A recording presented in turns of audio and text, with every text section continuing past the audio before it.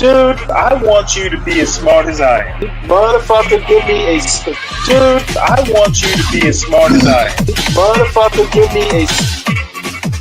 Dude, I want you to be as smart as I am. Motherfucker, give me a...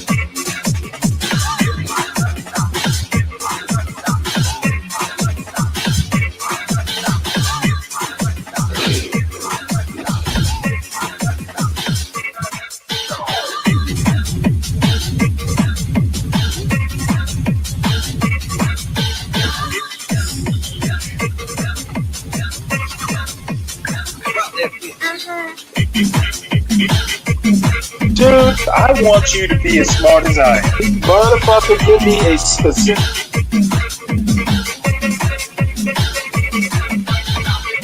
Dude, I want you to be as smart as I am. Motherfucker...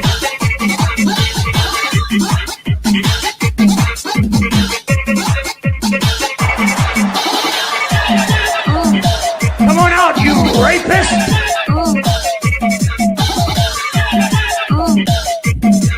Dude, I want you to be as smart as I am.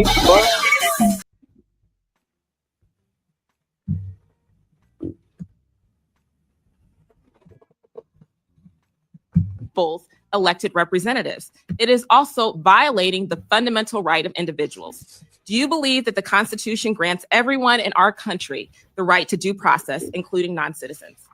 The administration has the authority to... Ma'am, I'm looking for a yes or no question. Yes or no. Do you believe the Constitution? Yes, ma'am. Do you, we have not conducted in claiming my time, Mr. Chairman? Okay. Secretary Noem, I'm just looking for a yes or no here. Do you believe the Constitution guarantees due process to everyone in America? Due process is exactly what this Congress lays out. Yes or no? Okay, ma'am, I'll take that as a no. On due process excuse me, I'm trying to ascertain your understanding of the law as it applies to your department. And you as its leader should be able to give us a yes or no answer, because judge after judge has ruled that the law is not being followed. Do you believe that the U.S. government has the authority to deport American citizens? No, and we are not deporting U.S. citizens. I'm so happy to hear that you do not believe that the law gives you that authority, because the federal government has no authority under U.S. laws to deport any American citizen.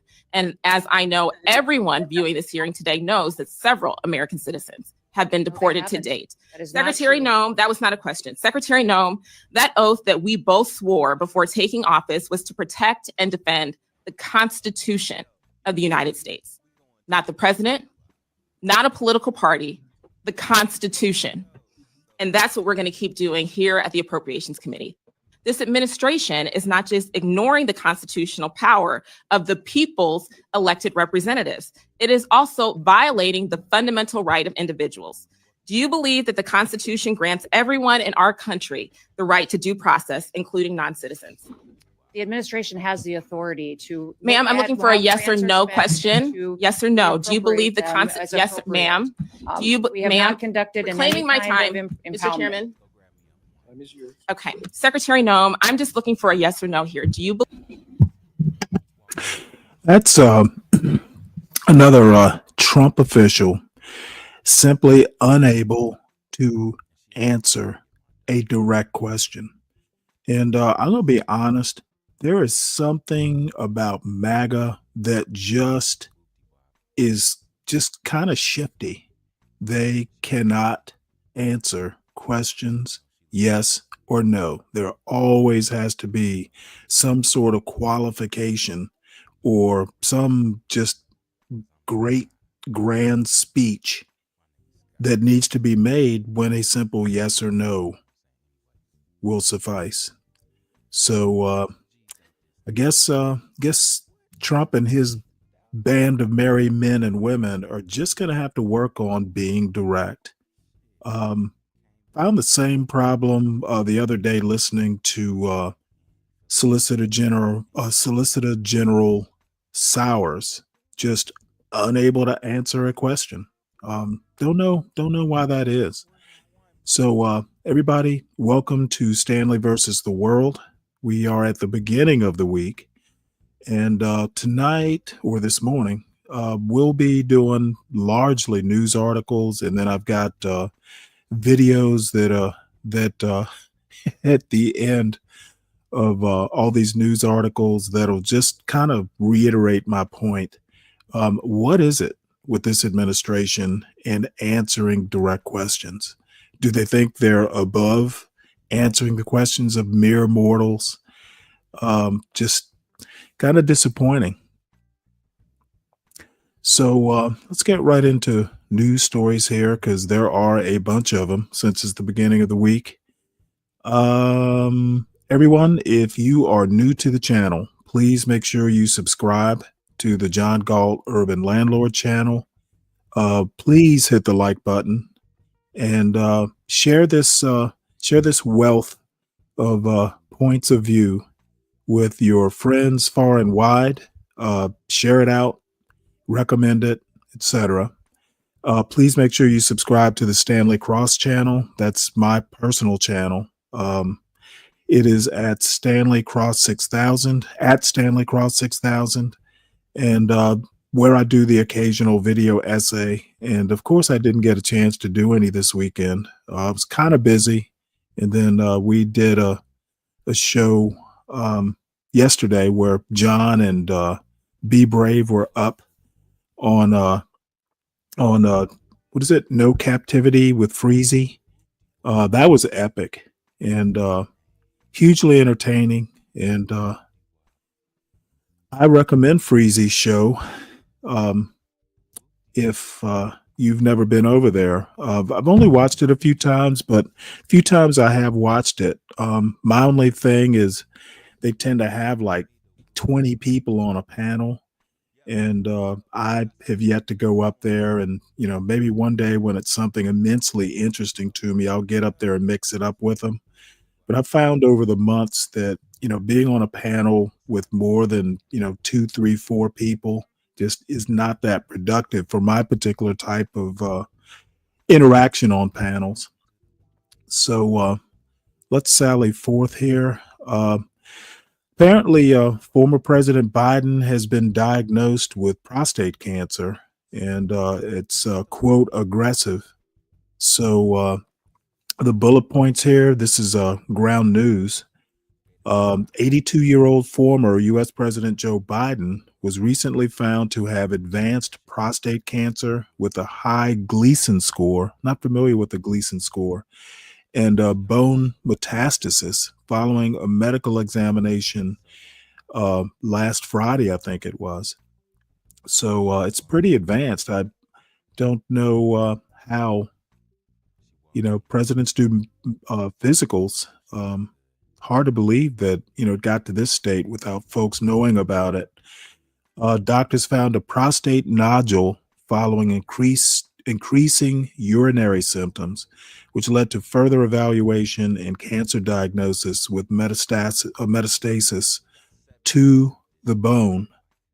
The prostate cancer diagnosed is highly aggressive, classified at the highest grade level, but remains responsive to hormone therapy, enabling successful treatment options. Again, sounds like they had already tested medicines and stuff like that.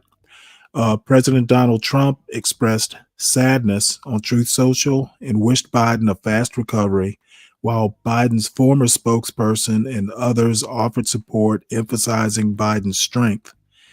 Biden and his family are currently reviewing treatment options, and the diagnosis has prompted widespread messages of support from political figures across parties. And there's already the speculation out there that, hey, they've known this for quite some time. Why are we just finding out about this now? And I think that's a warranted criticism. Basically, sounds like the administration was really highly secretive about Biden's health overall. And there's a book out, can't think of the name of it, but just came out, I think, last week, just suggesting that Biden was shielded from, from scrutiny about his health mentally, obviously now prostate cancer. this is disturbing, and this is actually going to be a strike against Democrats come 2026 and beyond. You can't have a president that's this shielded from public scrutiny. Begs the question, what else were they hiding? So, there'll be more on this, I'm sure. So, again, kind of disappointing. So, the next story is one dead, four injured as bomb damages Palm Springs, California fertility clinic, authorities say. And a little bit more on this. I'm going to go ahead and play this story, but there's one other point after it's done that I'd like to make.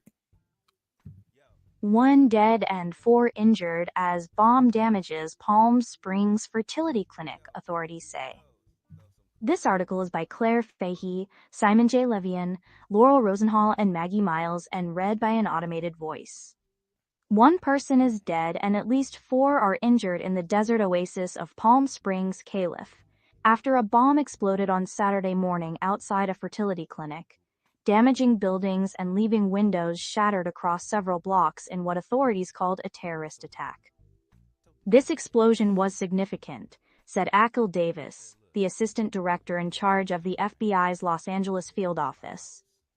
Make no mistake, this is an intentional act of terrorism. He added that officials believed the clinic was specifically targeted. Mr. Davis said that the Bureau had begun one of the largest bombing investigations ever in Southern California, and that it was not yet clear whether the event had been an act of domestic or international terrorism. Authorities have identified a person of interest but did not name the person on Saturday afternoon. They also did not say whether the person who died was connected to the blast. Mr. Davis said that we are not actively out searching for a suspect. The explosion was in or near a vehicle parked by the clinic, according to the mayor, Ron DeHart. But many other details were unclear, including the vehicle's make and model. All that was left of it at the scene was an axle, authorities said. The bombing was an isolated incident, and the community was no longer at risk, Andy Mills, the Palm Springs police chief, said. Reports of a loud boom and images of broken glass and billowing smoke began to be shared on social media around 11 a.m. local time. The blast area extended for blocks, and some buildings were severely damaged, with shattered windows visible in many restaurants, shops, and apartment buildings throughout the city's downtown. A phone number for the clinic, American Reproductive Centers, did not appear to be in service on Saturday. A website for the office listed fertility treatments, such as in vitro fertilization and egg freezing, among its services, and describes its work helping LGBTQ couples have children. In a Facebook post, the clinic reported that none of its staff were harmed in the explosion and that the eggs, embryos, and other materials in its lab were fully secure and undamaged. We are heavily conducting a complete safety inspection and have confirmed that our operations and sensitive medical areas were not impacted by the blast, the clinic wrote on its Facebook page, adding that it expected to be open for normal operations on Monday. I really have no clue what happened, Dr. Maher Abdallah, who runs the clinic, told the Associated Press. Thank God today happened to be a day that we have no patients. Planned Parenthood clinics in the area reported no threats of danger, but closed 19 health centers across Southern California on Saturday out of an abundance of caution, a spokesperson said. Palm Springs, about 100 miles east of Los Angeles, is known for its stunning mid-century modern architecture, arid desert landscapes, and thriving LGBTQ community. In 2017, it became the first city in the country with an entirely LGBTQ city council. Politically, Palm Springs is a liberal city in an otherwise more conservative region of California. The area where the blast occurred is on the edge of neighborhoods made famous for vacation homes of Hollywood stars from the past. It sits about 1.5 miles from a large sculpture of Marilyn Monroe, who was known to escape to the desert town. The bombing occurred as in vitro fertilization has become increasingly politicized in the debate over reproductive rights, while dividing social conservatives. Many Christian conservatives who oppose abortion also oppose IVF because they do not support the loss of embryos, which they consider people. Embryos are routinely discarded during IVF if they fail to develop. Prominent Republicans have repeatedly disavowed efforts to limit IVF. President Trump, who has declared himself the fertilization president, has promised to expand access to the procedure. Still, some right-wing Christian activists have moved ahead with efforts to restrict the procedure. Last year, the Southern Baptist Convention, the country's largest Protestant denomination, opposed the use of IVF for the first time, even though the procedure is popular among evangelical families. And last year, several state Republican parties added anti-abortion language to their platforms, indicating an openness to restrictions on IVF. On Saturday, videos showed flames licking the shattered terracotta tiles of the clinic's roof as debris clogged its entrance. Claudio Chavez, who works at an upholstery shop near the explosion, said his store's windows had been blown out. "I was just in my shop waiting for clients, and all of a sudden it felt like a big explosion," he said. "It took out our window. I just saw a bunch of smoke." He said people came out of homes and businesses onto the street to see what happened. Mr. Chavez, a logistics manager at the shop, said he began picking up debris and sweeping up broken glass. Matt Spencer helped evacuate his nearby apartment complex and then noticed debris in the street that resembled remnants of a car. He said that he knew it was a car because he could see the tire rims through the flames. Pieces of the car, he said, were blown clear across 4 lanes.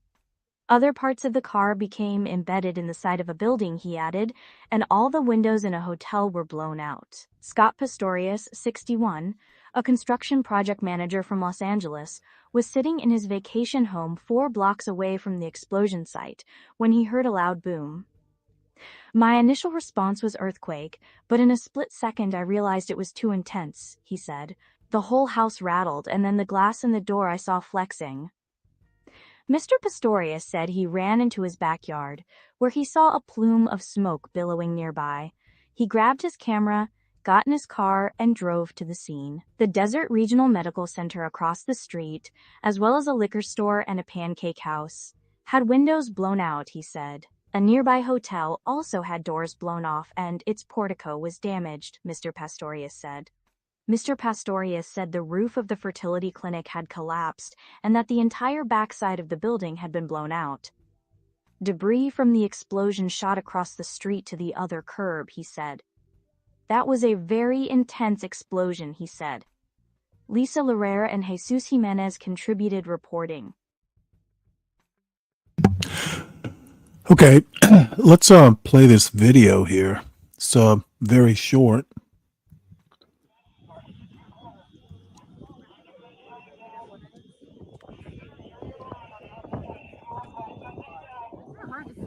It's hard to tell if it was just the car.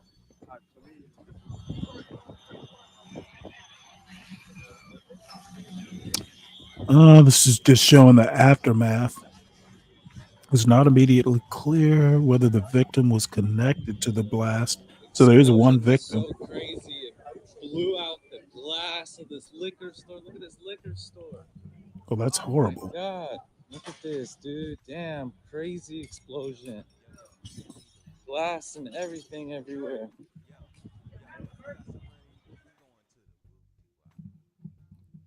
Huh.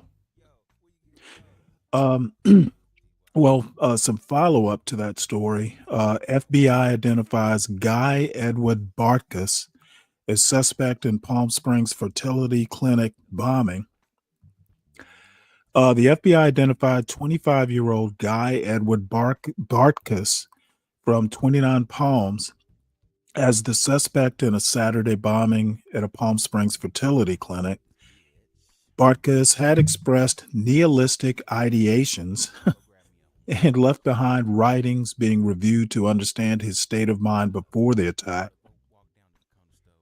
The blast destroyed the one-level American Reproductive Center's facility, caused damage to nearby structures, injured 4 individuals, and left a body beside a burned out vehicle. FBI Assistant Director Akil Davis called the blast a targeted, intentional act of terrorism and confirmed all embryos at the clinic were saved. Authorities executed a search warrant on Bartkus's hometown and stated there is no continuing threat, while condemning violence against fertility clinics as unforgivable. Now, I read somewhere this guy is a anti-natalist, and I had no idea what that means. This is a National Post. It says California fertility clinic bombing suspect left behind anti-pro-life writings. So,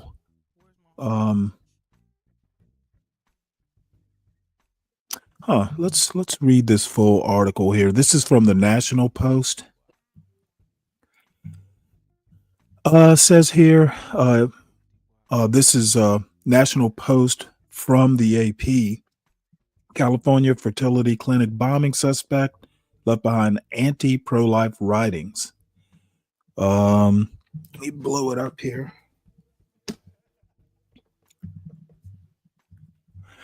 25-year-old man the FBI believes was responsible for an explosion that ripped through a Southern California fertility clinic left behind anti-pro-life writings before carrying out an attack investigators are calling an act of terrorism, authorities said on Sunday.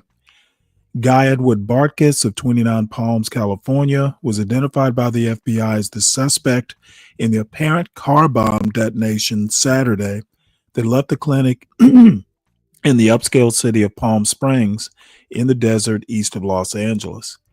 Investigators believe Bartkus died in the blast, so that was the body, which a senior FBI official called possibly the largest bombing scene that we've seen in Southern California. A body was found near a charred vehicle outside of the clinic. Bartkus attempted to live stream the explosion and left behind writings that communicated nihilistic ideations. I'll have to use that term. That were still being examined to determine his state of mind, said Akil Davis, the assistant director in charge of the FBI's Los Angeles field office. U.S. Attorney Bilal Asali, the top federal prosecutor in the area, called the writings anti-pro-life. The Associated Press reported Saturday night that those writings professed a sentiment that the world should not be populated. This was a targeted attack against the IVF facility, Davis said Sunday. Make no mistake, we are treating this, as I said yesterday, as an intentional act of terrorism. The bombing injured 4 other people, though Davis said all embryos at the facility were saved. Good guys 1, bad guys 0, he said. Authorities were executing a search warrant in 29 Palms, a city of 28,000 residents, about 50 miles northeast of Palm Springs, as part of the investigation. The suspect posted writings online and attempted to record the explosion, though authorities said the video failed to upload. An official who was not authorized to discuss details of the attack spoke on condition of anonymity to the AP. The blast gutted the single-story American Reproductive Centers clinic, though a doctor said its staff members were safe. Thank God today happened to be a day that we have no patients, Dr. Maher Abdallah, who leads the clinic, told the AP in a phone interview Saturday. Well, I guess we'll find out more as the days go along. This is weird. How do you protest the world being populated? So that's strange. So let's move on. Trump administration working on plan to move 1 million Palestinians to Libya. NBC News is reporting this. Let's see. The Trump administration is reportedly exploring a proposal to move as many as 1 million Palestinians from Gaza to Libya on a permanent basis, with discussions held between U.S. officials and Libyan leaders as part of the plan. This plan, which follows the ongoing conflict in Gaza, involves talks with Libya's competing governments. However, these discussions have yet to result in a definitive deal, and it remains unclear how willing Palestinians are to relocate. The relocation would involve complex transport options by air, land, and sea over long distances, while also considering financial incentives like free housing to encourage resettlement. Libya has faced 14 years of instability, with two rival governments actively fighting, and the U.S. State Department advises against travel due to security risks, including terrorism and kidnapping. If implemented, the plan would strain Libya's fragile resources significantly and faces criticism from Palestinians, Arab nations, and some U.S. lawmakers, highlighting substantial political and logistical challenges. Well, I guess Trump is becoming an expert in deporting people, and now he's gone international. So we will see how that goes. That is a large undertaking, and given Trump's troubles just getting people out of the United States, kind of wonder whether he's going to be able to pull this one off. Let's see. There is another story that's related to this. Let me see. Can I find it? I'm not sure where I put it. Oh, I didn't load it. That's why. This is actually a Middle East related. It's not really related directly to this Palestinian story. I'll have to come back to it. It's basically a raid that Israel did to assassinate a Hamas leader. I think he was the third ranking, but I'll come back to it. So next story. This is interesting. El Paso judge dismisses charges against border crossers, our southern border, accused of violating military rules. Let me enlarge it so I can read it. This is El Paso. One of the Trump administration's latest efforts to militarize the U.S.-Mexico border suffered repeated setbacks Thursday when El Paso federal magistrate judge tossed out a dozen charges alleging that people illegally trespassed on military land by entering the United States in a newly designated national defense area in far west Texas. U.S. Magistrate Miguel Torres ruled that the government hasn't established probable cause that people crossing the border without a legal authorization were willfully violating a defense property security regulation when doing so on a narrow 63-mile strip of land along the Rio Grande in El Paso and Hudspeth counties.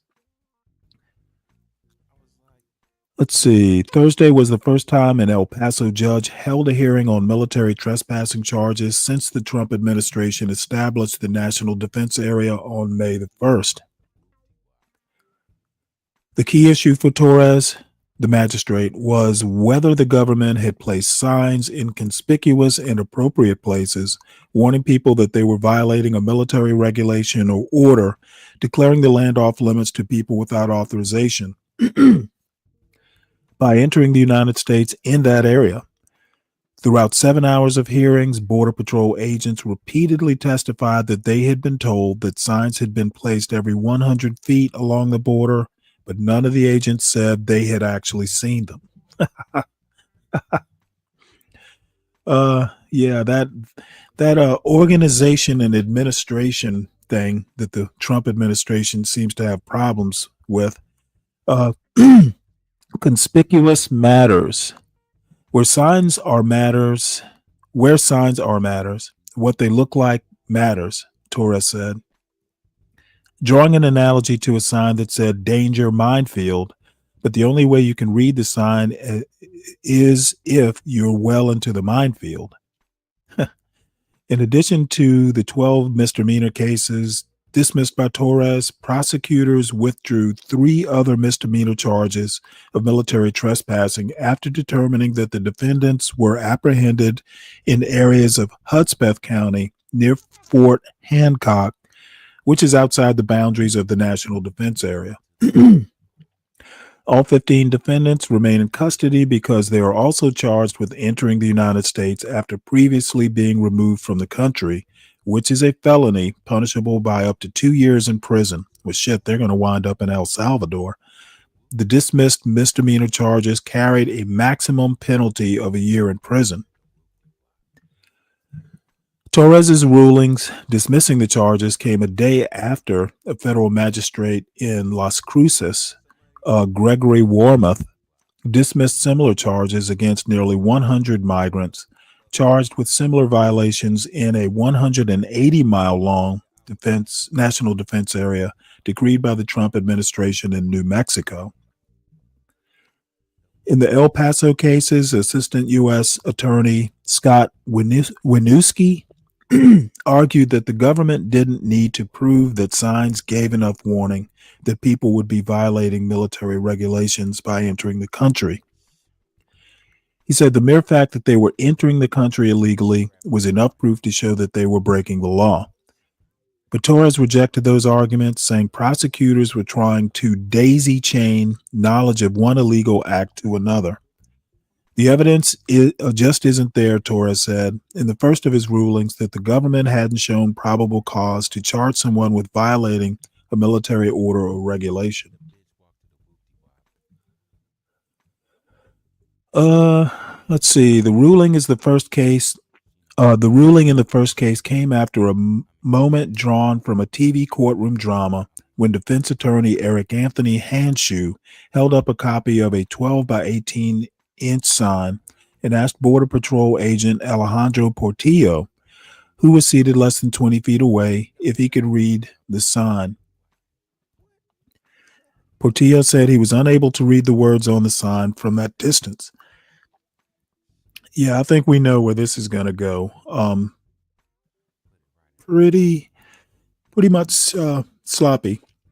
Here's a video showing what that border military zone looks like. Let's have a look at it.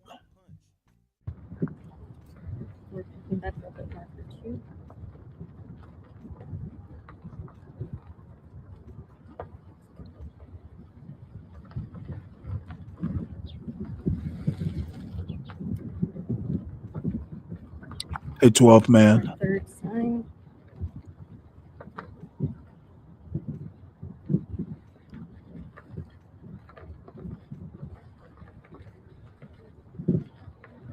Huh, interesting.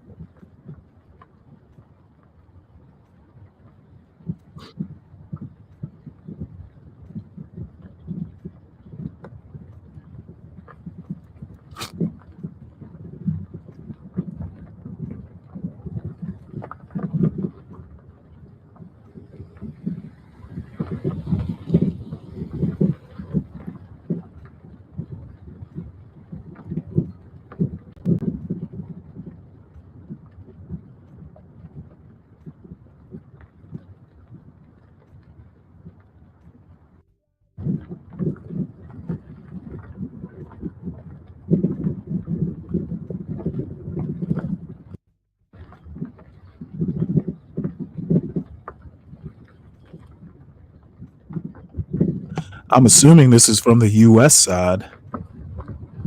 So the video is just kind of riding along a road here. Here's a sign just below marker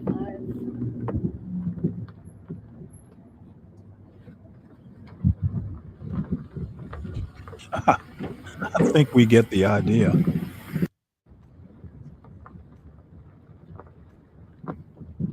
Well, that was exciting.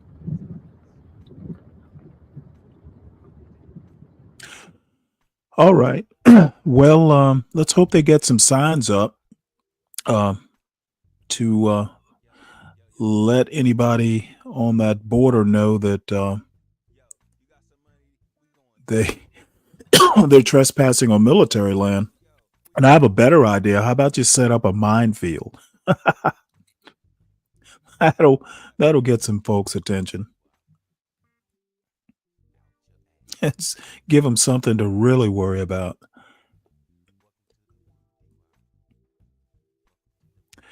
Let's see. The next story is, let's see.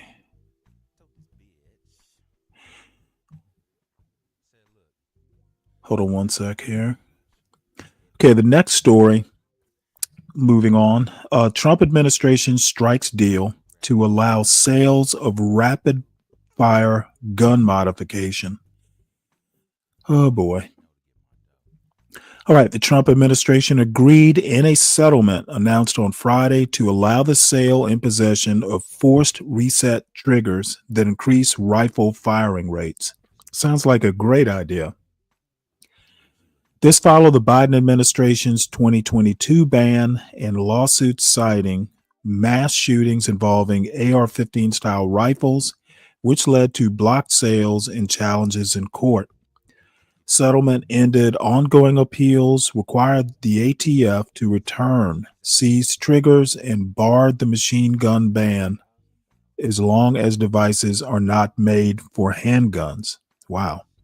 Attorney General Pamela Bondi emphasized that the Department of Justice views the Second Amendment as a fundamental right, not one of lesser importance, while gun control advocates cautioned that the settlement could lead to an increase in gun violence. This agreement signals a significant policy shift favoring gun rights, with advocates hailing it as a victory against government overreach and critics predicting harm to public safety. Well, I can guarantee you that somebody's going to take advantage of this enhancement to the Second Amendment.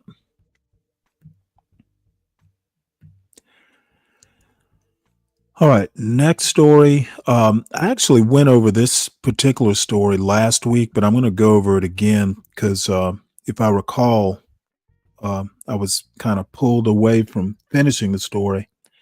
Hey, DiCapriono, no, they're not silencers. It's some sort of enhanced trigger reset, which allows for rapid fire of AR-15s. Not quite turning them into machine guns, but it's like just makes the trigger pull reset faster. I've never fired an AR-15, but back in the day, I fired M16s. So, of course, the M16s were fully automatic, if you flip the lever. So, well, just gonna make those AR-15s more handy for mass shootings. It's what a government should do to enhance those Second Amendment rights. Wouldn't want those bullets to fly slower. All right, so a federal appeals panel has made enforcing the Voting Rights Act harder in 7 states. A panel of the 8th U.S. Circuit Court of Appeals has struck down one of the key remaining ways of enforcing the Federal Voting Rights Act in 7 mainly Midwestern states. For decades, private individuals and groups have brought the majority of lawsuits for enforcing the landmark law's Section 2 protections against racial discrimination in the election process.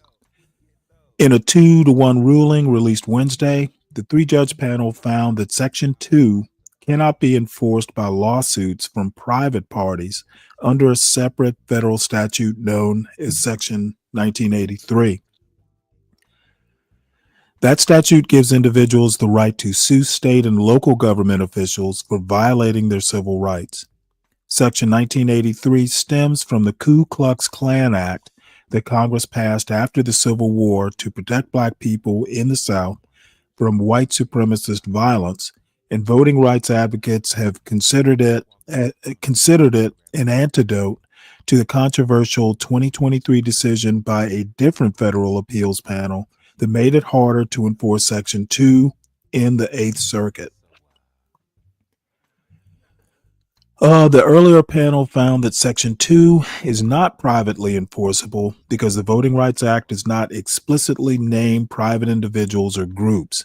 Only the head of the Justice Department can bring these types of lawsuits, that panel concluded. The majority of the panel that released Wednesday's opinion came to the same conclusion. So basically, private individuals can't sue a state saying their individual rights were violated. Only the head of the Justice Department can do it.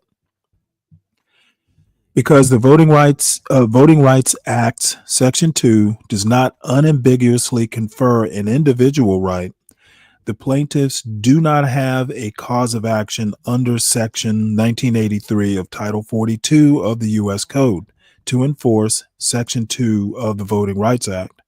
Circuit Judge Raymond Gruender, who was nominated by former President George W. Bush and joined in the opinion by Circuit Judge Jonathan Kobes, a nominee of President Trump. In a dissenting opinion, however, Chief Circuit Judge Steve Colleton, also a Bush nominee, pointed out that the long history of private individuals and groups suing to enforce Section 2's legal protections against any inequalities in the opportunities voters of color have to elect preferred candidates in districts where voting is racially polarized. Since 1982, private plaintiffs have brought more than 400 actions based on Section 2 that have resulted in judicial decisions. The majority concludes that all those cases should have been dismissed because Section 2 of the Voting Rights Act does not confer a voting right. Interesting. Under the current Trump administration, the Justice Department has stepped away from the Section 2 cases that had begun during the Biden administration. The Eighth Circuit includes Arkansas, Iowa, Minnesota, Missouri, Nebraska, North Dakota, and South Dakota. The latest ruling comes out of a North Dakota redistricting lawsuit by the Turtle Mountain Band of Chippewa Indians and the Spirit Lake Tribe, citing Section 1983 as a basis for bringing the cases as private groups. The tribal nations challenged a map of state legislative voting districts, which was approved by North Dakota's Republican-controlled legislature after the 2020 census. In a part of the state where voting is racially polarized, the tribal nations argued the redistricting lines drawn by the state lawmakers reduce the opportunity for Native American voters to elect candidates of their choice. For the first time in over 30 years, there are 0 Native Americans serving in the North Dakota State Senate today because of the way the 2020 redistricting lines were configured. Mark Gaber, an attorney with the Campaign Legal Center, which is representing the tribal nation, said during a court hearing in October 2024. A lower court struck down the redistricting plan for violating Section 2 by diluting the collective power of Native American voters in northeastern North Dakota.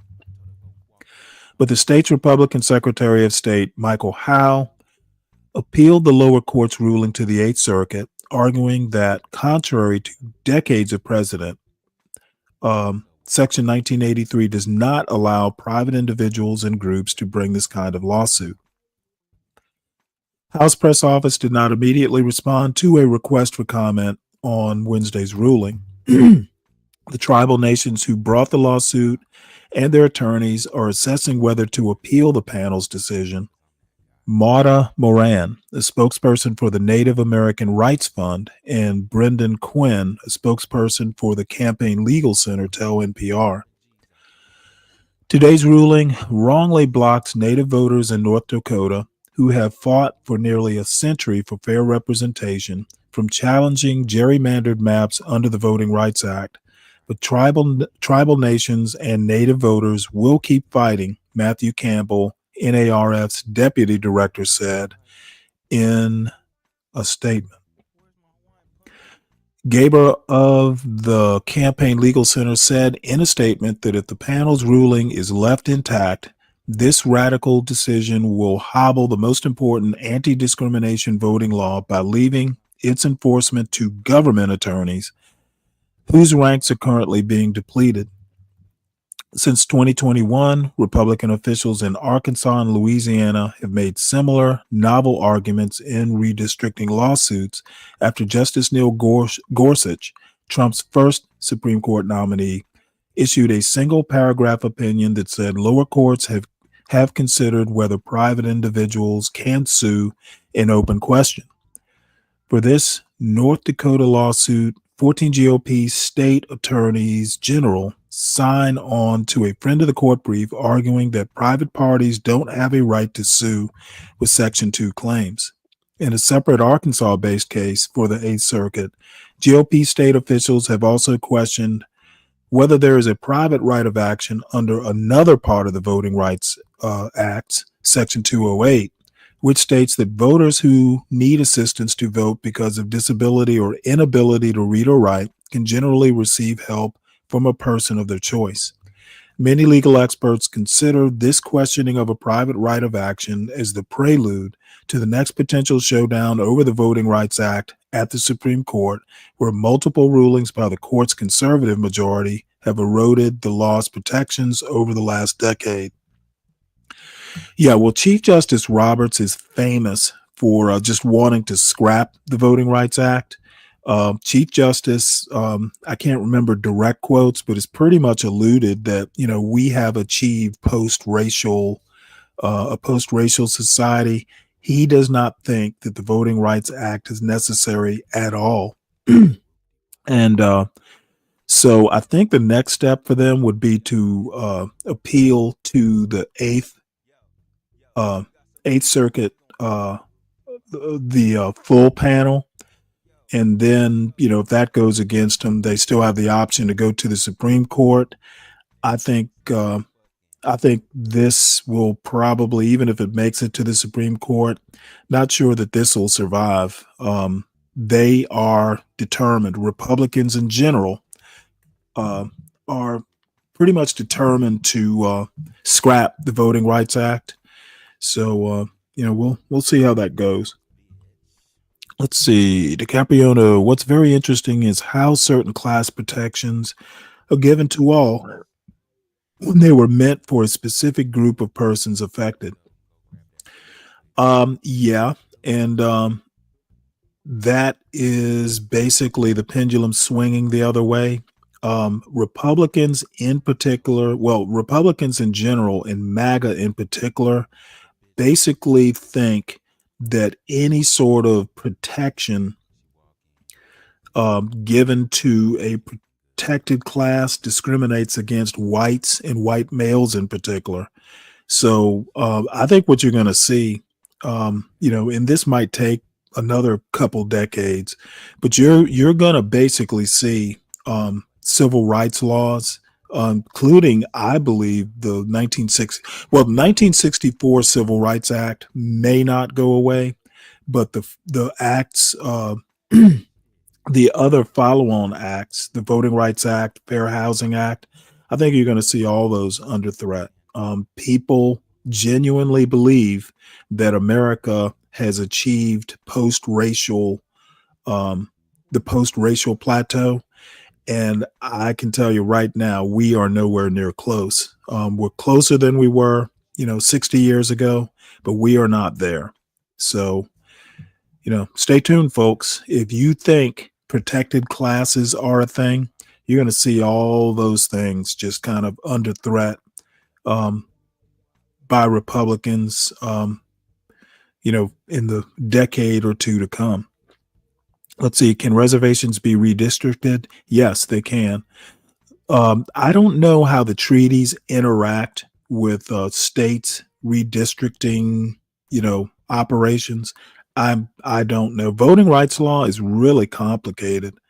And I am by no means, there are voting Voting rights is literally a legal specialty. It gets so into the weeds.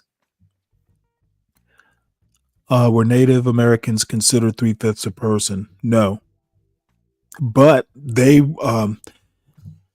I don't think they were considered citizens at all. Um, in that 3/5 clause, I'd have to pull it up and maybe I'll get a chance to do that. But there was something about Indians paying taxes, and I can't remember exactly the wording of it. But no, they were not considered 3/5 a person. But then most of the Indians at that time were outside the U.S. borders to begin with. So I know they weren't considered 3/5. Those were people that the 3/5 is people in service. The Indians weren't, considered in service as a class of people. So let's move on. This is awesome. Trump tells Walmart to eat the tariffs after retailer warned it will raise prices. So let's explore this deeply because everybody at some point in time shops at Walmart.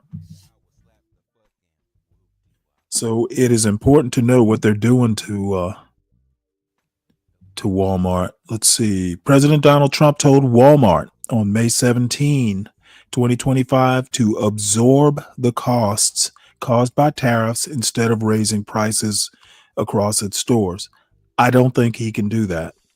This response came after Walmart warned on May 15, 2025 that tariffs would force price increases on items such as bananas and children's car seats. Not my bananas. Walmart executives, including CFO John David Rainey, explained that reduced but still significant tariffs, 30% on Chinese goods for 90 days and up to 25% on Mexico and Canada, raise costs they cannot fully absorb due to slim retail margins. Rainey noted that a $350 car seat made in China may soon cost customers about $100 more. Right, 30%. While overall Walmart prices could rise by roughly 29%, reflecting widespread price impacts from tariff policies. Economic analysts and Federal Reserve Chair Jerome Powell warned that tariffs increase production costs and inflation risks, causing uncertainty and pressured sales for American companies and markets. Let's see if there's anything further on that. Let's see. Trump rocks. U.S. President shares bizarre AI video. Critics aside.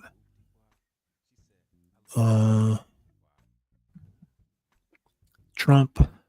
I don't know what this has to do with. Trump put out some AI video showing him as a rock star in a packed stadium. Don't know what that has.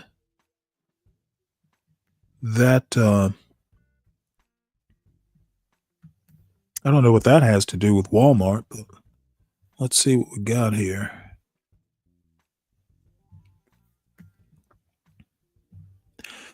See it. Trump posts bizarre video of himself playing Journey's Don't Stop Believing. Well, I don't think I'm going to be able to play the video, because of copyright. But if anybody wants the link, just let me know. I'll drop it. I'm sure it's worth seeing.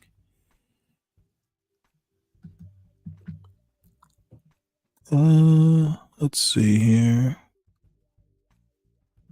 Copy link address.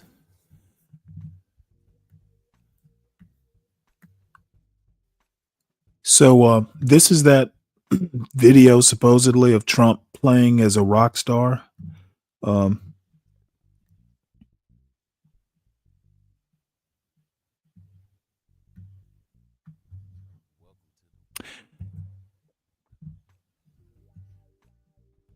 Rockstar Trump.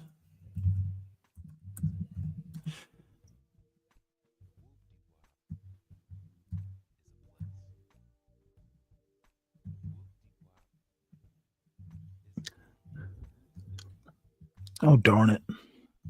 One sec here.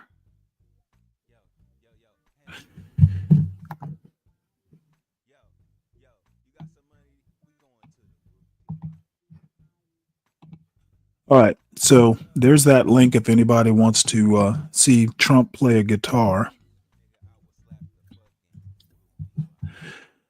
Trump is nothing if not a fun guy.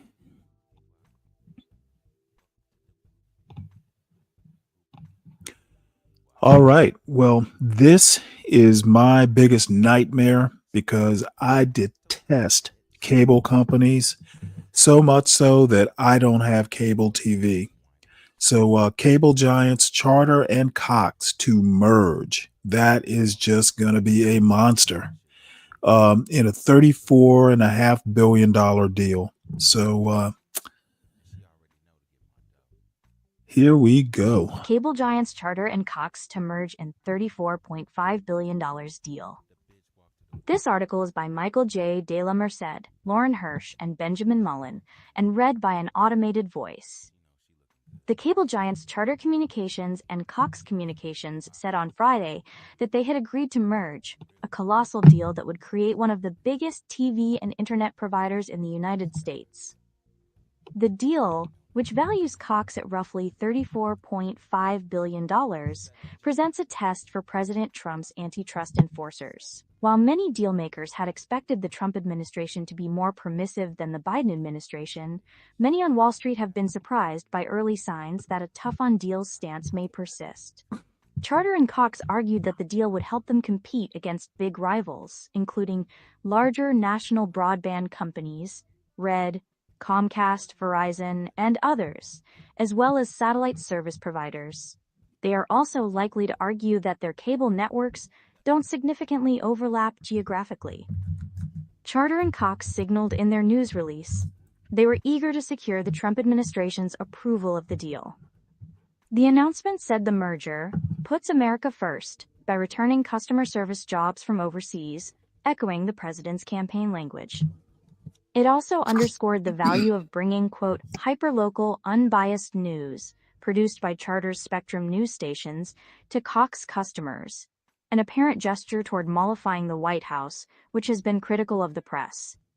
Unmentioned in the news release was Axios, a scoopy Washington-based media organization owned by Cox Enterprises, the privately held parent of the cable business, as well as firms in other industries, like agriculture and cars. The newly formed cable group would not own any national programming, the release said. Under the terms of the merger, Charter will pay cash and stock, with the combined company set to take on the Cox name and sell consumer services under the Spectrum brand within a year of closing. Cox Enterprises would become the new company's largest shareholder, with a 23% stake. The group expects to cut $500 million in annual costs within a few years of closing the deal, from typical procurement and overhead savings. Charter's stock rose more than 2% in early trading on Friday. It isn't the first time the two have discussed a merger. They held talks 12 years ago, and John Malone, a telecom billionaire and major Charter shareholder, had named Cox last fall as one of the company's potential transaction partners. Mr. Malone, an influential media mogul, has lately made several moves to reorganize his media holdings. Last year, Charter acquired Liberty Broadband, a telecommunications company partly owned by Mr. Malone. This year, he relinquished his seat on the board of Warner Bros. Discovery, which owns CNN and the Warner Bros. Movie studio. The Cox-Charter deal is one of the biggest takeovers announced this year, along with Google's planned acquisition of the cybersecurity provider Wiz for $32 billion. And it may show that, at least for some corporate leaders, uncertainty over the economy, driven in part by Mr. Trump's trade policies, isn't enough to deter them from major investments and acquisitions. But antitrust approval is needed, and the Trump administration, which moved early to block deals like Hewlett-Packard Enterprise's $14 billion acquisition of Juniper Networks, has warned corporate America not to assume that all deals will pass muster. I don't have an ideological predisposition against M&A, Andrew Ferguson, the chair of the Federal Trade Commission, said last month. It doesn't follow, however, that I think it should just be open season for deal-making, he added. Cable executives have tested regulators' appetite for consolidation before. In 2015, Comcast walked away from an attempt to buy Time Warner Cable amid regulatory pressure from the Obama administration. The next year, the Obama administration approved Charter's $65.5 billion acquisition of Time Warner Cable and Bright House Networks, but imposed restrictions in the process. One of Charter's biggest rivals, Comcast, is pursuing a deal of its own. The cable and broadband giant announced late last year that it was spinning off its cable networks, including MSNBC, into a separate company. That firm, which was named Versant this month, is expected to make its debut this year.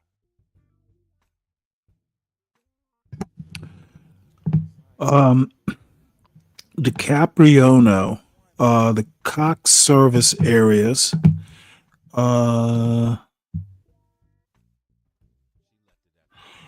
Cox service areas are Arkansas, Arizona, California, Connecticut, Florida, Georgia, Iowa, Idaho, Kansas, Louisiana, Massachusetts, Missouri, North Carolina, Nebraska, Nevada, Ohio, Oklahoma, Rhode Island, and Virginia.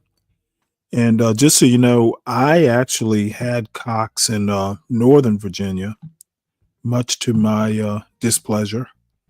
And Charter, I think I had Charter when I lived in South Carolina. Let's see here.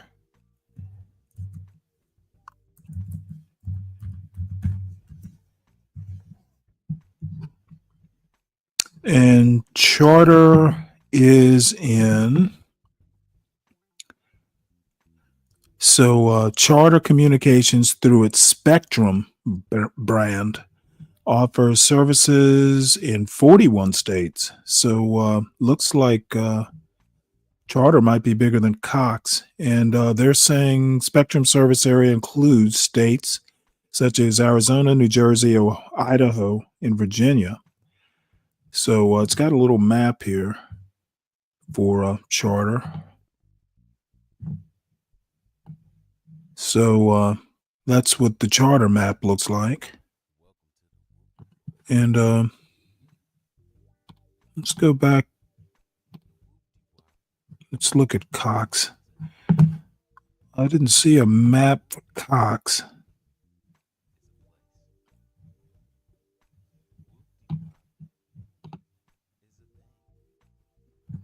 Yeah, I don't see a service area, a map for. Oh, there it is.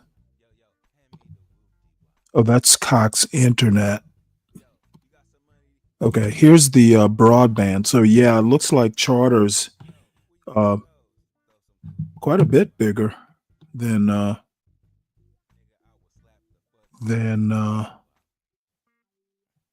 Charter. And I'm guessing, to be honest, I know I have AT&T serves the area I'm in over here in West Georgia, Northwest Georgia, well, West Georgia, just outside of Atlanta. I honestly don't know if there are other cable companies. AT&T. I think Cox might actually serve over here as well, but that's just off the top of my head. Because AT&T, at least the FiOS, the internet, is new, like maybe in the past 5 years, new to this part of Georgia. So, all right, well, I'm going to backtrack a little bit. Senior terrorist said killed in Israeli Special Forces op in South Gaza.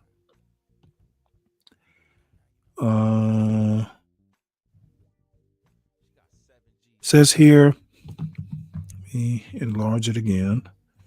Senior Palestinian terror operative was killed in an Israeli operation in the southern Gaza Strip early Monday morning, Palestinian media reported, as the Israel Defense Forces denied that the effort was an attempt to rescue Israeli hostages.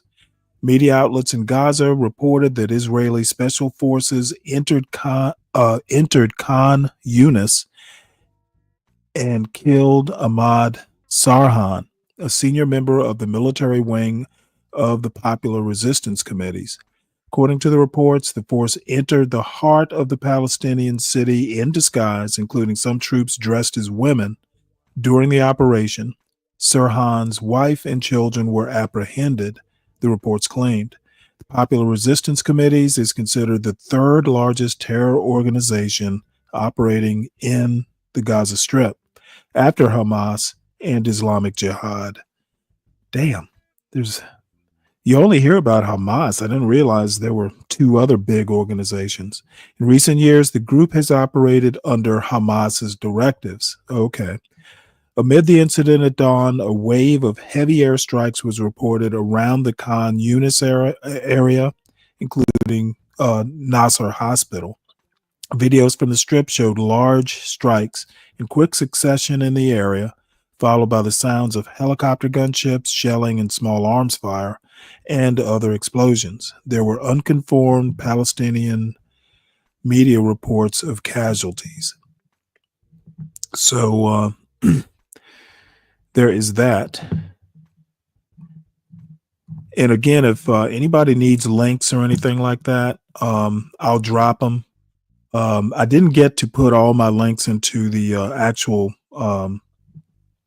show notes. So let me know if anybody needs any individual stories. Hey, Fred, how you doing? Any news about? Yeah, that was the first story I covered. I'll drop a link in the chat for you. Or second, actually, I think it was the second story.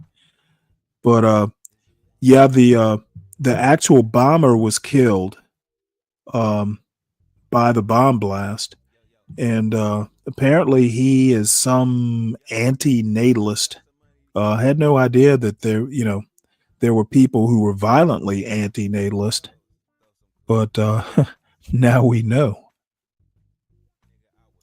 Let's see, where is that story?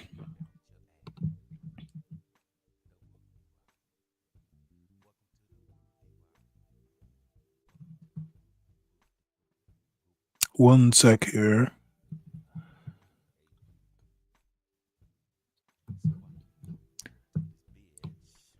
Damn, where is that story?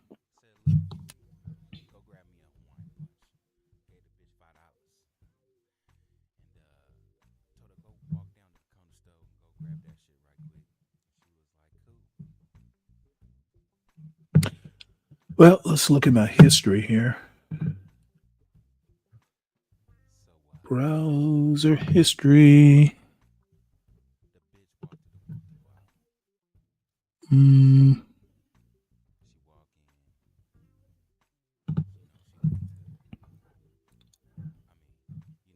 So what happens when you're unorganized?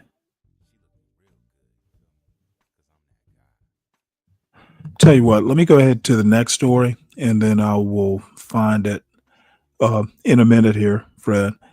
The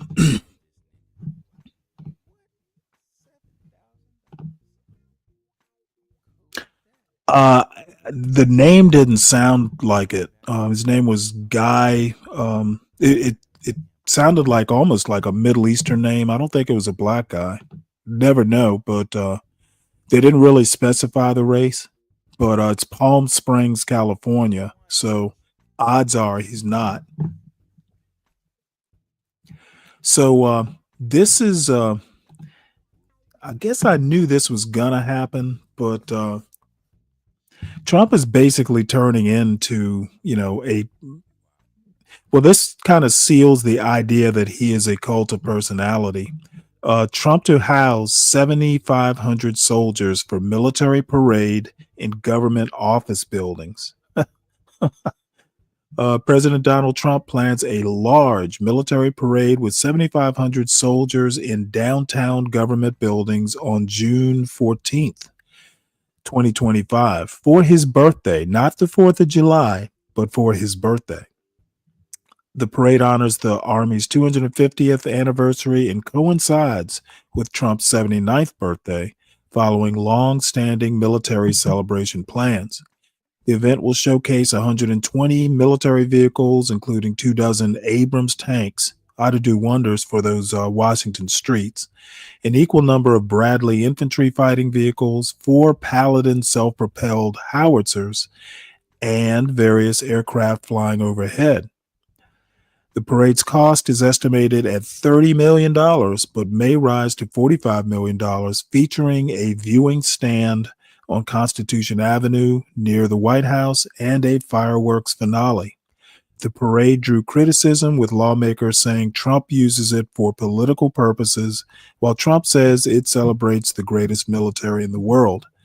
And you know what? Both can be true at the same time, and, killing 2 birds with 1 stone. Ego gratification and giving soldiers something to do. So there is that.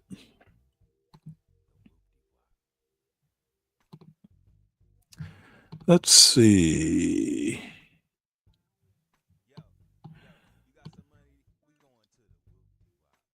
This is interesting.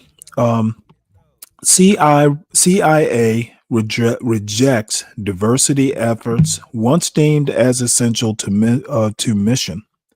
So this is actually kind of an interesting story. CIA rejects diversity efforts once deemed as essential to its mission. This article is by Julian E. Barnes and read by an automated voice. After the Cold War ended, and again after the September 11th attacks, a string of CIA directors and congressional overseers pushed the agency to diversify its ranks. The drive had little to do with any sense of racial justice, civil rights, or equity. It was, rather, a hard-nosed national security decision.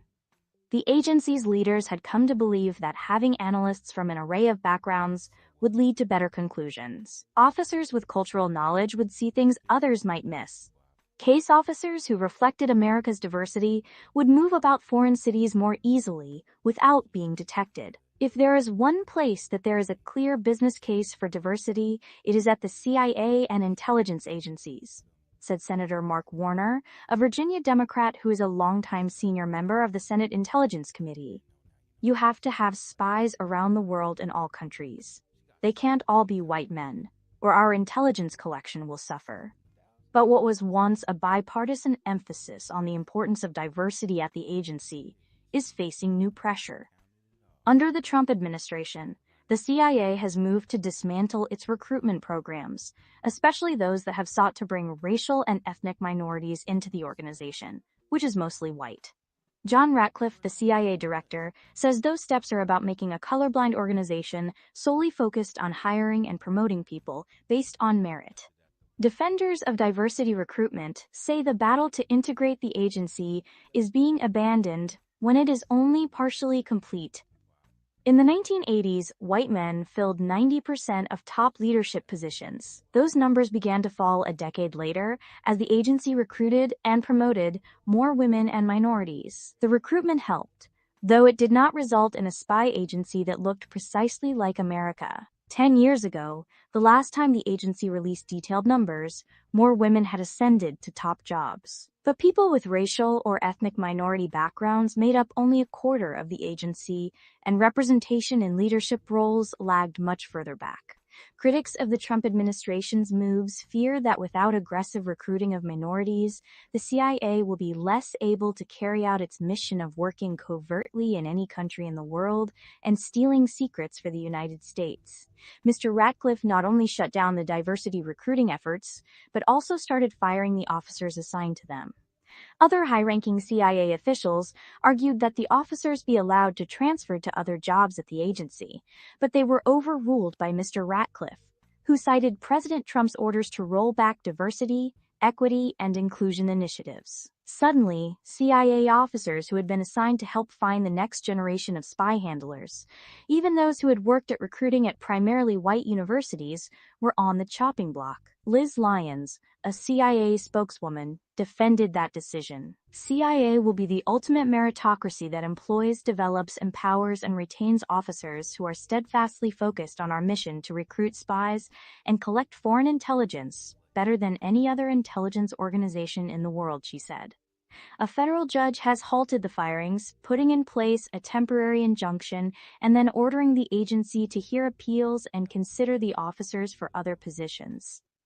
Last week, the government appealed the judge's order. Defenders of the fired officers argue that there was no reason to let them go. They were not experts in human resources or diversity hiring. They were spies chosen for an initiative that was important to previous administrations. There are no DEI officers. There are only intelligence officers at CIA, said Daryl Blocker, a former senior CIA officer who led the agency's training efforts and is Black. The first Trump administration was not as hostile to efforts to diversify the agency. Under Gina Haspel, who, as the first woman to lead the agency, served as director for much of Mr. Trump's first term, the CIA continued recruiting diverse candidates. In 2020, the agency created its first television streaming advertisement to demonstrate to women and minorities that the agency valued inclusivity, according to one official at the time. The 1-minute ad shows a group of officers, people of color, women, and white men, being brought into the agency. A veteran employee who lectures to the recruits is Black. A language expert is of South Asian descent. The senior officers who order and oversees operation are women. And a case officer who executes a brush pass with a source in the field is a Black woman. Now, the CIA has created a new recruiting video. It focuses on technology and showcases a wider group of officers, according to people who have seen it. It is not the first retreat from diversity in the history of American intelligence. The spy organization that preceded the CIA prized diversity in a way that its successor did not in its early years. Major General William J. Donovan, the director of the agency's predecessor, the Office of Strategic Services, recruited women and Black Americans to be among his, quote, glorious amateurs conducting covert operations during World War II.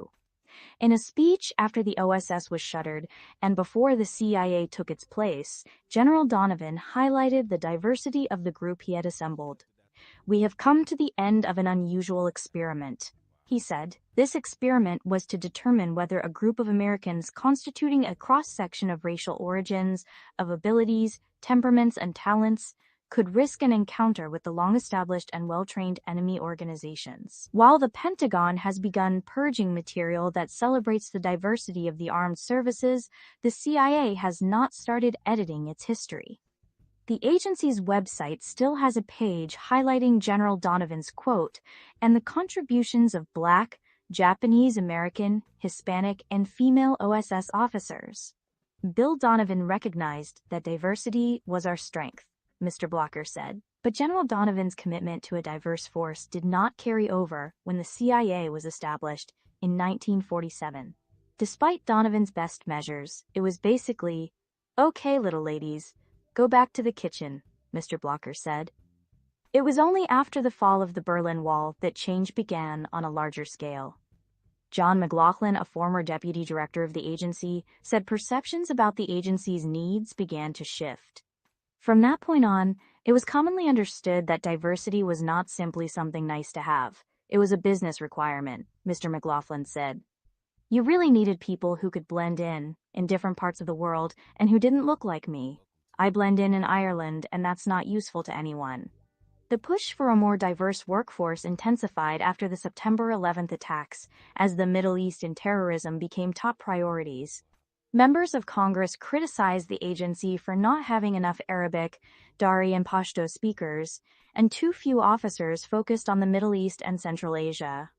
Mr. McLaughlin said the CIA brought in analysts who had family ties and cultural knowledge of the countries and societies they studied, in addition to deep academic knowledge. Teams of officers that include a range of experiences and backgrounds can be more adept at reading between the lines of pronouncements from authoritarian governments, and more aware of cultural differences in the way others express themselves. The point is, if someone has grown up in another culture or at least experienced it, they're going to have a different perspective, Mr. McLaughlin said. And you want a variety of perspectives in the room. Not everyone buys the argument that Chinese Americans make better case officers in Beijing than anyone else.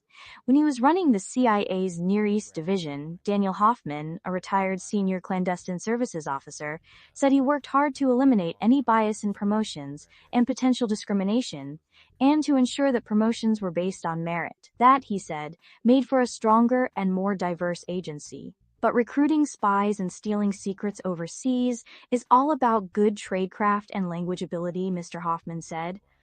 Mr. Hoffman, who developed fluency in 4 languages while serving at the CIA, said the agency had an impressive record of training non-Chinese American officers to master Mandarin.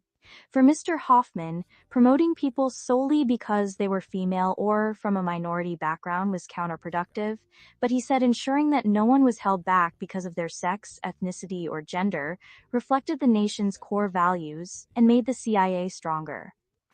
We just need the best people at the agency, Mr. Hoffman said. We need to hire and promote the best people without any predisposed bias. Mr. Blocker said he did not disagree with the idea that any talented officer could be trained in good tradecraft and language skills, but he said the most effective stations he served in had a diverse group of officers. He grew up on Okinawa and served in South Korea during a stint in the Air Force. When he came to the CIA in 1990, he knew he wanted to work on Asian issues. He spent his first months as a Soviet weapons and tactics analyst specializing in North Korea. He intended to make his career as an Asia specialist until he met William Mosby Jr. This guy knew more about Africa than anyone I'd have ever met, Mr. Blocker said.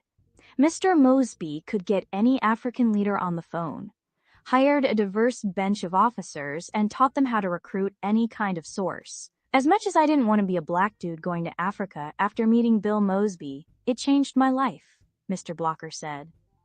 Mr. Mosby, who was white, believed in the importance of having people of many perspectives in his stations, and persuaded Mr. Blocker to join his team. Black officers in the Africa Division could blend in more easily than white officers of the past, but we always had and needed a good blend of people. Black, white, male, female, Mr. Blocker said. I have served in a number of stations. I have never served where they didn't have another black officer. Former officials said that, in essence, was why the CIA tried to pursue diversity, to lean into the competitive advantage that American society offers. This is not kumbaya, Mr. McLaughlin said. The whole idea of wokeism is silly in this context. Diversity is not a nice to have. It is a business requirement. Interesting. Well, congratulations, Dave. Do me a favor. I dropped the link to the Stanley cross-channel chat.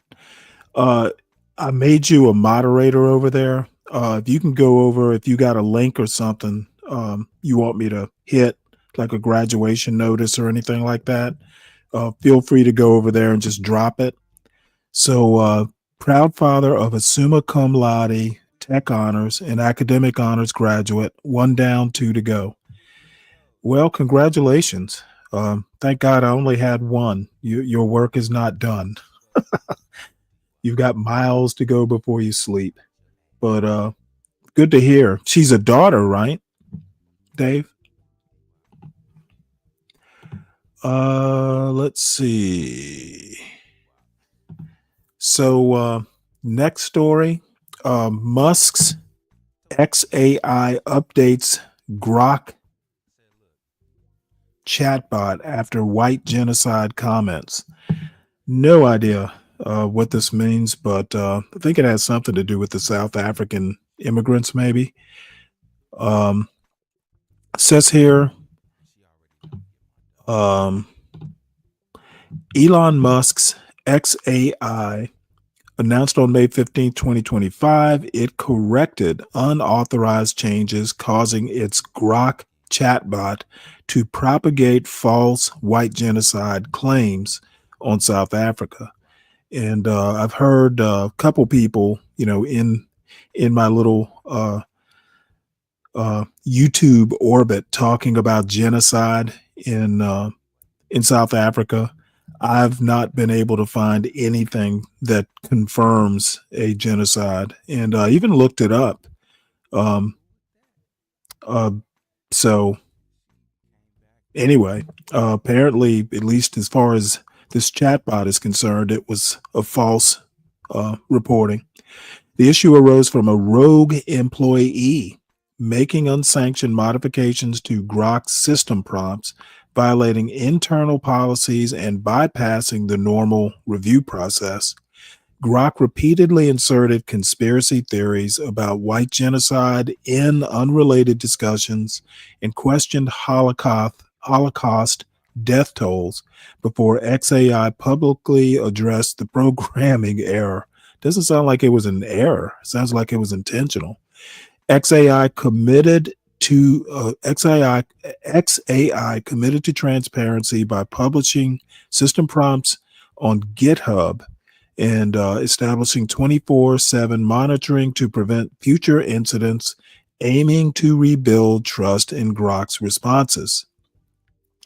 GitHub is like it's like a maybe a Pinterest or a Reddit for developers and people who like coding stuff. Experts highlighted this incident as an example of AI manipulation risks that threaten neutrality and underscore the need for greater industry transparency and accountability. Boy, I'll say.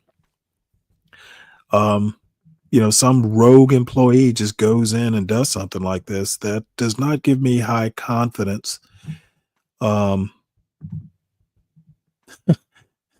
Musk's Grok caps off a tumultuous May with a dash of Holocaust denial. Grok says it's skeptical about Holocaust death toll, then blames programming error. Yeah. Elon Musk.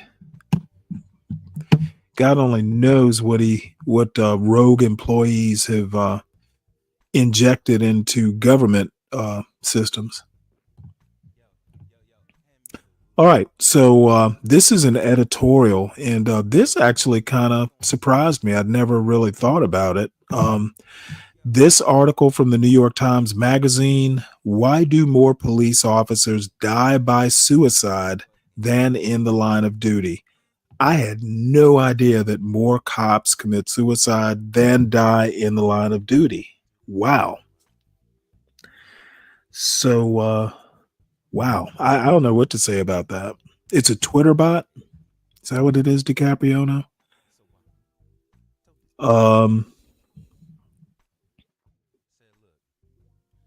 Yeah, by the way, everybody, make sure you hit the like button in the chats, in both chats. And if you're new to the channel, please make sure you subscribe to the John Gall Urban Landlord channel. Make sure that you share it out. Make sure that everybody who likes this sort of content gets in on the fun. As everybody here knows, my thing is news and culture and politics and stuff like that. There are other offerings that John and HB and Portia, and I haven't seen Get Crack around here lately. Everybody kind of has what they like to do, and I tend to like the boring stuff. But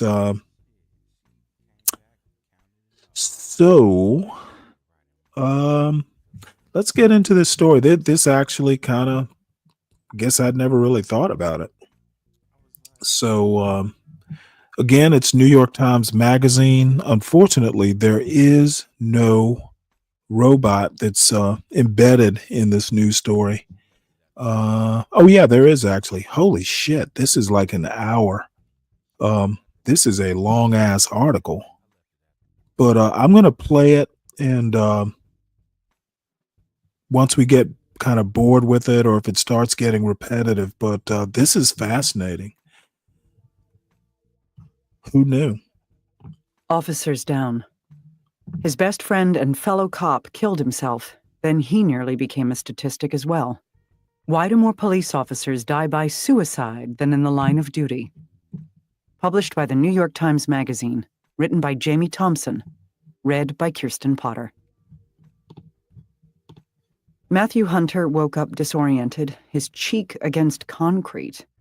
He looked around and saw a rectangular bench, a camera, and a toilet. There was no window. He sat up and noticed what he was wearing: cargo shorts and a Motley Crue t-shirt, same as the night before, socks, but no shoes. Hunter, who had been an officer in the Des Moines Police Department for 21 years, was on the wrong side of a cell door. He searched his memory, straining to make sense of how he got there, but found only fragments. Long stretches of the previous night had gone dark. He remembered arriving at a relative's house in his Chevy Silverado pickup truck, walking inside with his wife for a family celebration. He recalled finishing a bottle of Jack Daniels. He would learn more about what happened later from body camera footage and police reports, which said he tried to drive off in his truck, insulted officers, called them podunk, and worse, banged his head against the side of a police van, threatened a jail guard, collapsed on the ground, and wept inconsolably. He had been in trouble long before that night. Hunter, who was 45 and recently promoted to sergeant, had been spiraling for months, ever since his best friend died by suicide. Hunter and Joe Morgan had been paired up as partners early in their careers, patrolling the mostly blue-collar neighborhoods of the city's east side. Morgan was a couple of years older and more seasoned. He previously worked at a smaller agency and served as chief in a town of 500 before joining Des Moines, the state's largest police department. The two men clicked instantly and became close. Both fanatical Minnesota Vikings fans, they found much to commiserate about during football seasons. When it snowed, they wore matching hats with furry flaps covering their ears.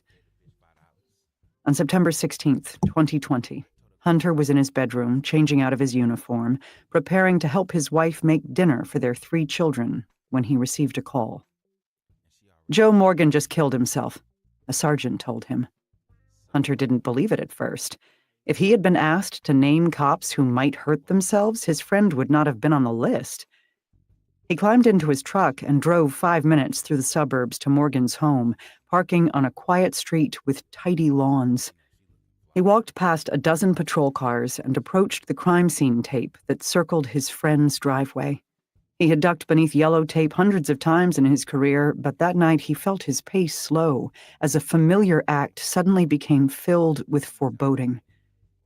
He approached the officers crowded around Morgan's SUV, peered between them, then stepped closer. He saw Morgan, lying on his back, his shirt removed.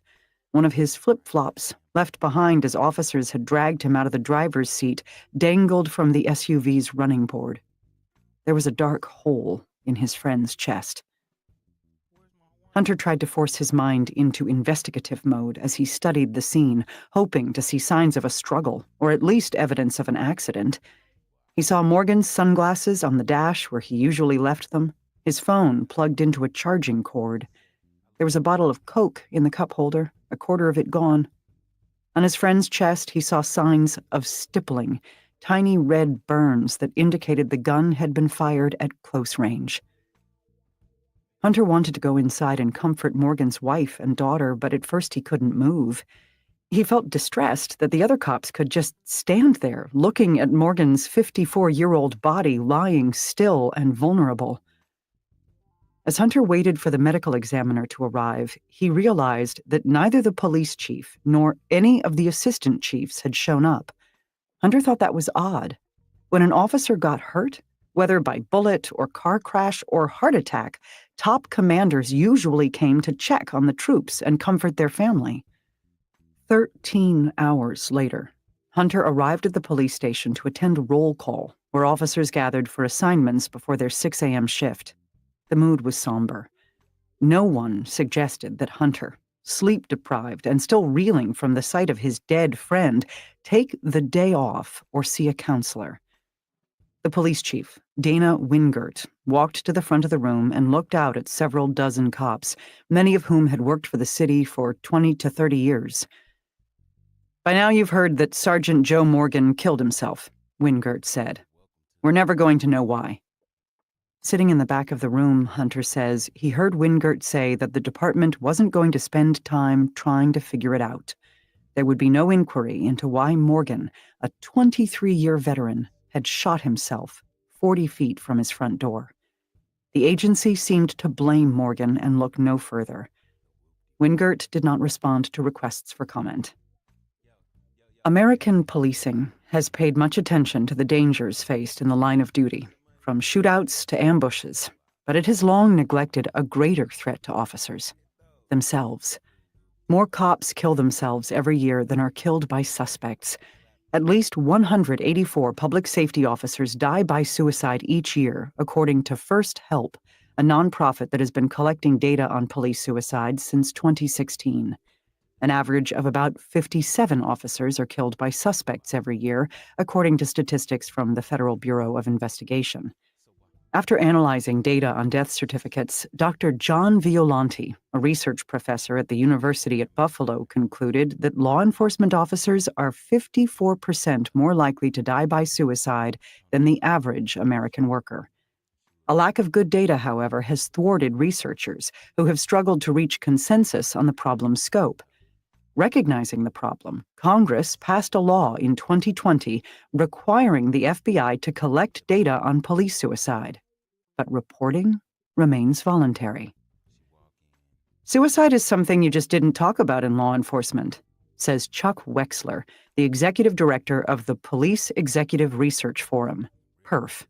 "It was shameful. It was weakness." But a growing body of research has shown how chronic exposure to stress and trauma can impact the brain, causing impaired thinking, poor decision-making, a lack of empathy, and difficulty distinguishing between real and perceived threats. Those were the very defects on display in the high-profile videos of police misconduct that looped across the country leading up to the killing of George Floyd by an officer in 2020.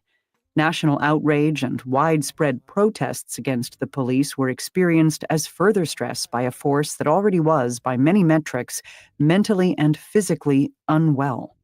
PERF now calls police suicide the #1 officer safety issue. Most officers are required to pass psychological and physical screenings before they are hired, but many struggle after chronic exposure to trauma. Some 86% of police officers are male, a group already at higher risk for suicide, and officers have ready access to firearms, which departments are loath to take away for fear of further discouraging cops from seeking help. In many suicides, officers use their own service weapons. Research has shown that proximity to suicide is in itself a risk factor, causing a potential contagion effect. Police officers have higher rates of depression than other American workers. Shift work, which disrupts sleep, and alcohol use, long the profession's culturally accepted method of blowing off steam and managing stress, further compound health issues. A longtime psychologist for the Los Angeles Police Department, Denise Jablonski-Kay, who is now retired, often began presentations about police suicide by displaying a quote on screen: "We have met the enemy, and he is us." After Morgan's death, commanders in Des Moines sent Hunter and other officers to the department psychologist for fitness for duty evaluations. Hunter signed a form acknowledging that the doctor worked for the city of Des Moines, not for him personally. Knowing that whatever he disclosed could be shared with his bosses, Hunter was circumspect in what he said. The psychologist cleared him and said he did not need to come back for a second appointment, as required by agency policy. Hunter drove home, feeling as though he had become detached from himself. Hunter responded to his first suicide call as a rookie, 2 decades earlier when he was 25. He arrived at a high-rise building with his field training officer to check on a man who hadn't shown up for work. While searching, they came to a bathroom door that wouldn't open. They removed the door's hinges and saw the man's body wedged beside the vanity. He had shot himself in the mouth. Hunter could see bruising on the man's face, the path where the bullet traveled beneath his skin. The man wore glasses, but the force of the gun had been strong enough to pop out one of the lenses, now on the vanity. He had put in earplugs to mute the sound. What struck Hunter most was the smell of blood, something like a mixture of copper and iodine, so thick he felt he could taste it. Hunter and the training officer removed the body from the bathroom.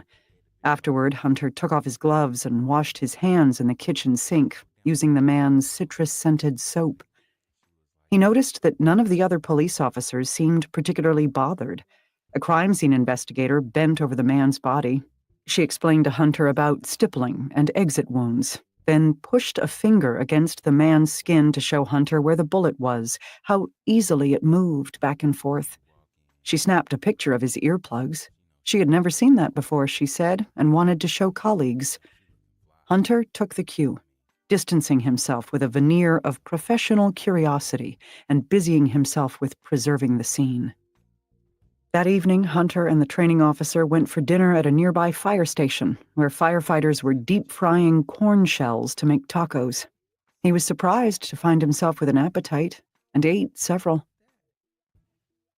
Over the years, Hunter realized that the things that drew him to policing, heroics like car chases and hostage rescues, were rare. No kid dressed up in a cop costume realizing what the work really was. Hours crisscrossing the city in a squad car, moving from mundane calls about stolen lawn ornaments to gruesome, bloody scenes of limbs severed in a car crash. Hunter was surprised by the number of suicides. He and Morgan once arrived minutes after a man rehabbing a house hanged himself from the ceiling with an electrical cord. Hunter hoisted the man's legs as Morgan tried to cut him down, hoping they could save him. But they were too late. At another call, Hunter found a church pastor hanging in his garage. He had told his wife he couldn't hear God anymore. Hunter would sometimes step out of his patrol car and smell death, an unforgettable stench from the curb. He'd seen newspapers stacked on the porch, flies trying to get inside, and know that a days-old body awaited. The big, dramatic crimes left a mark, but the greater toll of policing was cumulative. The daily repetition of peering behind neighbors' doors, seeing close up the sad mundanity of life's brutal, lonely moments. Washing his hands at a neighbor's house one day, he suddenly tasted blood before registering the hand soap's citrus scent. Images of the dead man's bathroom from years earlier flashed into his mind. Hunter began to understand that all the things he was seeing on the job, calls he believed he'd forgotten or locked away, were capable of emerging unbidden and without warning. In the months after Morgan's suicide, Hunter sometimes seemed fine. He passed the sergeant's exam and was promoted. At other times, colleagues saw him crying at his desk. Once, when he and his wife went to a friend's house for dinner, Hunter began talking about Morgan and became inconsolable.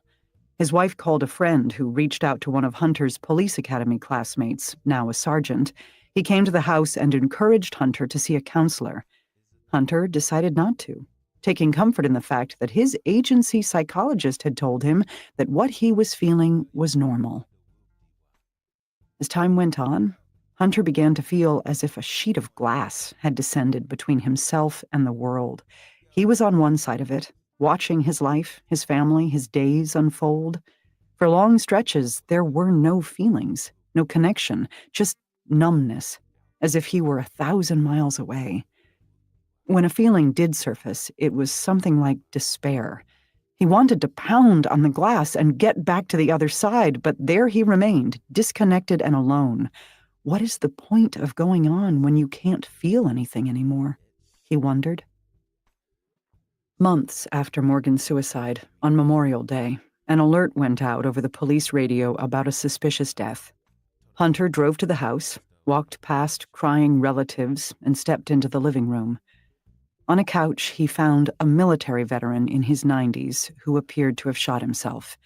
It was the first suicide Hunter had responded to since Morgan's death, and the second time in his career he saw a man with a self-inflicted gunshot wound to the chest. The first was Morgan.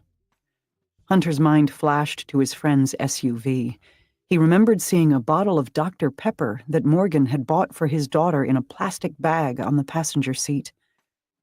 As a supervising sergeant, Hunter was expected to teach a rookie officer how to process the scene, but he felt more like the grieving relatives out back. Hunter excused himself and walked upstairs. A squad member followed and asked if he was okay. "Yeah, why?" Hunter answered sharply. He drove back to the office, tried to busy himself with paperwork, and looked over at Morgan's empty desk. He felt as if he were having a hot flash. He had an overwhelming urge to visit Morgan. He tried to fight it. The cemetery was a long way away in rush hour traffic, but he climbed into his squad car and drove. Hunter became obsessed with figuring out why Morgan killed himself. So did Morgan's widow, Jennifer. She told Hunter she kept waiting for someone to knock on the door and tell her about Morgan's secret life. If that didn't make it more bearable, it might at least explain it. But that didn't happen. Morgan, who collected superhero comic books and had dreamed of being a cop since he was a boy, seemed to love his job in a way Jennifer envied. He was Joe the cop, his profession and identity entwined. Jennifer, a compliance officer for an insurance and financial services company, handled their money. No problems there. Their 23-year marriage was strong, as were Morgan's relationships with his 2 children, Andrew, 24, and Ava, 15. No rumors of infidelity, no catastrophic health diagnosis, no allegations of misconduct at work. Jennifer told Hunter about the couple's last day. They drank coffee together on the deck. Jennifer worked from home as Ava, whose school went remote during the pandemic, attended her classes over Zoom in the basement. They walked their white rescue mutt, Blanca, at noon. Around 3:30 p.m., Morgan stepped into the kitchen in gym clothes and said he was going to the store for a soda. An hour later, Ava emerged from the basement and asked, "Where's Dad?" Jennifer pulled up his location on her iPhone and saw that he was in the driveway. She and Ava laughed. Morgan was sociable. He probably was talking to a neighbor. Jennifer took a shower. Still no Morgan. She figured he'd lost track of time. He needed to be at the police station around 5:30 p.m. He'd been grumpy about going into work for a meeting where he expected commanders to announce promotions. He hoped to retire as a lieutenant, but had been passed over twice. Jennifer opened the garage door, took a couple of steps toward his SUV, and saw her husband's body slumped forward. She ran to the car, looked inside, and screamed. In Jennifer and Hunter's search for answers, they kept coming back to an incident several years earlier. As the supervising sergeant of his squad, Morgan picked 2 officers to transport a prisoner who was detained a couple of hours away. On their way back, a drunken driver, traveling the wrong way on the interstate, crashed into their police car, killing himself, the officers, and the prisoner. Morgan raced to the scene, where he saw one of his officers, a 30-year-old, with a husband and toddler at home, sitting in the passenger seat, her ankles crossed as if she had not braced for impact or seen the collision coming. She was just heading to the jail one minute, then gone the next. "I chose them," Morgan kept saying. Afterward, he would drive by that officer's house, wondering if her husband and daughter were okay. He would call Jennifer, obsessing over how he handled routine calls, something he'd never done before. It was as if he feared making another mortal choice. In 2020, during the George Floyd protests, Morgan stood outside police headquarters in riot gear as people threw bottles, bricks, and rocks. For him, it was troubling to be so widely condemned. He began carrying his gun off-duty and seemed to Jennifer to be hypervigilant, almost paranoid at times. He'd come home from work around 11 p.m. and make a drink, a new habit. Jennifer occasionally woke to find an empty vodka bottle in the recycling bin. Something else happened in May 2020, 4 months before Morgan's death. He called Jennifer from the hospital and said he'd gotten into a fight with a suspect who bit him in the face. It was the kind of call her husband usually turned into a funny story, but when he arrived at her mother's house for Sunday dinner, he seemed distressed. "Joe is not okay," Jennifer's sister told her quietly. Morgan seemed embarrassed by how he'd handled the call. "How did I let that guy get the jump on me?" After Jennifer mentioned the call to Hunter, he pulled up body camera footage and watched the incident from multiple angles. He saw Morgan enter a bedroom where a suspect was hiding in a closet. As Morgan opened the door, the man flung out an ironing board, hitting another officer in the head. They tased the suspect, who weighed about 300 pounds, to no effect. The suspect punched Morgan in the face, pinned him to the ground, and then sank his teeth into Morgan's cheek. Morgan screamed to the other officers, "He's biting me!" As Hunter watched the footage, he was struck by the sound of Morgan's voice.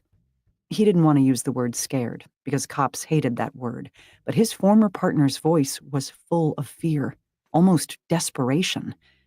In all the dicey calls they'd handled over the years, Hunter never heard his friend sound like that. He played the clip for another officer and asked, "Is that Joe?" The officer nodded. Hunter could only surmise that the primal brutality of the bite, the feel of a human's teeth in his flesh, had deeply unnerved him. Hunter called Jennifer and told her what he'd seen. She pulled up the photographs Morgan sent her from the hospital that night, a bloody cut on his face. She didn't see it then, but now she thought his eyes looked haunted. In the mornings, Jennifer would pass by her husband's sink in the master bathroom, seeing his contact lens solution, toothbrush, and plastic yellow rinse cup. She knew the most intimate, mundane parts of her husband's existence. How had she not known what he was going through? She felt crushed by guilt. Sometimes when Ava went downstairs to shower, Jennifer followed quietly and sat outside the bathroom door, listening for sounds of movement. She worried about what else might be taken from her. Police departments have elaborate, sacred traditions to honor officers who die in the line of duty. Officers stay with the body before burial so that their fallen comrade is never alone. Commanders wear dress uniforms to funerals as a sign of respect. Dispatchers call for the officer over the police radio one last time and then let the silence stretch on, an emotional moment of non-response, signaling that the officer has gone 10:42 for the last time. End of watch. None of that happened for Morgan. At first, Jennifer was grateful for the support from her husband's police department. Jennifer presumed her husband had not received a 10:42 call at the church, the honor most cherished by officers, because he didn't die in the line of duty. But about 9 months after her husband's death, Jennifer learned that an officer who died from cancer would be given full honors. As she and Ava sat in a church pew at his funeral, they watched commanders walk by in their dress uniforms and listened to the officer's final radio call. It seemed to Jennifer then that her husband's death and his years of service were viewed as lesser by the department. She didn't begrudge the other officer those honors, but she thought her husband deserved them too. Wingert would say later that he was afraid of glorifying suicide and feared other officers in his department might kill themselves. While she grieved, Jennifer received a box in the mail from First Help, which sends care packages to the families of officers who die by suicide. It contained a book about suicide and an information card that directed her to the group's website. There, she was shocked to learn that more officers die by suicide than in traditional line-of-duty deaths. Jennifer got to know a founder of the group, Karen Solomon, who had been collecting data on police suicides since 2016. Solomon, who is married to a police officer in Massachusetts, had become frustrated by negative sentiment toward cops after the police killing of Michael Brown in Ferguson, Missouri. Solomon believed the shift in public opinion was taking a huge toll on officers. She and a small team of volunteers began searching the internet for reports of cops who died by suicide, collecting information on each case and compiling what became one of the most comprehensive data sets in the country. I know every single name because I've been really lucky, and really unlucky, to have heard their stories, she told me. What she heard from families, primarily widows, shocked her. If an officer died in the line of duty, relatives could receive, by Solomon's calculation, $1 million in cash and benefits. After a suicide, on the other hand, many widows, still reeling from the trauma of finding their husbands dead, quickly found themselves without a paycheck or health insurance. One widow called Solomon in tears after her infant son got sick, and she arrived at the hospital to find that her health insurance had been cut off. Solomon had a Christmas tree sent to another widow who couldn't afford one. These women often felt cast out of the police family. Solomon became convinced that the trauma of police work, along with a strong internal stigma against getting help, was a factor in many police suicides, and that those officers, too, deserved to be recognized. The issue took on new prominence after the January 6, 2021 attack on the U.S. Capitol, when officers who died from physical complications were treated differently than those who died by suicide. Officer Brian Sicknick, 42, who suffered 2 strokes hours after sparring with the mob and died a day later, lay in honor in the Capitol Rotunda, praised as a patriot with profound inner strength. Officer Jeffrey Smith, 35, who was hit in the head with a metal pole during the attack, possibly suffering from a traumatic brain injury, shot himself on the George Washington Memorial Parkway 9 days later. He was not honored in the Rotunda, and his death was initially not considered line of duty by the D.C. Metropolitan Police Department. January 6th became a catalyst to move the issue of police suicide forward, says Jim Pascoe, the executive director of the National Fraternal Order of Police. It perversely became a vehicle for some good. His group, along with First Help and January 6th families, lobbied Congress to allow suicide, under some circumstances, to be considered a line-of-duty death. It is not just an honorific distinction. The change would allow families to apply for a roughly $400,000 federal death benefit, and in some cases, more easily collect officers' full pensions and retain their health insurance. In May 2022, Jennifer Morgan was among many family members who wrote to lawmakers to urge the passage of the Public Safety Officer Support Act of 2022, sponsored by Representative David Trone, Democrat of Maryland, and Senator Tammy Duckworth, Democrat of Illinois. Joe loved his job. He loved being a police officer. He loved serving the east side of Des Moines. He loved being a dad, son, brother, husband, and friend, Jennifer wrote. No one knew he was struggling. She recounted something she'd read, that most people experienced 1 or 2 traumatic events in their lifetime. But over a 20-year career in policing, an officer experienced an average of 800 traumatic events. 800, she wrote. I am still shocked by that statistic. Her letter continued. I am not ashamed of how my husband died. I'm ashamed of how our country treats and views mental health of first responders.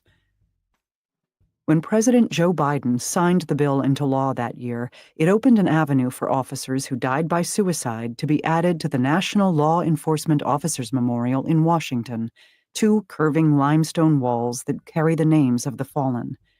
It is a sort of holy ground for police officers, an eternal roll call dating back to the first known officer death in 1786.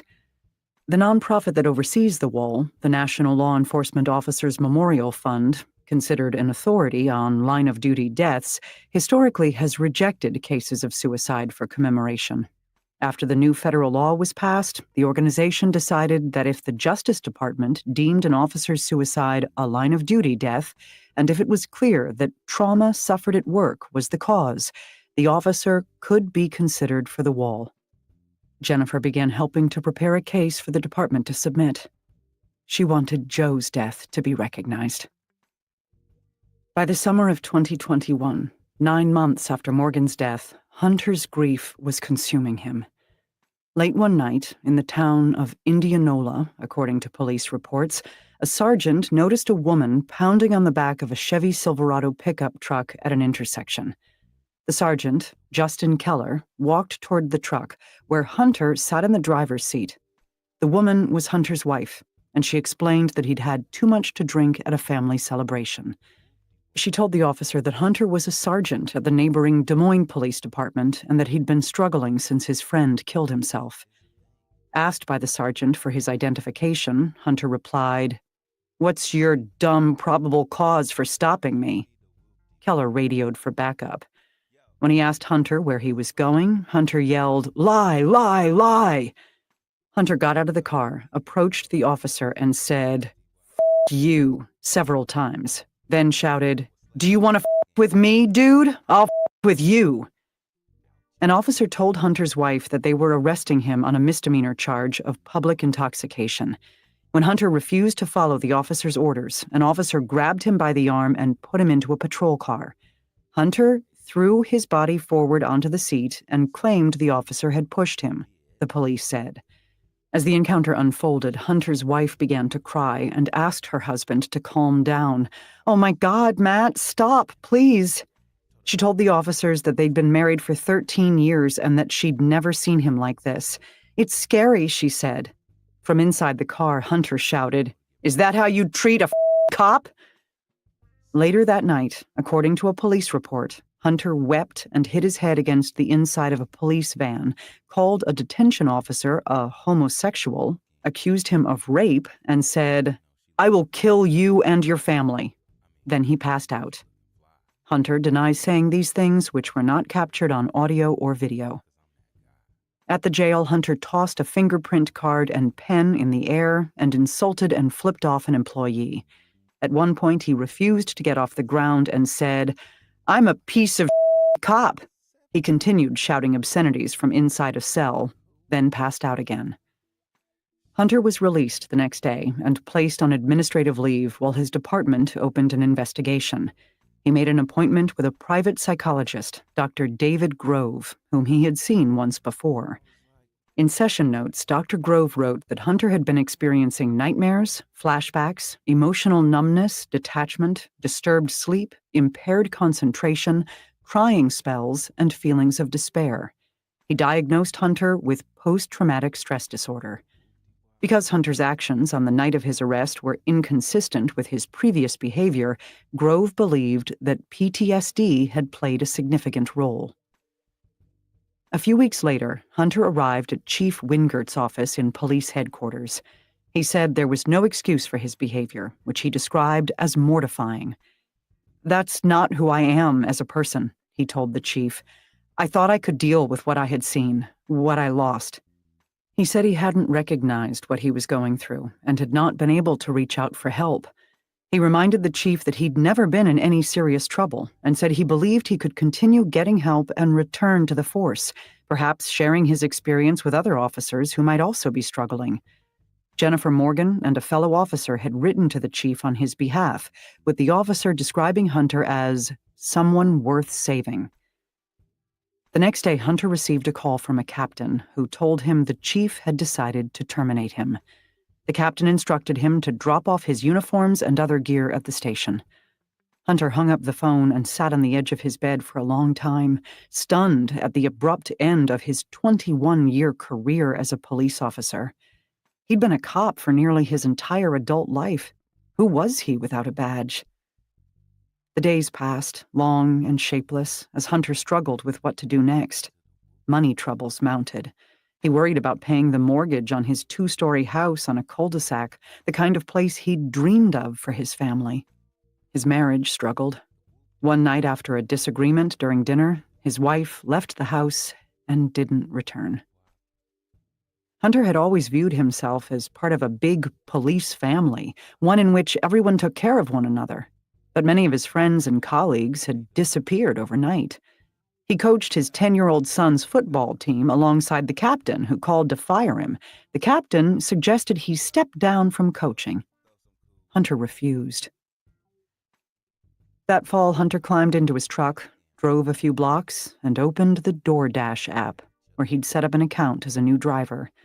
He was dispatched to a neighborhood restaurant where he walked past families eating inside, like his own used to do, and retrieved a pizza order. He finished his first delivery, then a second and third. It got easier. In some ways, it felt like policing, spending hours in a car, traveling from call to call. He dropped off groceries one afternoon at the home of an officer he had worked with. Hunter had planned to retire with a full pension at 55. As the first anniversary of Morgan's death passed, he thought about all he'd lost. His best friend, the job he loved, his marriage. It no longer felt as if he had much to live for. Hunter decided to fight his firing. He hired an employment lawyer, Kelly Paschke, who represented emergency medical workers across Iowa. Paschke told me that she was surprised the police department fired Hunter. He'd behaved badly, to be sure, but he hadn't laid a hand on anybody. His personnel file was full of commendations. After watching the videos from his arrest, Paschke told me, she thought it was obvious Hunter was having some sort of mental health crisis. She thought it remarkable that he'd been let go less than 24 hours after disclosing his PTSD diagnosis. Paschke learned that the department had not followed its own policy, which required officers to have 2 mandatory counseling sessions after critical incidents, one within a week to provide immediate help, and another after at least 30 days, roughly how long symptoms must be present for a PTSD diagnosis, which can include angry outbursts, mood swings, and muddled thinking, particular liabilities for armed police officers. Hunter had 1 appointment, 22 days after Morgan's suicide, too delayed for immediate help, too early to diagnose PTSD. Paschke was appalled by how the department had handled things, including sending Hunter back to work the morning after his friend's death and providing him little mental health support. To her, it was both ill-advised and heartless. Employment cases are difficult to prove. Many people have gripes about their bosses, but few claims are actionable in court. And this case had a huge obstacle: camera footage from Hunter's arrest showing him drunk and belligerent. He was a big guy, 5'11" and 230 pounds, and Paschke worried that jurors would see him as another meathead cop who thought he was above the law.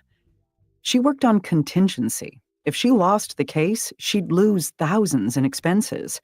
Also, Hunter would have to take the stand and answer for those videos. His mugshot, with the Motley Crue t-shirt, would again make the rounds on the local news. But Paschke said she believed that PTSD was endemic among emergency medical workers and that agencies needed to be held accountable for not doing more.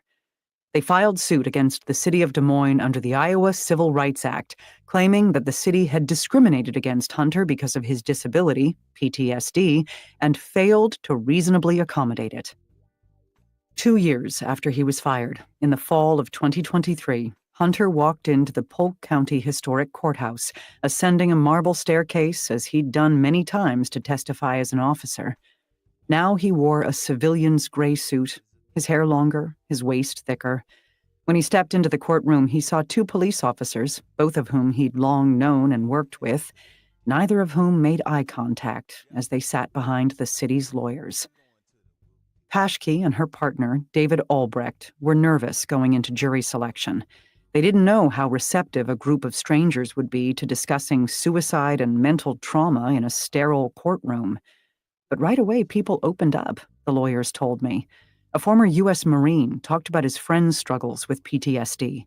A refugee from Bosnia talked about the emotional trauma of surviving an explosion. Others discussed suicide attempts in their own families. It was the most intimate voir dire the attorneys had ever experienced. As the trial opened, Paschke told the jurors that this case was about a good man who'd had a bad night. It was caused, she said, by a disease that was allowed to fester because the police department viewed cops with mental health problems as broken and not worth saving.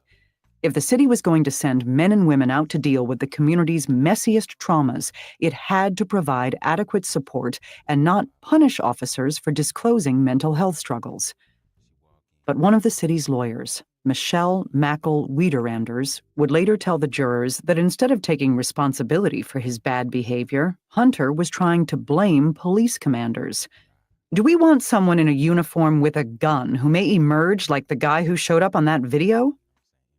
Police officers took the stand to testify on Hunter's behalf, including a 33-year department veteran, Captain Kenneth Brown, who told jurors that he did not believe the agency provided sufficient mental health support and that there was a stigma to seeking it. You can be ostracized, he told jurors. Brown said he believed encouraging openness about mental health struggles should start with top commanders. When asked if he thought the city's police chief, Wingert, fostered such an atmosphere, Brown said, "No, I don't." Wingert testified that officers rarely talked about mental health when he joined the agency 3 decades ago, but now annual training included discussions about trauma and PTSD. The chief said that he personally addressed the physical and mental aspects of the job with his troops every winter, and that their health and well-being is a primary concern.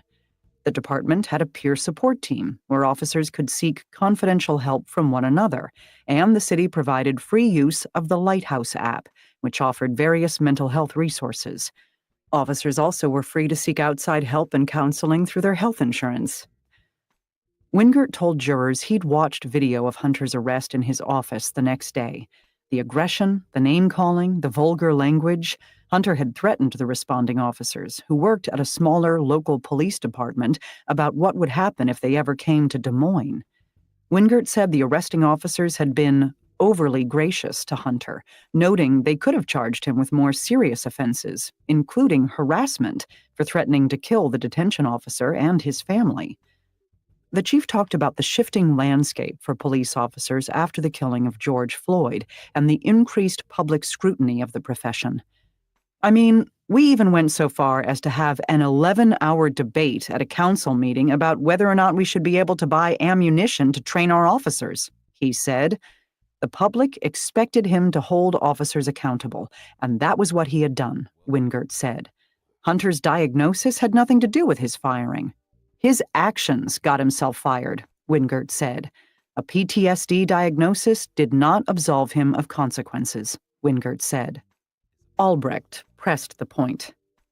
If an officer ran a red light and caused a really bad car accident and you said, wow, this is bad, and it turned out they had a seizure and they pressed the gas pedal through it, are you still going to throw the book at them, or are you going to consider that fact? Albrecht asked. I'd have to consider all the factors, Wingert responded. Still, he said, he could not have a cop on his force who behaved that way. Albrecht pointed out that it was actually pretty difficult to get fired from the Des Moines Police Department. So many officers had gotten into drunken bar fights that an officer in a nearby town complained about goddamn Des Moines cops coming to his town and causing problems.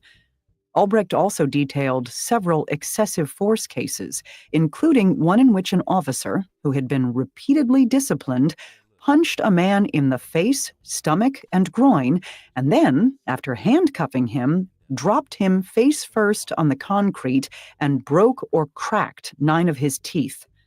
Though a jury found the officer guilty of battery and the city paid an $800,000 settlement to the victim, the officer kept his job. Albrecht asked the police chief whether Hunter's words were worse than those other cases. In and of itself, yes, the chief said. Albrecht replied. Out of everybody we talked about, he's the only one whose behavior was determined or discovered was influenced by PTSD. Yes? As far as I know, the chief said. After a trial of 7 days, the jury took 3 hours to reach a decision. Quick verdicts usually aren't good for civil plaintiffs, but when the jurors filed back into the courtroom, several made eye contact with Hunter. The judge announced they had found the city had discriminated against him and failed to reasonably accommodate his disability. The jury also rejected the city's claim that it would have treated Hunter the same way if he hadn't had PTSD. The jury awarded him $2.6 million for lost salary and emotional distress. The city has appealed the verdict and declined to comment further, citing the ongoing litigation. The police department also declined to comment on the case, citing the ongoing litigation. Hunter wept. He looked over to the jurors. Several of them were crying, too. Jurors typically departed from the back of the courtroom, but because the verdict came late in the day, they were asked to leave through the front with everyone else. One by one, they walked past the plaintiff's table. Each stopped and shook Hunter's hand. One of the biggest annual gatherings of law enforcement officers, National Police Week, begins in Washington on Sunday, May 11th.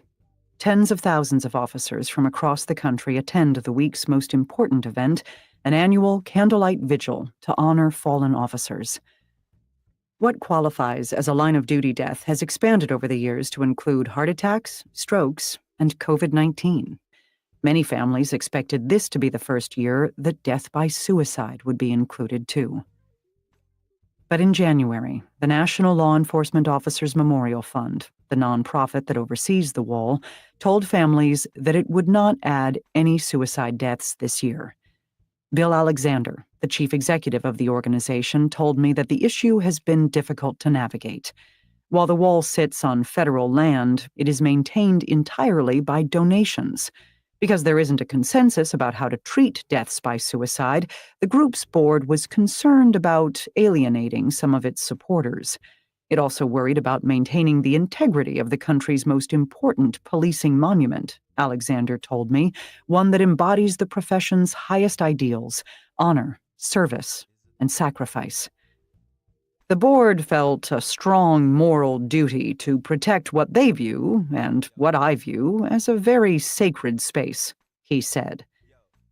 Last year, the board received 9 applications for officers who died by suicide to be considered for the wall. Morgan's was not yet one of them. When a committee began to analyze these cases, many questions arose, Alexander told me. Suicides are as complicated as life itself. There were divorces, childhood traumas, financial problems, affairs, misconduct allegations, depression, and other mental health conditions, some of which predated an officer's policing career. It was difficult teasing out how much of an officer's trauma was caused by policing versus life. It gets surprisingly complicated in ways we had not envisioned, Alexander said. Even if you take it for granted that police work causes trauma, which can lead to suicide, a lot of people in the profession today would say there is a distinction between that kind of death and what we historically have viewed as a line-of-duty death, Alexander said.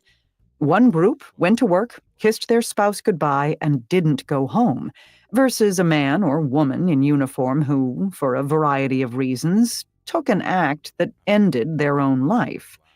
I'm not trying to disparage the men and women who died, but I do know that there is a strong contingent in the law enforcement community that feels like there's a distinction there.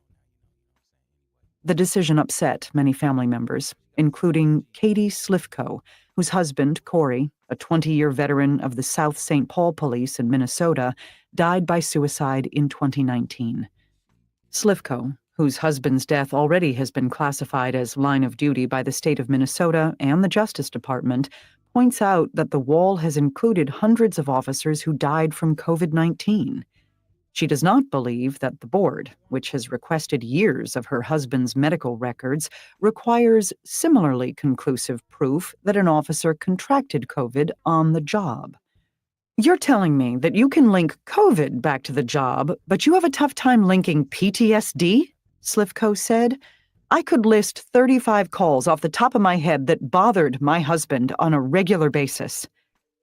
Alexander told me it's a fair point, but he said he sees an important distinction between officers who die by suicide and the 24,412 men and women whose names are on the wall.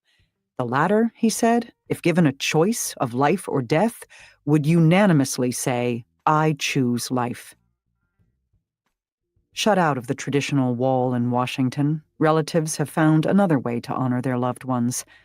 Jennifer climbed onto a bus with other widows, parents, and children last fall and rode to a county park near Dallas, where 3 gray granite panels rose.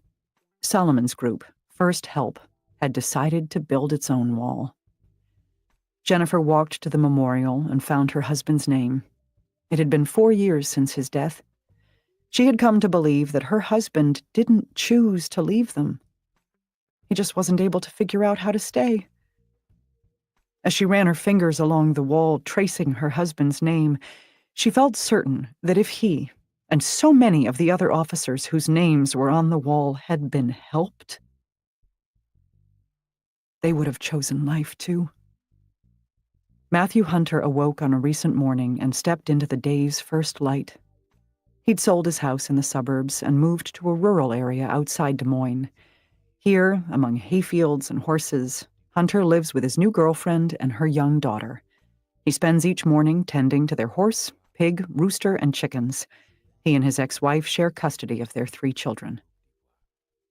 After the initial elation of the verdict, and feeling as if his honor, in some small way, had been restored, Hunter has continued fighting to get his pension and to keep his law enforcement certification. He hasn't received any of the jury award as he awaits rulings on the city's appeal. He occasionally hears from police officer friends, but not often. Every time he sees a squad car, he pictures some other version of himself behind the wheel. Hunter now works as a district manager of a nonprofit that focuses on employment. When people discover that he used to be a cop, they sometimes ask questions about what they imagine must have been a career of adventure. Did you ever fire your gun? They ask.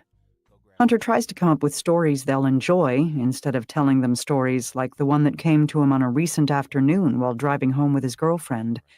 They passed beneath a pedestrian bridge over Interstate 235, and he instantly remembered a call he handled years earlier when a woman jumped off that bridge into eastbound traffic. Hunter raced to the scene, peering under a Volkswagen Jetta to try to help the woman. He saw her body, hopelessly broken.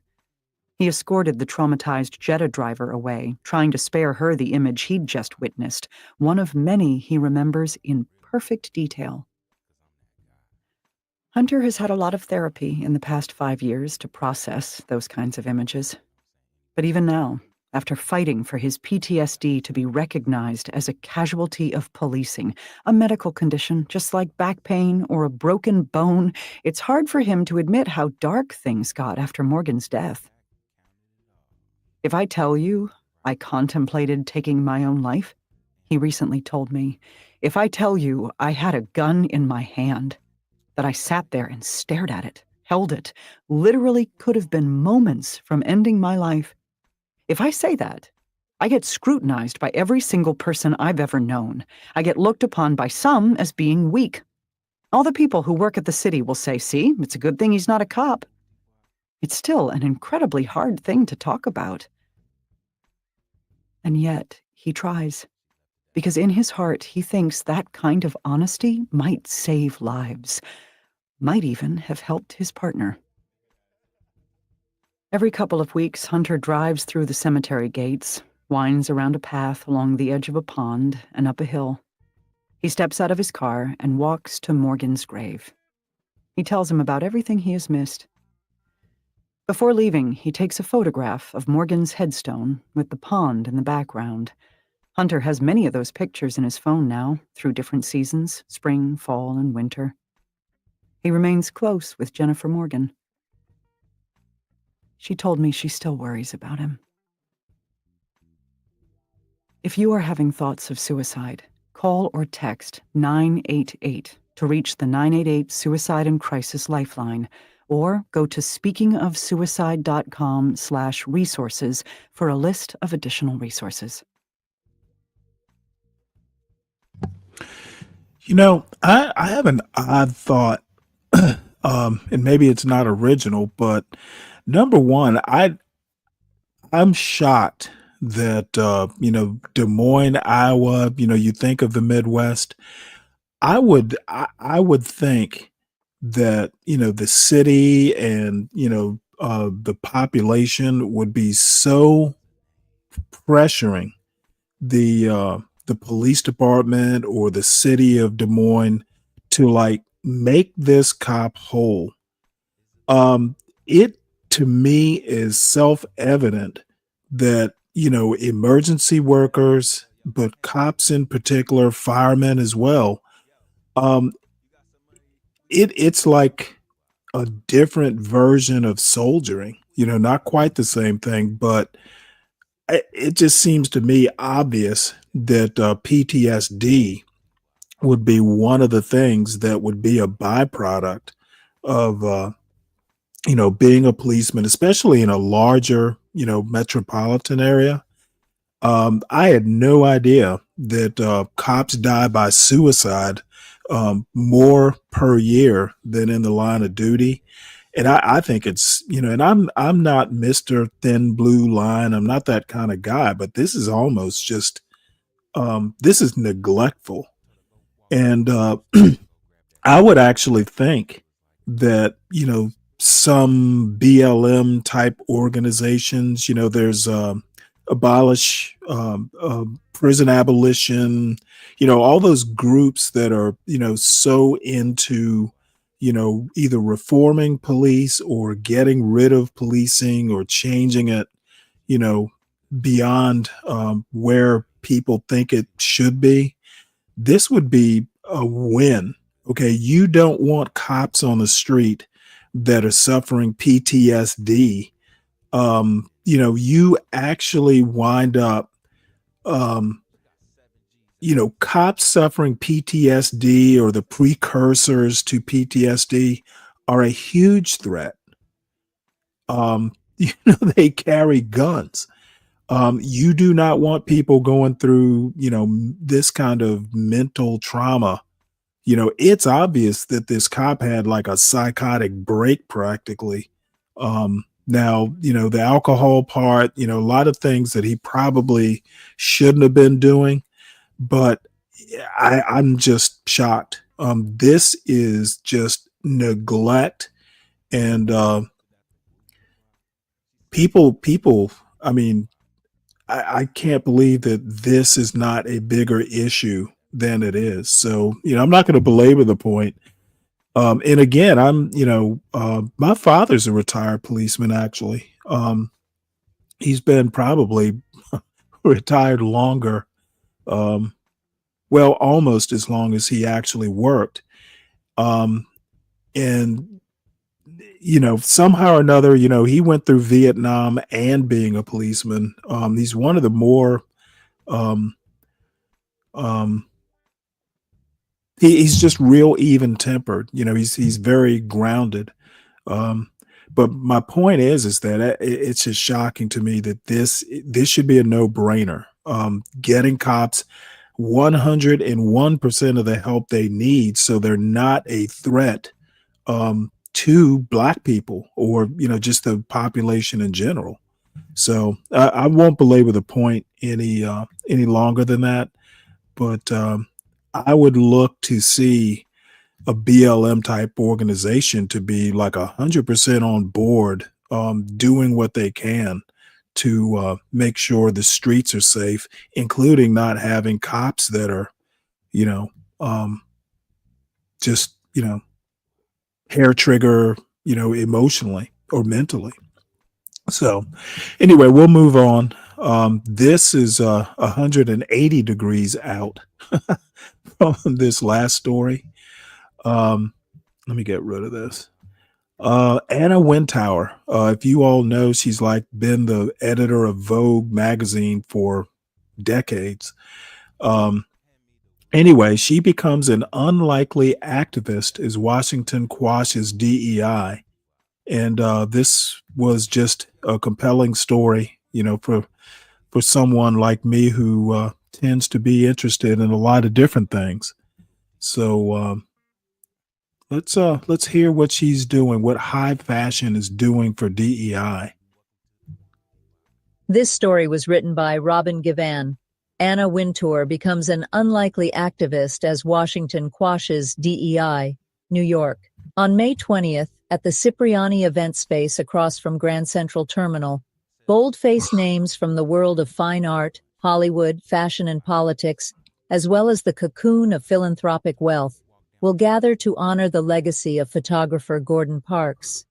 The invitation to this annual gala, which supports the foundation that maintains Parks's archives and highlights his enduring impact, describes the evening as a celebration of the arts and social justice.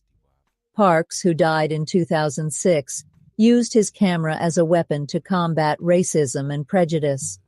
He regularly turned his lens on the disadvantaged and the overlooked, as well as many of the extraordinary Black men and women of his generation. In recent years, the honorees have included artists Amy Sherald and Mark Bradford, activists Colin Kaepernick and Merle Evers-Williams, and philanthropist Clara Wu Tsai. This year's celebration turns the spotlight on civil rights veteran and former ambassador to the United Nations Andrew Young, Bethan Hardison, who has spent decades advocating for Black fashion models, and artist Rashid Johnson. The evening will also honor Anna Wintour, a distinction that leaves the studiously decisive professional somewhat flummoxed. Wintour is the longtime editor-in-chief of Vogue and the chief content officer for the publishing behemoth Condé Nast, whose stable of magazines includes Bon Appetit, Teen Vogue, and The New Yorker. She is the mastermind behind the Met Gala, which lit up the pop culture cosmos earlier this month. In many respects, Wintour, at 75, remains the most recognizable face of the fashion establishment. But fashion, at the level where Wintour has long served as gatekeeper, and with its subjective assessment of aesthetics, has struggled more than most industries with diversity and inclusivity, from the pages of its magazines to its corporate boardrooms. And despite moments of intense focus on racial justice, big changes have often been superficial and real change has been slow.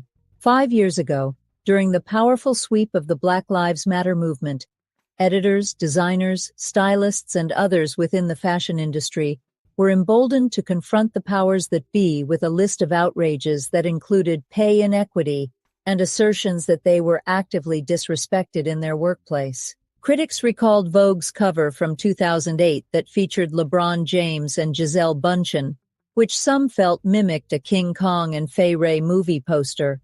Junior editors of color at Condé Nast complained of being asked to police the way Black cultural touchstones were treated in the magazines, but not given real authority over stories as they moved from idea to reality. Designers of color voiced frustration over not being considered for top creative jobs at major brands. Much of the agitation was aimed at toppling Wintour from her nearly 40-year reign atop Vogue, where she has been more than an editor-in-chief. She recommends designers for jobs. She ushers models into the big leagues. She has the ear of corporate titans, political leaders, and would-be presidents. She raises copious amounts of cash for Democratic candidates. But despite countless progressive influencers and righteous antagonists pressing their full weight against her years of deeply rooted influence, Wintour stood firm, apologetic for her failures and blind spots, but determined. "I felt I had let people down," she said. "Honestly, I'm someone that believes if I'm at fault, you can't hide. You have to go out and learn and try to do something about it." She committed to make change, to broaden the creative voices in Vogue, to widen the pipeline to the most desirable and competitive jobs in fashion, to open her eyes and to listen. And she made a promise.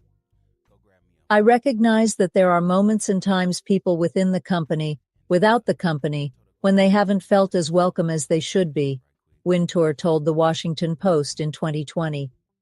"And I would just say to all of them that we are working as hard and as fast as we possibly can to change that perception, and to change it also as a reality. I will take full responsibility if the next time you and I speak, there isn't a sense that change has come or is being accomplished, or at least it is moving forward." Since then, Condé Nast has established a mentoring program for current employees and maintains paid internships to help ease the financial burden of aspiring ones.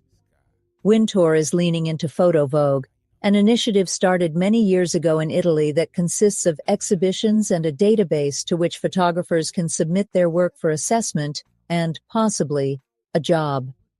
In January 2021, the magazine published its first cover styled by a Black woman, Gabriella Carifa Johnson. And, of course, there was the recent Met Gala overseen by Wintour, the one celebrating Black style, perhaps the most public manifestation of change, the one that was accompanied by 4 different Vogue covers featuring 4 different Black men, Coleman Domingo, $AP Rocky, Pharrell Williams, and Lewis Hamilton, as well as a video that oozed Black brotherhood and sisterhood. It was the gala that opened with 20 Black men in white tie singing Motown, a choir that brought the Black church, Black music, and Black history to fashion's biggest night. It was a gala featuring a blue carpet where, to quote a droll Domingo, "Black men put that shit on," which is a colloquial way of saying that they had tremendous style, and it was surely appreciated. But accepting an award from the Gordon Parks Foundation? "I was hesitant, I'll be honest," Wintour said. "I mean, I felt like, is this deserved?" On a chilly and rainy morning in April, At the employee entrance to the Metropolitan Museum of Art, an unglamorous street-level doorway around the corner from the grand staircase upon which famous guests would later promenade into the Met Gala, a Vogue assistant hustled in with 2 shopping bags containing a selection of floral arrangements in delicate pastels. They were meant to gussy up the earth-toned library in the Anna Wintour Costume Center in advance of its namesake's arrival. Wintour had agreed to continue the conversation of 5 years ago, to discuss diversity, equity, and inclusion, and assess how much progress had come in the aftermath of the racial justice uprisings sparked by George Floyd's 2020 murder. She would lament the calls from the White House to eradicate all references to diversity, and she would consider her own professional legacy. She walked in clutching a Starbucks cup, wearing a dark leather coat and strands of gemstones around her neck. Her signature bob nothing but perfection, and her ubiquitous sunglasses nowhere in sight. She greeted everyone warmly and, during an interlude of chit-chat between more formal questions, admitted to a special delight in the fact that Coleman Domingo would be presenting her with the award from the Gordon Parks Foundation. "Did you see Sing Sing?" she asked. "I loved it." In a chat about fashion as identity, the importance of diversity in the current political climate, and her personal, and very public, learning curve, Wintour is not one to latch on to the other person's gaze. Her eyes drift downward and away. But she repeats her conversation partner's name, a gesture that is both intimate and authoritative. She speaks quietly but firmly on subjects some would like to see excised from polite conversation because they can be difficult. Like a lot of companies, Condé Nast had pledged its allegiance to reframing its workplace structure to promote fair treatment of those historically undervalued. In the years since, however, companies have gone from filling their social media feeds with black squares to indicate their solidarity with the Black Lives Matter movement, to wiping all references to diversity, equity, and inclusion from their websites and their corporate ecosystem. Condé Nast struggled too. In 2021, it fumbled the hiring of Alexi McCammond as editor-in-chief at Teen Vogue, arguably the company's most self-consciously inclusive brand, when her past racist tweets ignited a fury with the staff and online. Its chief diversity and inclusivity officer left in 2024 as employees wrestled with divergent responses to the war in Gaza. But the company has hired a new diversity and inclusivity officer, who is tasked with helping Condé Nast better reflect the world in which it exists through its hiring, retention, and promotions. It continues to publicly document its progress toward full representation. While the Trump administration aims to halt all diversity programs, weed out woke sympathizers from the nooks and crannies of every industry, and muzzle conversations about racism and inequity, Condé Nast, unlike Meta and Google, continues to make a public effort. Wintour presses on, and in 2025, that alone is something of a win. We have certainly tried to make progress. We've tried to make it feel a more welcoming environment to everybody, Wintour said. I do diversity and inclusivity meetings with the Vogue teams every several weeks. A different person runs it every week, and they ask me questions or I ask them questions. And it's a forum that is completely off the record where they can ask me anything, and they do. They bring up questions around content and make suggestions in that forum about pieces, content we should be thinking about. So that's very helpful to me, she continued. I'm also sensitive to the fact that it's me. I hope they feel that it's an open forum, but maybe they're a little bit more careful than if it was just a group in the room. But I do think it's an honest exchange of ideas. I don't want to say that we don't have more work to do, Wintour said. I think there's always more work to do. That work can also be messy and fraught, and no matter how much is done, it's never really enough. Wintour sometimes steers clear of specifics as if they are verbal landmines. As a matter of pure numbers, the publishing giant's diversity statistics have ticked up and down. Senior leadership in 2020 was 5% Black, 77% white. In 2023, it was 6% Black, 75% white. In 2020, new hires were 13% Black, 52% white. In 2023, that number was 9% Black, 50% white. But anecdotally, there has been evidence of a shift. In 2024, for example, the magazine published a story about a Darfuri activist working to raise awareness about the ongoing violence in Sudan. I do think that the magazine's scope has become more inclusive, said writer Alexis Okeowo in an email. I couldn't and still can't get any other outlet to publish long-form coverage of the ongoing massacres and sexual violence there, but Vogue immediately took my pitch. My editor told me he had been hoping for a story on it. In recent years, Wintour has leaned on a kitchen cabinet of women of color for advice, women who represent a broad swath of the culture, not simply fashion or publishing.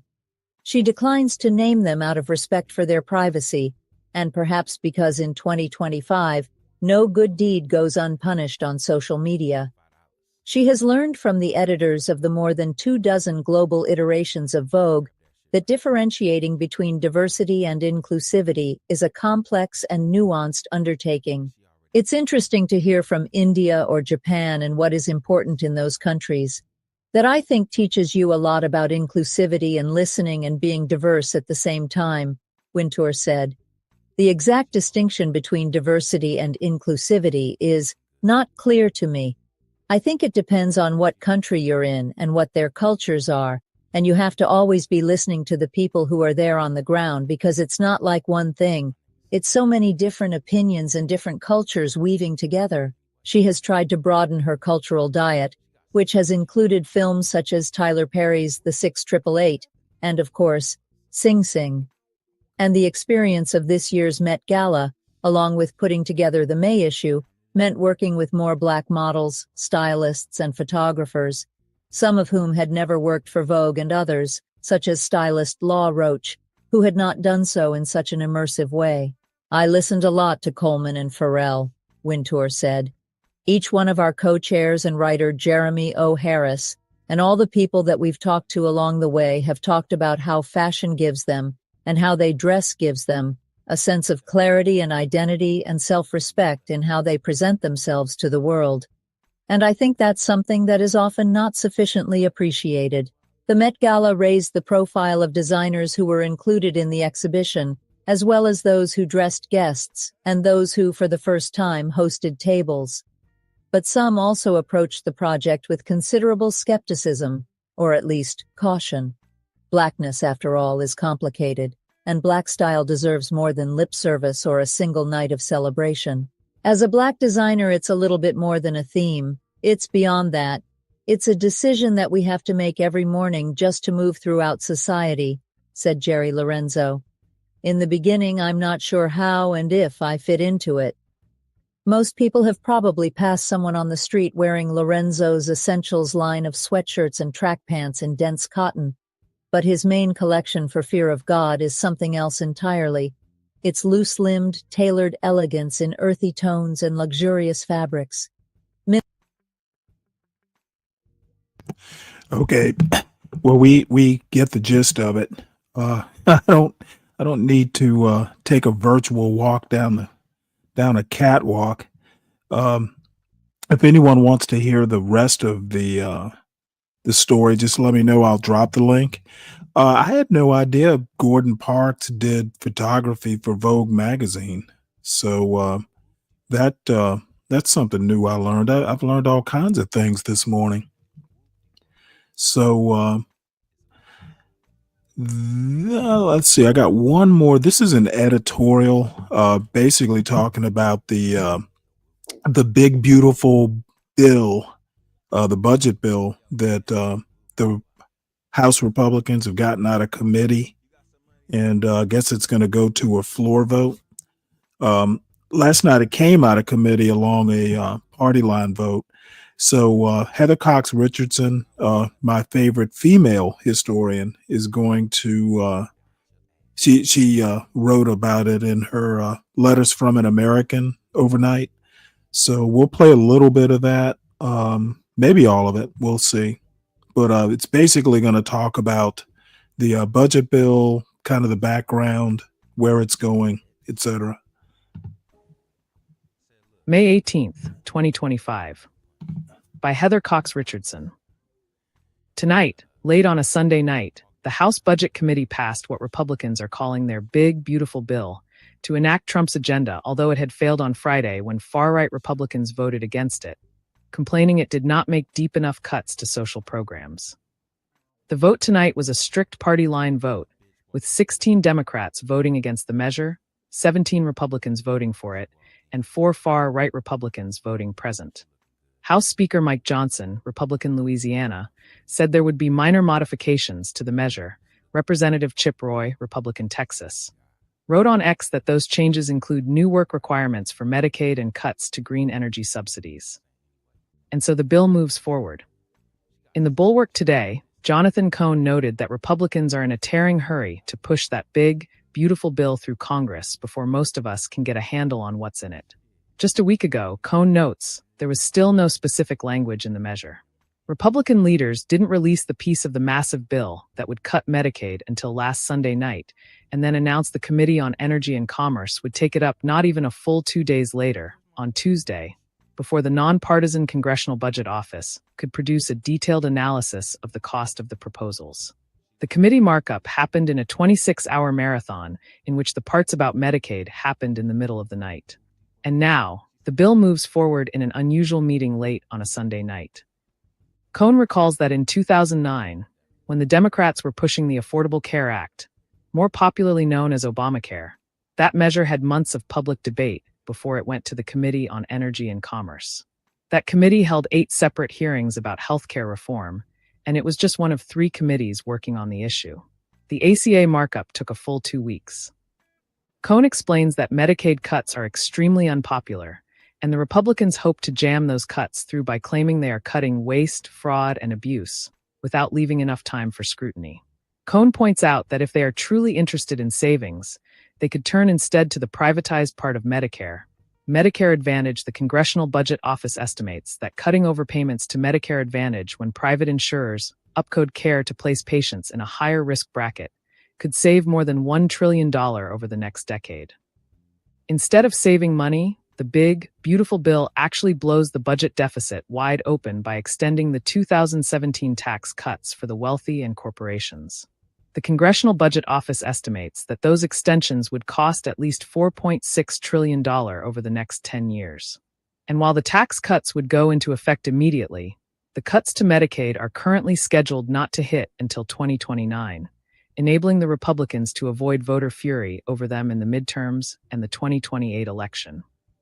The prospect of that debt explosion led Moody's on Friday to downgrade U.S. credit for the first time since 1917, following Fitch, which downgraded the U.S. rating in 2023, and Standard & Poor's, which did so back in 2011. If the 2017 Tax Cuts and Jobs Act is extended, which is our base case, Moody's explained, it will add around $4 trillion to the federal fiscal primary, excluding interest payments, deficit over the next decade.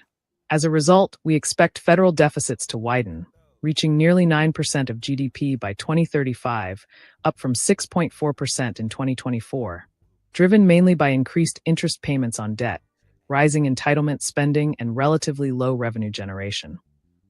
On the Sunday talk shows this morning, Treasury Secretary Scott Bessent dismissed the downgrade, saying it reflected conditions already in the market, although Moody's explicitly said it was concerned about the potential passage of the Republicans' big, beautiful bill.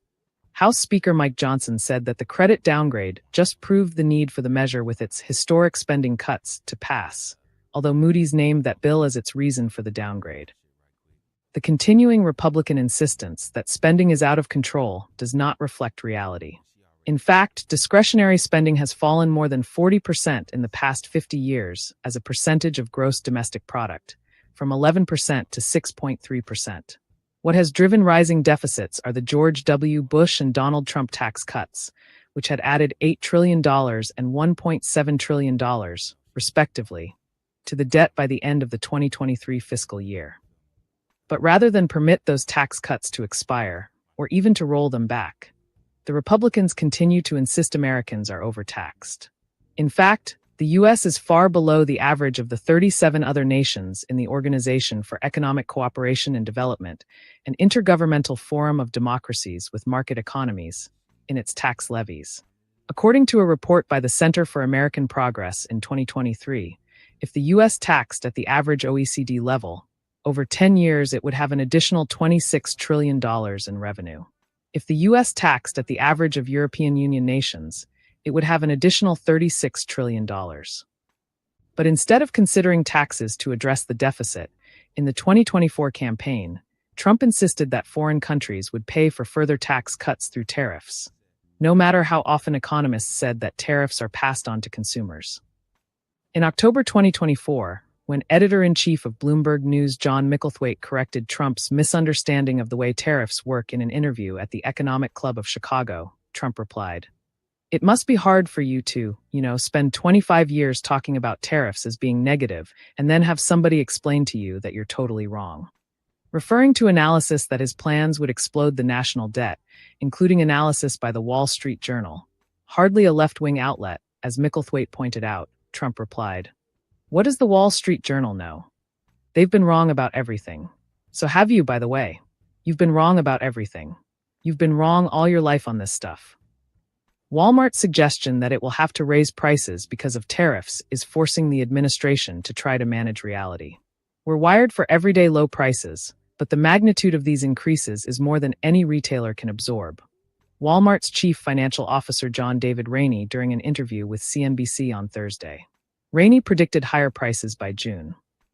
In response, Trump appeared to agree that tariffs are paid by consumers, posting that Walmart should eat the tariffs and not charge valued customers anything. "I'll be watching, and so will your customers." Today, Bessent reassured Americans that he had spoken to the CEO of Walmart, Doug McMillon, who had agreed that Walmart would, in fact, eat some of the tariffs. So with the current big, beautiful bill, we are looking at a massive transfer of wealth from ordinary Americans to those at the top of American society. The Democratic Women's Caucus has dubbed the measure the Big Bad Billionaire Bill. Lest there be any confusion about who will benefit from this big, beautiful bill, one of the many pieces tucked into it is a prohibition on any state laws to regulate artificial intelligence for the next 10 years. Despite its gargantuan energy demands, harm to the environment, and threats to privacy, the administration is pushing AI hard, and the country's leading AI entrepreneurs, including Elon Musk, Sam Altman of OpenAI, Jensen Huang of NVIDIA, Ruth Porat of Google's parent company Alphabet, and Andy Jassy of Amazon all traveled with Trump to Saudi Arabia last week. The Saudis are looking to diversify their oil-dependent economy and are now the world's largest investors in artificial intelligence. Speaker Johnson hopes to pass the bill through the House of Representatives by this Friday, before Memorial Day weekend. In other news today, the office of former President Joe Biden announced he is battling an aggressive form of prostate cancer. As vice president and president, Biden was a fierce advocate for cancer research, with the goal of reducing the death rate from cancer by at least 50% by 2047, preventing more than 4 million deaths from cancer, and improving the experience of individuals and families living with and surviving cancer. And in international news, Romanian voters today rejected a far-right nationalist who deliberately styled his behavior after Trump and whose victory, until recently, was being treated as a foregone conclusion. Instead, voters elected the centrist mayor of Bucharest, Nicu Dan. Even before the election, Dan's opponent insisted the election was illegitimate, claimed that he was the new leader, and called for his supporters to protest in favor of his election. But in the end, Dan's 8-point victory was too much to overcome, and he conceded. "This is your victory," Dan told his supporters. "It's the victory of thousands and thousands of people who campaigned and believed that Romania can change in the correct direction." Notes: https://www.budget.senate.gov. Okay, a couple things here. U.S. has one of the most progressive tax systems on the planet. We do soak the rich. Europe soaks everyone. Is there something wrong with soaking the rich, Ryan? Because what I just heard is that Trump is intending on extending the Bush tax cuts, which is going to add to the deficit. So soaking the rich doesn't seem to be a problem in a country that is literally the richest on earth. So maybe maybe I'm reading something into this comment that I shouldn't be. So let me know.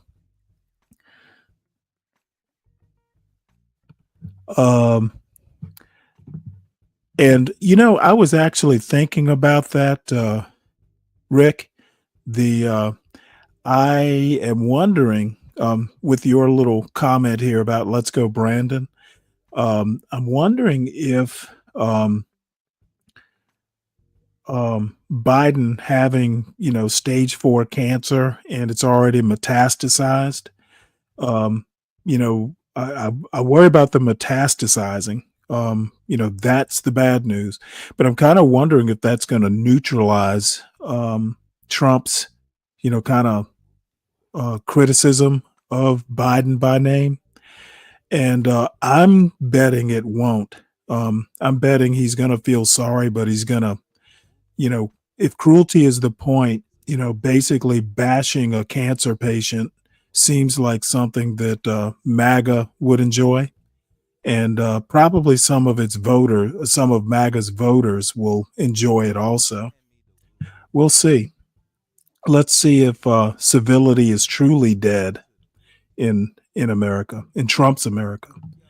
The other thing, I think it's egregious that a U.S. president goes to an American company, and Walmart is one of the most American companies out there, which, people actually love the low prices and have for decades. I think it's egregious that a president tell a job producing company, last I can remember, it was America's largest employer, maybe outside of the government.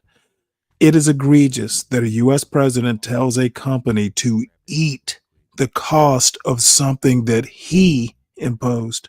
I think and I'm not a corporation guy. I'm not the sort of guy who's going to, cheerlead for, huge corporations. But I think that's utter bullshit. And America is getting what it voted for. And I'm not quite there yet, but I'm getting pretty close to I told you so territory. This guy is a fucking wreck. So let's see. We need to give more of our tax dollars. Fuck all that, Webster. I don't feel like that fucking partisan bullshit. Them Biden tapes out now. He wants sympathy. Well, you know what? Maybe when you spell sympathy right, I'll have some sympathy with this message. So let's move on. So pretty much all the news stories that I intended on getting through, and I'm sure maybe one will pop up that I'll talk about as it pops up. But I'm going to go ahead. There's some videos here that I have selected. I had not intended on continuing with this black fatigue theme, but it seems to be overtaking our corner of the internet. So I'm just going to go with the flow. Let's see here. Let me can I bring up the video? The next video. This is brand new. Let me reload it here. Okay, apparently this black fatigue fucking has. Oops. Damn it. Okay, apparently This is this creator is called Pretty Realist. I'm sure I must have watched stuff by her, but this is probably the first time I've shown it, and we will be the first like for the video. It's been out for a couple hours, so and we're the fourth viewer. So let's see what this is all about. This black fatigue fucking hashtag is bringing out the absurdity in certain communities. Not only am I just getting racist ass stitches and videos, just proving my point why I have black fatigue. Oh, I'm getting ridiculous comments saying that indigenous people, American Indians, are now BOK people. They're BOK people. And now I'm having people telling me that gingers are BOK people. The whitest people on the fucking planet because they're ginger. Why? Because you have some red bones? Is that why? So now you're claiming it? And why? Because Indians are indigenous and you might have been indigenous in Africa? What? Where are you comparing it? Where are you getting this DNA fucking logic? Just trying to stay sucker free in a world full of lollipops. I'm seeing all the ops. Fake news, fake views. It's an illness, the cure to the sick shit. It's the pretty realist. What's good, family? Welcome to Pretty Realist. If this is your first time joining my channel, welcome. Now, Oh, by the way, she is a female black conservative. Just so you know, that's how I came across her. I tend to watch a lot of conservatives, mainly because I know what the liberal, I know what the left side of the aisle is thinking, just because I'm one of them. But I like to stay up with what the right does, because they are a cornucopia or a kaleidoscope of ideas, ever changing, sometimes moment to moment, So here we go. Now, I've spoken in a few of my videos that there is definitely a race war that's been going on social media. A whole new terminology that has actually just been going viral, which is called black fatigue. I've actually spoken about it. It's definitely been a lot of hostility when it comes to race relations on social media between black and white people, as well as situations when it comes to the foundational black Americans, Native Americans, when it comes to who's indigenous. You had the whole situation when it comes to the deportation. So then you had the black Americans going against the Hispanic. It's been a lot. But you know me, I am a Libra, and I stand on the side of truth. I do not pick sides when it comes to the color of one's skin, even if it's from my own community. I also suffer from black fatigue from time to time. I love my people. I love y'all. I love y'all. But y'all be doing a little bit too much. One of the best things I could ever did for myself was to stop watching baddies. That was like a gift to my brain, because it is obvious that it is producing diarrhea when it comes to the culture that watches it. Not only did they get banned from Africa because they fought out there, you got idiotic young women like this one I'm about to play. You know what? I ain't even got nothing else to say. I'm gonna let y'all watch this shit. Thing I've been seeing. So Summer was telling somebody that they face look like Emmett Till. Allegedly, Emmett Till is a SA victim. The girl was only 14. And they was like, they don't know why would Summer even say that, because that is not something that you would even bring up. And now that she's going to be canceled because she's basically like. And even through all of that, something happened. A young lady picked up her phone and said these words. I just need to remind y'all again, everyone who is ginger, who has red hair, those are black people. Oh. The internet went crazy. So I've been seeing this all over TikTok about the ginger and black people thing. And I've been saying it from the get-go that we've always really messed with each other. But you know what I wear every night because of one of my ex-situationships? All right, hold up. Hello.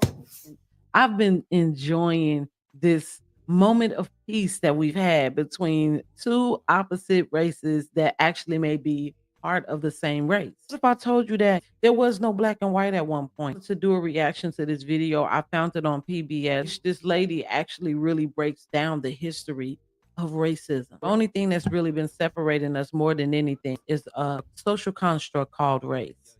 Let's see what exactly happened. How did we get to this point? And then maybe we could kind of learn how we could grow from it. Do you know that race was not always considered a biological or genetic category? So how did we come to understand it that way today? We all have a working definition of race, whether you kind of understand. You know what? If you actually want to know about race, instead of going to PBS or the internet in general, let's see. You can do much better.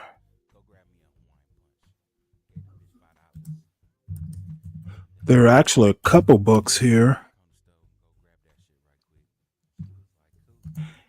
And one of these ladies is actually kind of like a hero of mine. I'll play this video and then I'll find the book. That'll probably be better. Understand it, hate it, claim not to see it, or study it, hint, hint, cough, cough, that's me, it still plays a role in all of our daily lives. From the way that people interact to the places they live and stereotypes they face, race is still a determining factor in our social structures, both inside and outside of the US. But full disclosure, I do a lot of US history, so this is a US specific video about race, since these histories operate differently across various contexts. Okay, so let's get started by asking, what were some of the earliest definitions of race? Well, before we started thinking of race along the lines of biology, genetics, or phenotype, aka physical appearance, did you know that it was largely considered a category of kinship or group affiliation? In the 16th century, we started to see the use of the word race in English, but it isn't attributed to physical traits or behavior. It meant quite literally that you were all members of the same household, group, or shared a common ancestor.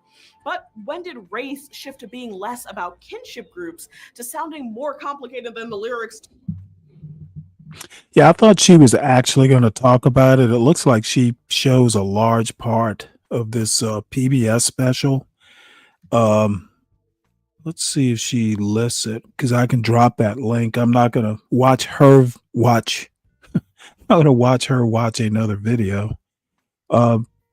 She's an actually fairly interesting person. Of course, being a conservative, I don't agree with everything that she says, but the PBS documentary is called The Origin of Race, which I've never watched, but I much prefer to read about it, as you might imagine. And this lady right here, her name is Nell Irvin Painter. The woman is she's a historian. She's a professor emerita, history professor at Princeton. And she had a really weird, kind of interesting change of career. After she retired, and I guess she must have been in her 70s maybe, she went back to school, and she went to the Rhode Island School of Design to become a painter. I guess she'd been painting as a hobby.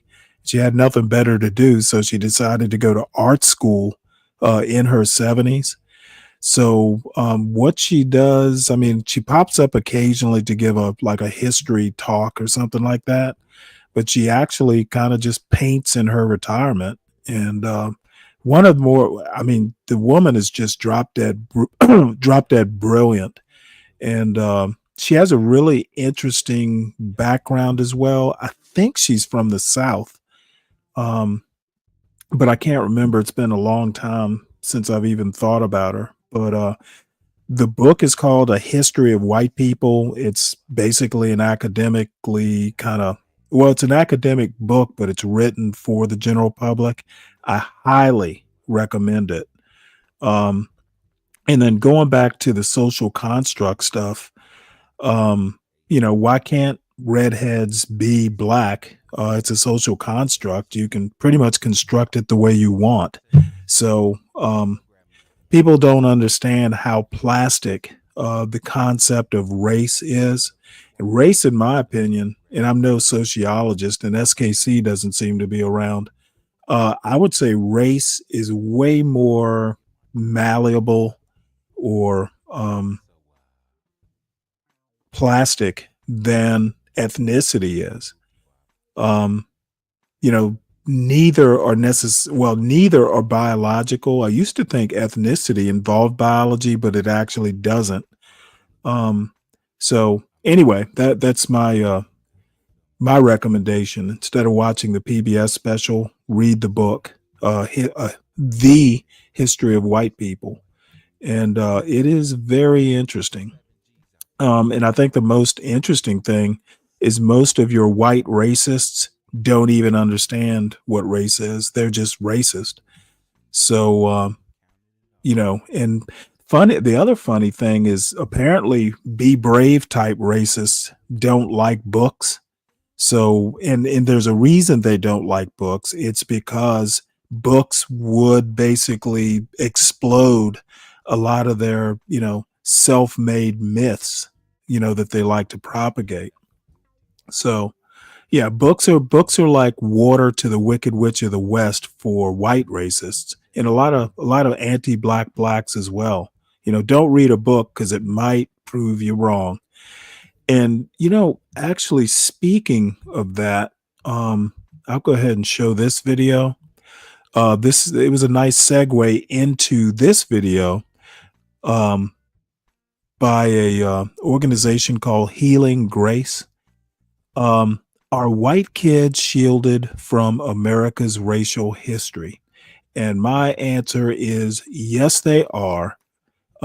People like the DeSantises and the Trumps of the world do not want history taught correctly or factually because it might cause some tears, which in my opinion, if history's taught right, the main message is you convey, these are your ancestors. This isn't something that we do much of today. History taught right, doesn't have to involve tears or rending of garments. So this video is 34 minutes. And I'm going to see if we can't get through it. And because we're going to be going into videos and stuff like that, feel free to hit the links I posted. Portia posted the link just a while ago. So feel free to hit the link if you want, especially if your name is Troll or Be Brave. And if Be Brave, you're probably in there or out there lurking somewhere. No time limits. You don't get white privilege on my panel. You get treated just like everybody else. So, we don't have a special class for old white men. So here we go. So now the question, white parents, is how are you going to teach your kids to use their privilege in this society to further the good things in society for everybody? If you heard that in a classroom, it was taught that to be white is to be racist, how would you feel about that? This whole idea that you're going to throw racism at white people and say, oh, you're automatically racist. No, we automatically are born into a racist construct. And if that makes a little white kid feel bad, I don't care. So my mom told me about whiteness and racism the day I was called the N-word by a classmate.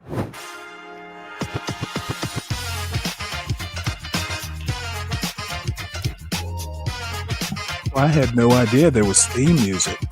How can we get through this? That truly are, open and don't have the same, you have the controlling people, namely white political men who are saying, no, we don't want this. And let me show you how, and trying to indoctrinate people into their belief. So who wins? It's like to me, it's a battle of good and evil. Who wins in the end? We can continue to raise our children, and hopefully they raise their children the same way, that they're open. But at that same time, those others are going to raise their children, under certain belief system as well. So do I think it'll ever completely go away? I don't. I'm always hopeful, but I don't.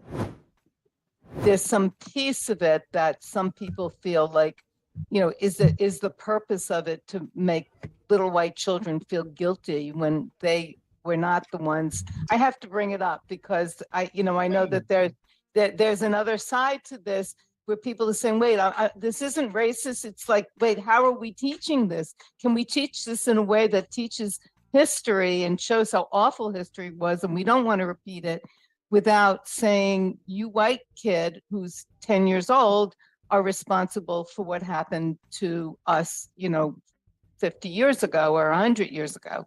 So I just want to throw that out. Can I say something really quick with that, Randy? Yeah. So why was it okay for little 10-year-old Michelle, Felicia, Andre to learn that our people were brought here as slaves and that's all the history you get?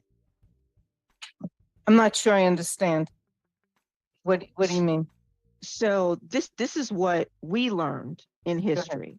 I know I think I'm a little older than both of them, but my history class was, here's this little small part of Black history. It was, you were slaves and you were in the cotton fields and that type of thing, but that was it.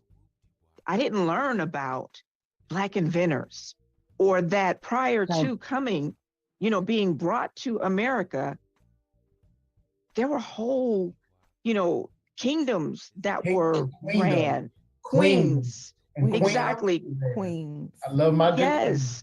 So is that part of what people are wanting to take out of the curriculum? I don't know enough about it. They want to take all of that out the curriculum, and this frustrates me to no end, because this is why I struggle with having relationships, because there is just a fundamental lack of understanding that white people are just going to have to get uncomfortable. I don't care if these little kids feel a way in the moment learning the actual truth of what happened, that there were these people in the past that probably are your ancestors, they're probably your great-great-great-grandfather, that owned your classmates' great-great-great-great-grandmother. Like, so what if you feel bad about it? Who cares if a little kid feels bad about it? Every little kid should feel bad about it because it was shitty. So why are we so concerned to protect little white kids' feelings? That's what's perpetuating racism. Well, that's actually the other extreme. Again, you can teach this sort of stuff without, assigning guilt. There's something called presentism. Basically, that's taking history and judging it by, current standards. And that's exactly what you don't want to do when you teach history. There is a way to teach it without, either traumatizing kids or giving them the idea that, history was a cakewalk. And, that's why we need better teachers, to be honest. Let's see. We could still be living with the primitive mud hut people. You know what, Webster? That's why I think people are just basically morons, especially anti-black blacks.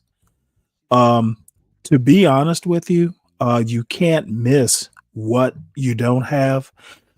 So the excuse, because this is essentially what you're alluding to. Hold on one sec. Yeah, basically, what you're alluding to with that comment about the mud huts is that, hey, you're lucky you're living in the United States, because the alternative would be living in a mud hut. And my answer to that is, number one, you can't miss what you never had. And number two, as I told CT, and he just showed his ass when I told him this, that the one good thing about mud huts is that they harden. What the fuck do you think bricks are made out of? Mud and straw, and kiln dried. So a mud hut can be as sturdy as it can be a fairly sturdy structure. It's environmentally appropriate, and there's actually nothing wrong with a mud hut. How do you think Africans survived? Well, number one, the going theory is that life evolved, or human life evolved out of Africa. How the fuck do you think people survived for millennia before, Europe came to be?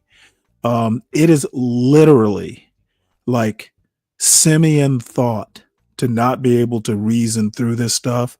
So when people want to bring up mud huts in Africa, I literally think that this is like Neolithic thinking. Europeans lived in caves. So apparently it is possible to live in a mud hut and be perfectly happy. Now, lives weren't as long. Life does progress. People do learn things. You over the millennia kind of make life better.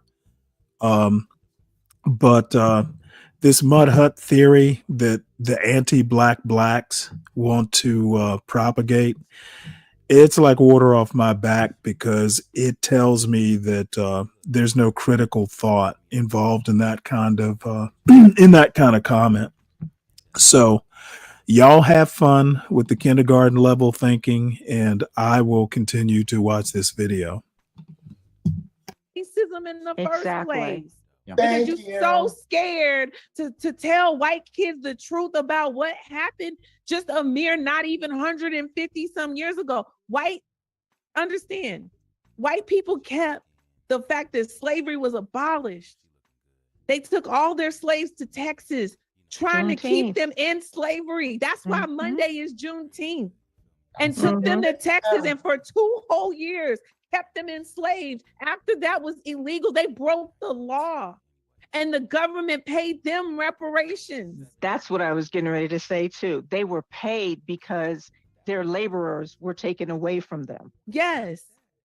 And if that makes a little white kid feel bad, I don't care. So Felicia, I don't think care. Yeah, and I can. Well, come on now. You gotta care for the kids. And by the way, I forgot today was Juneteenth. I guess I'll have to go down to Walmart and get my Juneteenth ice cream. But happy Juneteenth, everybody. I can hear you on that. I think the difference comes in with regard to the word racist. That's as an example, what you said about being racist. I think the worry on the other side, okay, if I were to channel them, is there is a difference between knowing history, knowing that history was bad in X, Y, Z way, even feeling guilty about it in some ways. Because I actually think that's okay too.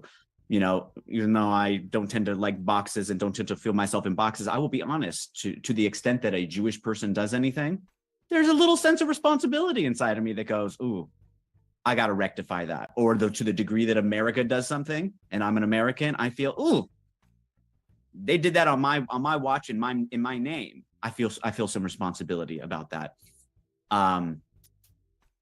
There's a difference between that and feeling like you were directly responsible for this, as you even put it, this system that we were inculcated within. Right? Hold up, not directly responsible, but a beneficiary of it. Yeah. I know you care about that too. Yeah, totally. I'm willing to say that as well. And so I think what the pushback is, if I were to channel it, is that a white parent doesn't want their white child to feel like there's something fundamentally wrong with them as a white person. Why not? We're told that shit is fundamentally wrong with us as Black children. Well, I'm going to answer that. Kids should not feel that they're something is fundamentally wrong with them. Now, I'm okay with them learning that there's something fundamentally wrong with their ancestors, or fundamentally wrong, with closer ancestors, but never the kids. You want to make sure the kids are okay.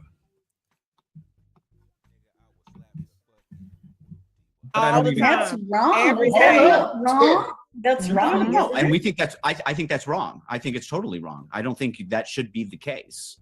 But to the extent that it prohibits teaching history accurately, that Accurately. Then That's totally, yes. totally. I am 100%. Hey, Richard, you know what? I am having a senior moment. Since I've stopped working, sometimes I actually have problems, almost apparently I don't even know what month it's in, what month we're in. So, yep, it's next month. Sorry about that. And then, once again, Renato Manioni says, if his ancestors were Italian, Jewish, Russian, etc., they weren't even here. Well, the problem with that, especially if you're Italian and possibly Russian, but more Italian and Jewish for that matter, there's this thing called Africa, and there's this other place called Europe, and Europe colonized Africa as well as the Americas. So just because you're not from America, that doesn't necessarily mean, there's nothing in your background. And the thing is who cares whether you're Italian, Jewish, or Russian? You are American, and the goal is to teach American history. The goal is not to make people of today responsible for it. The whole goal is to let them know, okay, I don't understand this thing where, and I'm gonna be honest with you, it's Americans in general, but it's actually like conservatives and European background conservatives who seem to think that everything is personal. I hear Be Brave talk about, when he's talking about the glories of white culture, he always says we, like he had something to do with it. You know what? The Be Brave types and the Ryans and the Richards, y'all are users of the same white technology that I am. Unless you invented something, you are in the boat for the ride as well as all the black people. Okay, unless you're like an Elon Musk or a Steve Jobs or a Bill Gates, you're paying for the bus ride too. You didn't invent shit. And when you start talking about, quote, white culture, I'm going to say this: Be Brave isn't even a good racist. Even racists need to know something about American history. So, I would encourage the people who are big Be Brave fans, when you get over in his chat today, encourage him to become a better racist, a more knowledgeable racist. At least when he spouts that shit, it'll be at least grounded in some factual reality. The reality is when Be Brave talks about white culture, there is no we involved because he hasn't invented shit. He is a rider on that boat just as much as I am. He has invented no more than I have. He has invented no less than I have. He's here for the ride. So, hey, Kimmy, how you doing? Good morning. So, hopefully Be Brave is lurking and hears this. If not, y'all let him know now you're here. And also that first of all, can we just be honest? White folks just need to stop centering themselves. Yeah, that's the problem. And in exactly, white people need to stop centering is themselves. parent, And I know the I response, kid, the response from the anti-black blacks is going to be, well, hey, we couldn't have been free had it not been for the whites. Let's worship them. And I would beg of my anti-black blacks to be a little bit more grounded and have some pride. Anti-black blacks, have some pride. Let's see, what is Ryan saying here? I always correct people who say we invented or we were slaves when neither is the case. Well, you know what? I would make the joke that Be Brave might be old enough to get away with saying we, but actually that's just a joke. He's not. Um, again, he is not a Rockefeller. He is not a Vanderbilt. He is not. He's just a normal dude, just like me, just normal. You know what? When I get into that car and I turn the key or push the button, he didn't build that car. So this white culture bullshit that he wants to pretend he is propagating, he's not. And it came up yesterday on his channel, something about rich white people want to hang around white trash. I can tell you right now, that is certainly not the case. So, there's that. So anyway, let's get back to this video here. To feel guilty or And by the way, I really haven't watched the video, so I'm not bound to agree with any of the stuff that these people are putting out. I think this thing about the kids, being hurt, or you know what? You don't want education to be painful. You want education to be enjoyable, and assigning guilt is just as retarded as denying history itself. You might as well not teach history if you're going to wind up teaching it, teaching history as trauma, like history was horrible. Well, there were some good parts too. It wasn't all bad.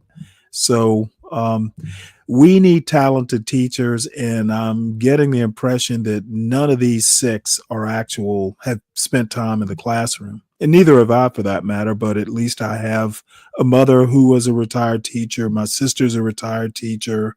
Brother-in-law still works as a principal. So I have at least, had some exposure to education. Hey, Pan Mulattoism, you were on Rap Raven's show the other day, right? Was that you? Yes, that was me. Yeah, I used to tune into his show every Friday, mainly just to troll. But I've been, so busy, I've kind of gotten away. But I tuned in for a few minutes last Friday. So, how you been? I've been well. Thanks for asking. How you been? Not too bad. So like I said, I caught a little bit of the show. You never resolve anything on Rap Raven's show. It's almost like you aren't talking at all because he never changes his mind about anything. Yes, I've noticed that. I was trying to wake my mulatto brother up, but he still wants to pretend to be black, so that's his prerogative. Well, if you're going to follow the one drop rule, at least in, the American context, he is black. But, and I saw Kale showed up just as I was leaving the show to go do something else. Kale is even worse than Rap Raven. I love messing with Kale because he loves to just say, Stanley, it's obvious you aren't on code. And I'm like, damn it, I invent my own code. I don't need you to give me a code to follow. But they're a good group, and we've known each other for like 2 or 3 years now. And they know me, I know them, and whenever I go up there, we tend to kind of have fun with it. And I want to address that one drop rule. The one drop rule was forced on people of African descent by Caucasians. Or in other words, we as mulattoes, we don't have to define ourselves by the white gaze or by what white people call us. We have a right. Okay, well, let me stop you. Number one, I know what the one drop rule is, and number two, the mulatto rights to me, it's just a thing. Because I actually do believe, race is a social construct. Now it's real, mainly because people believe it's real, but it's more conceptual. So Don't get wrapped around the axle. You're not making new arguments here. Well, let's have a dialogue about race being a social Nope, not construct. even not the theme of the show today. Then why did you bring it up? Because because I'm the host. Okay, so you diverted from the subject. Let's talk about the subject. At hand. Hey, let me tell you, as host, I can do that. And then not only Let's can talk I about the divert, dude, I'm not Rap Raven. Your ass will be gone and won't be back. Don't mistake me for nice. No, I mean your booty clapping.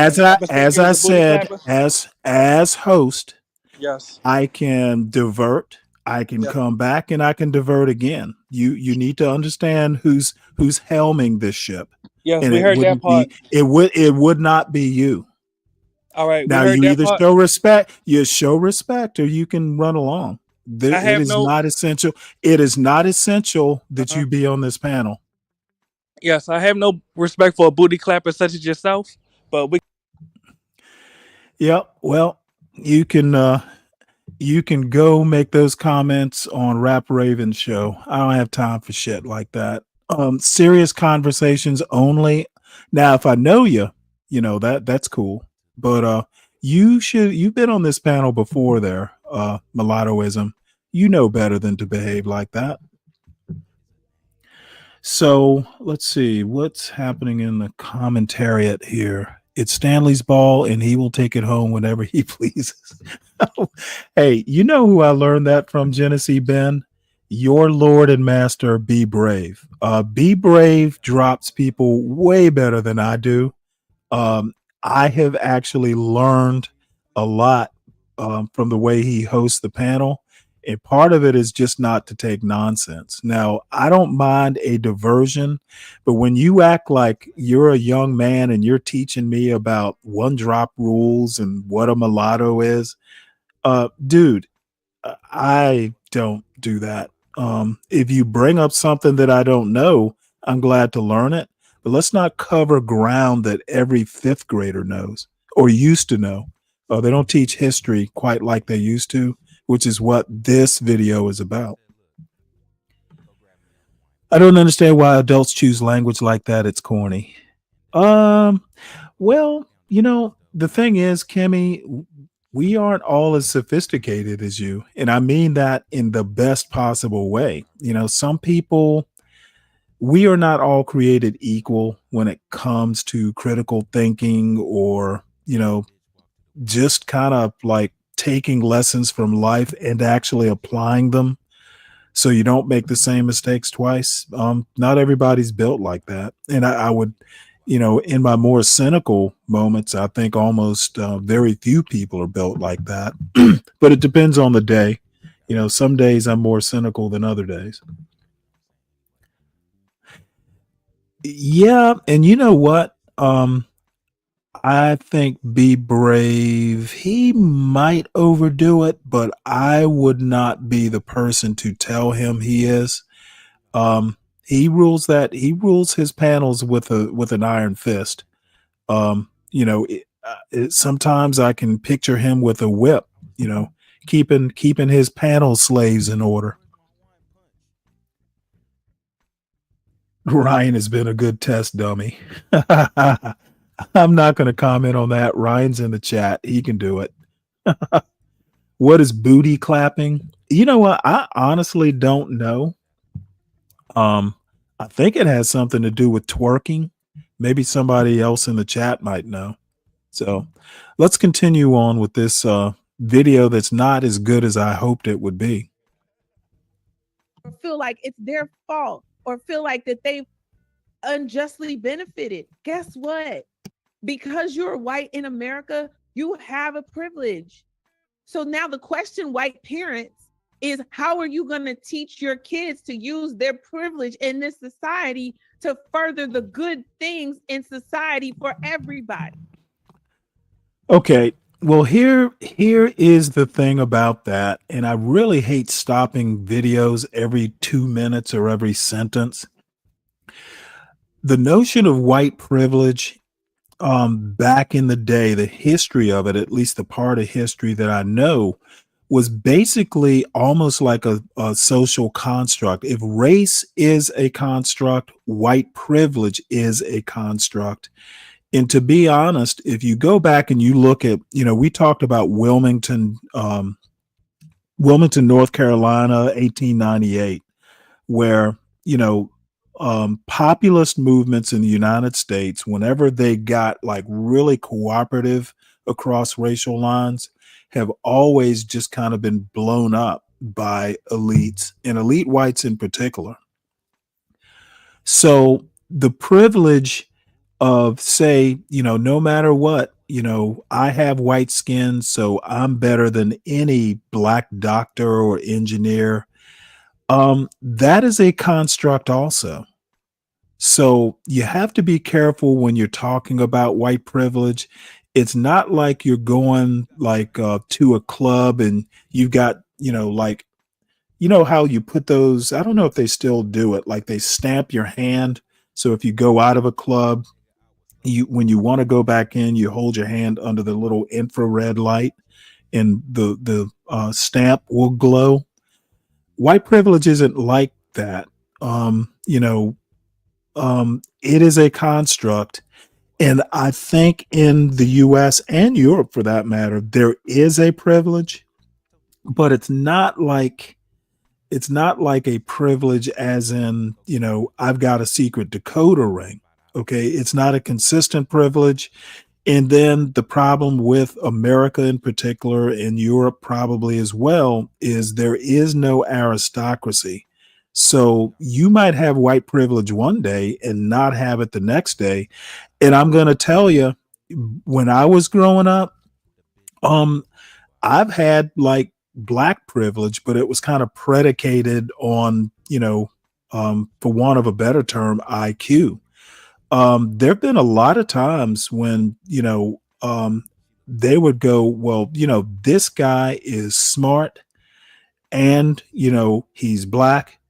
And I can understand how we were talking on well, I wasn't on the panel, but I was listening to Be Brave, I think CT and SKC talking about the subject came to DEI where, if somebody gets hired, he's a black guy, he gets hired at some senior corporate level, and somebody up in the C-suite goes, hey, you know what, we're getting mighty white here, we want to add some diversity to our ranks. Go out and find me a qualified black guy. He's got to check all the boxes. He's got to, fit into the team, etc. There is nothing wrong with narrowing your search. Okay. And there are ways to do it legally. If you get a black guy and you're looking for a black guy, now you're not going to be able to do this openly because somebody's going to bring a lawsuit. But again, there are ways to do this and not break the law. But if you get a black guy who's in every way qualified, there is nothing wrong with hiring that guy. You're not losing anything. You may even be gaining something. So this Sturm and Drang about, white privilege, there is white privilege, but it's not a get out of jail free card. People need to stop, people need to put it in context.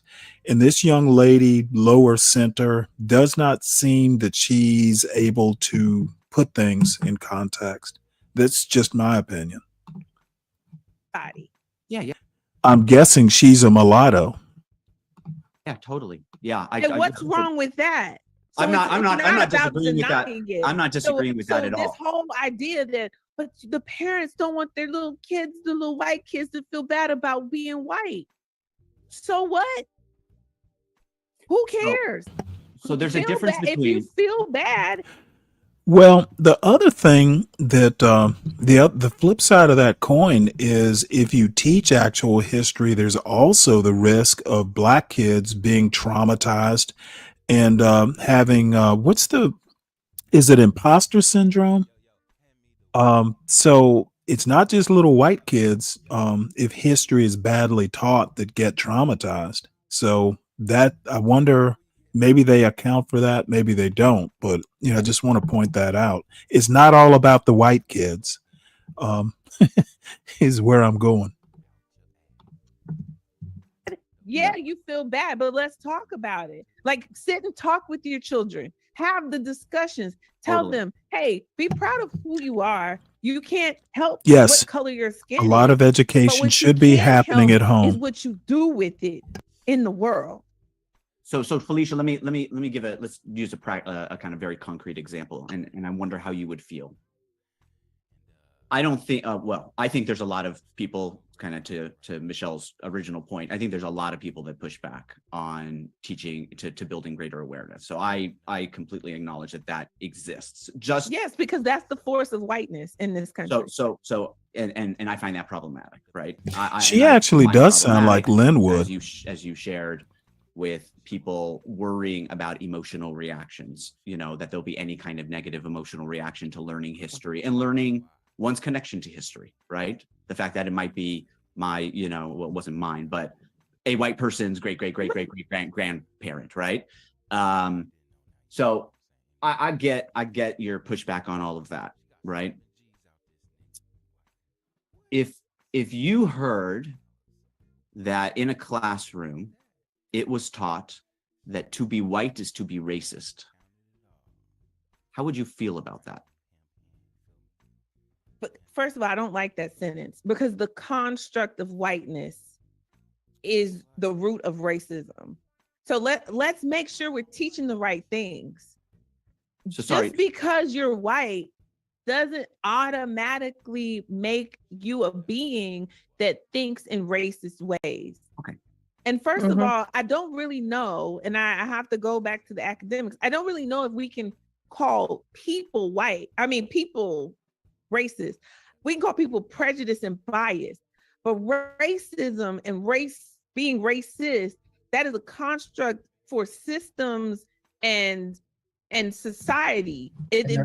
She's a wrong. Bigger thing. It's not a race. That's why She's talking racism. You calling people racist is kind of dumb, because people. No, it's not. First of all, we're not born racist, and I don't think human It's beings taught. can be racist. What human beings can be Okay. is ignorant and prejudice. This woman is full of bad ideas. She needs to read a book as well. So hopefully she can join Webster, Papadopoulos, and maybe at Drag Queen Story Hour, they'll be reading about race as a construct, and they can learn it together. They can be study buddies. No, racist is just fine. Read the Field Sisters. Racist and racism, race and racism are not the same thing. Racism is systemic. Racist is a description of an attitude, a posture, or behavior. There's a lot that she's spouting out that really needs to be refined. And I really wish she would stop talking, to be honest, and let somebody else talk.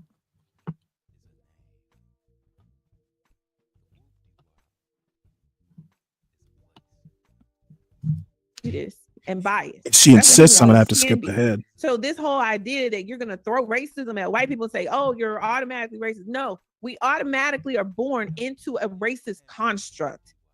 And if teaching that hurts your little white feelings, I don't care. Yeah. Genesee Ben, I'm actually starting to agree with you on statement that. that I used, right? Yeah. And whether it is based in fact or not, that, in my understanding, is the concern that some portion of white people have, is that there's some connection between a child's whiteness and whether they are inherently racist, right? We're all inherently or directly responsible for where we find ourselves.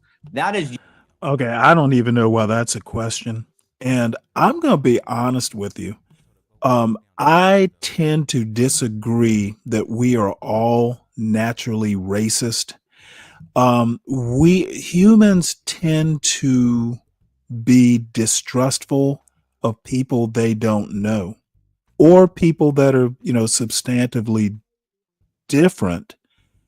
I don't know. I'd have to actually think about it, but I don't think all people are racist. You hear a lot of anti-blacks and a lot of, just anti-blacks in general say it's okay to be racist. We're all racist. Everybody in the world is racist. It's a human trait. I think it's a cultural trait.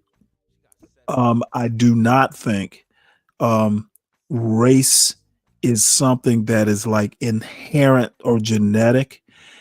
It's better, in my opinion, to think of it as people tend to distrust things that are different or are out of the norm. New situations, new people. You'll see it with babies. Sometimes, somebody new, like a friend that, the kid has never met before, especially if the kid is kind of shy, you'll see them kind of like hiding behind their parents a little bit until they get comfortable. That is not necessarily race or racist. It is basically, confidence and encountering something new. And some people handle it better than others. This notion that everybody's racist, it's okay. I thoroughly disagree with that. And, I kind of said it, those sorts of things just need to be refined and spoken better. Is usually that I think is the basis of the pushback. Now, do I think that that's actually happening to any great degree? I haven't seen it happen to any great degree. Do I think that that's the only motive that exists in shutting down history? No, I do not. There's clearly. But let me ask you a question. Yeah. Because as you and Randy are Jewish, let me ask y'all this. Yeah. The German kids that are taught about the Holocaust in Germany, and there's like deep curriculum. Mm-hmm. And I mean, they are like, it is ingrained in them. Like when you go over there to Germany, and I've only heard about this, I haven't been yet, but like there's atonement, there's a solemnness, there's an accountability, and German people take accountability. They are taught to take accountability for the actions of people they don't know.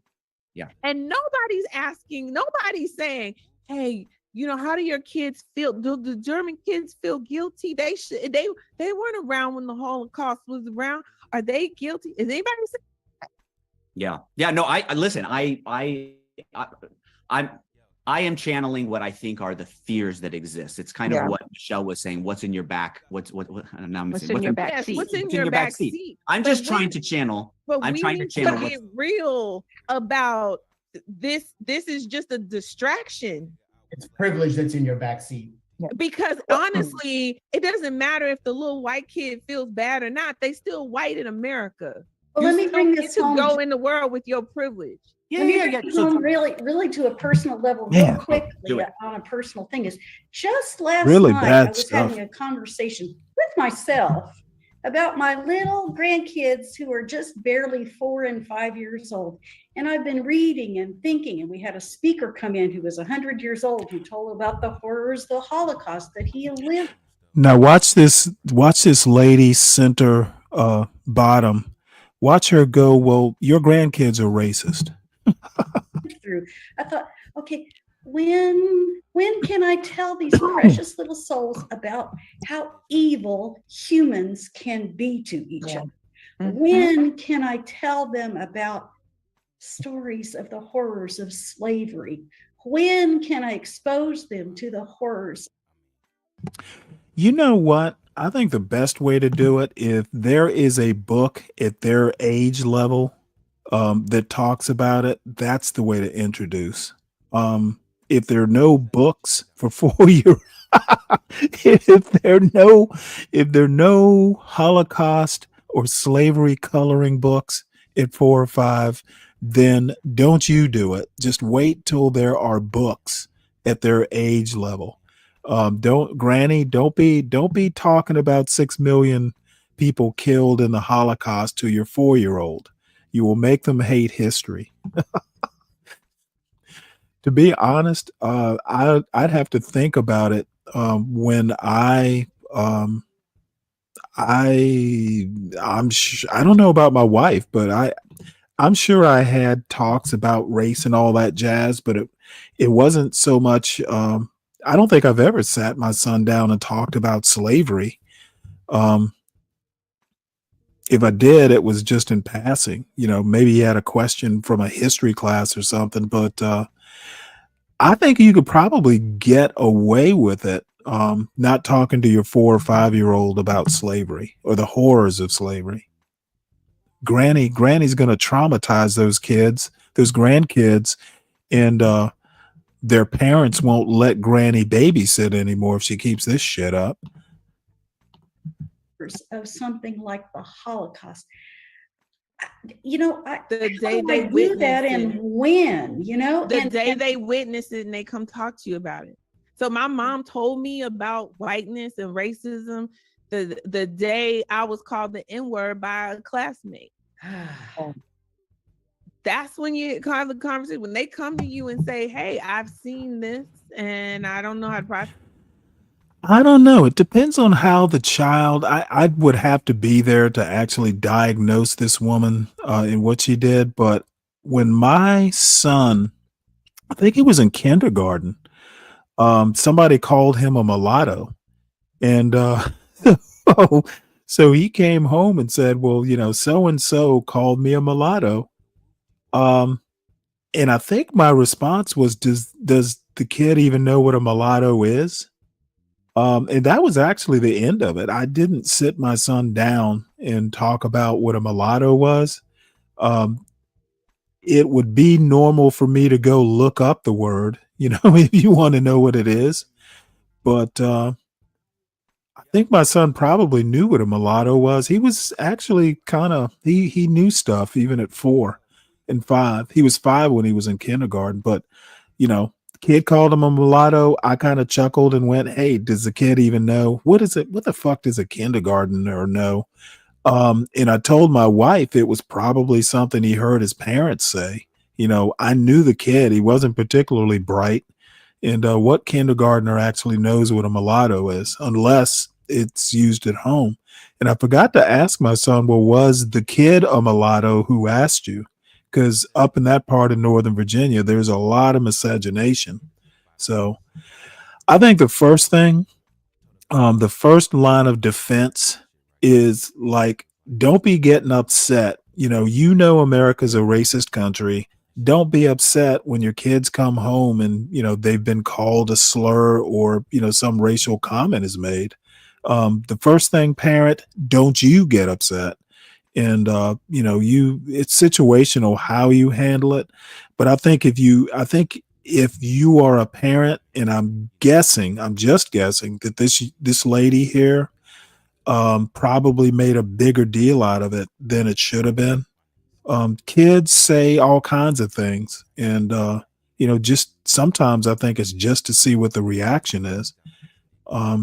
So don't go overboard. She lying. Nobody called her the N-word except other blats. Well, hopefully the blats didn't call themselves blats. Process that I want to talk about it. Okay, you've experienced some real life. Let's talk about some history. Let's talk about how No, I feel. Let's don't talk to your about 4-year-old or with your 5-year-old awareness, about. and you can lean into your faith. You can lean into the good things, and you can tell them that there are people in the world, and those people are wrong. There are people No, in the kids world don't that need to know choose that. to be biased, be prejudiced, be ugly, be nasty, be hateful, and you can say it's gonna happen. You're gonna. There's a thing about not talking to your kids with baby talk, but that doesn't mean you have to like get into, the details of racial history in the United States. Let kids be kids. What is this woman talking about? You're going to witness it. It might even happen to you, but that doesn't mean that you have to show up like that. It doesn't mean you have to be like that. Yeah. In fact, you have a duty to be better.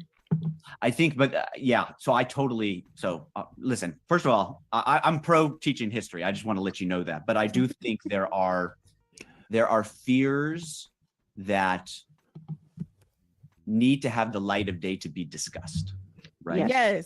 Yes. That needs, and even Marietta's fear, which is not the same fear that I express, but her fear is the right timing, is what I hear. And I got to tell you, having I'm Jewish. I had grandparents who survived the Holocaust. I'm the grandchild who knows more about those stories than anybody probably in our family.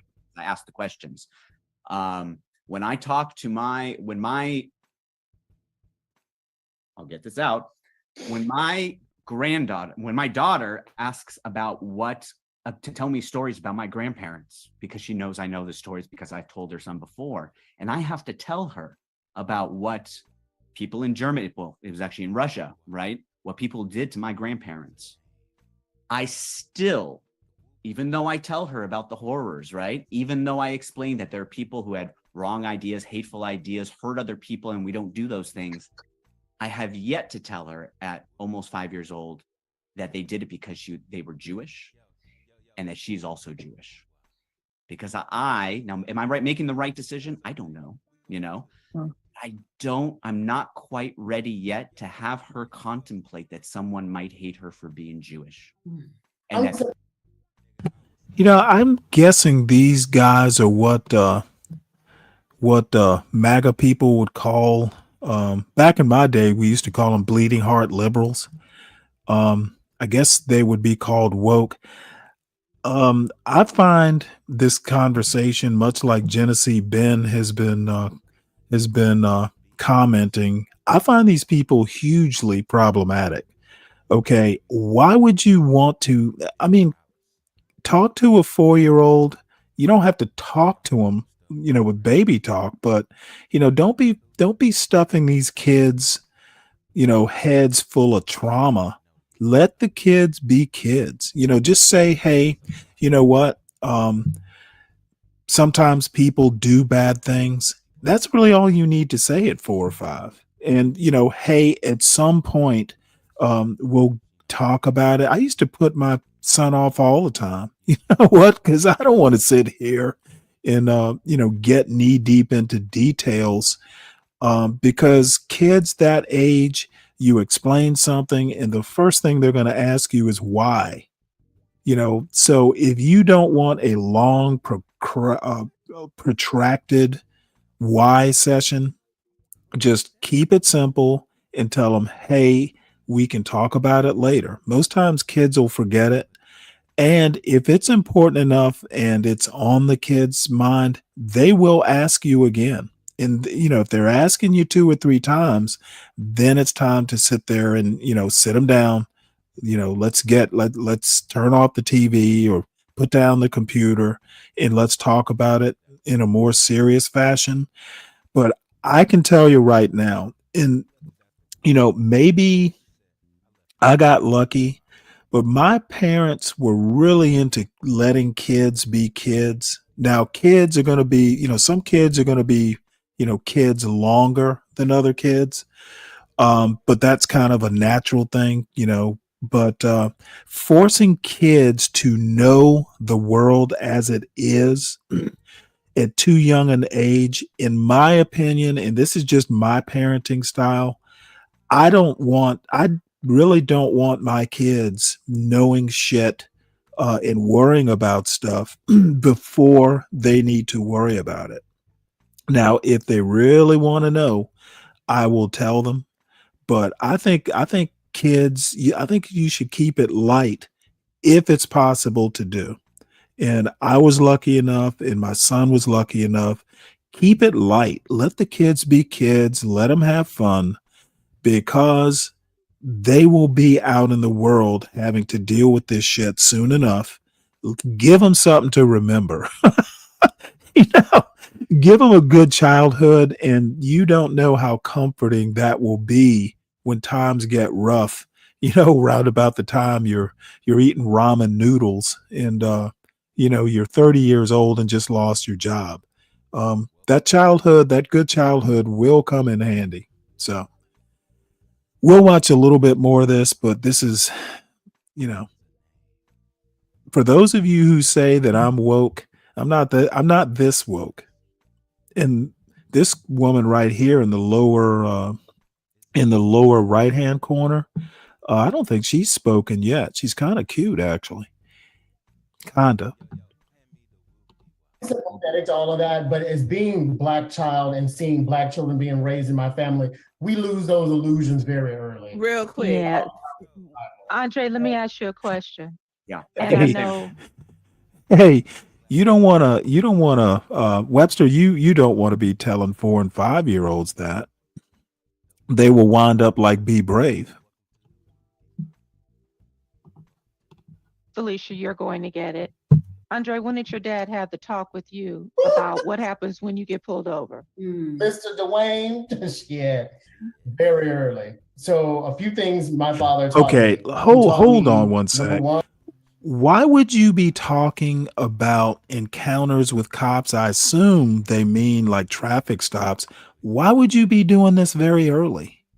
Unless your kids are like, you know, you know, if you as a parent are having a bunch of encounters with cops, maybe it's time to kind of sit down but I mean, you know, the childhood I'm imagining is not the sort of childhood where there are cops swarming around a whole lot. So I would recommend don't be talking about, you know, cops and traffic stops at 4 or 5 years old. Your kids are 10 years away from driving or more. Keep it light.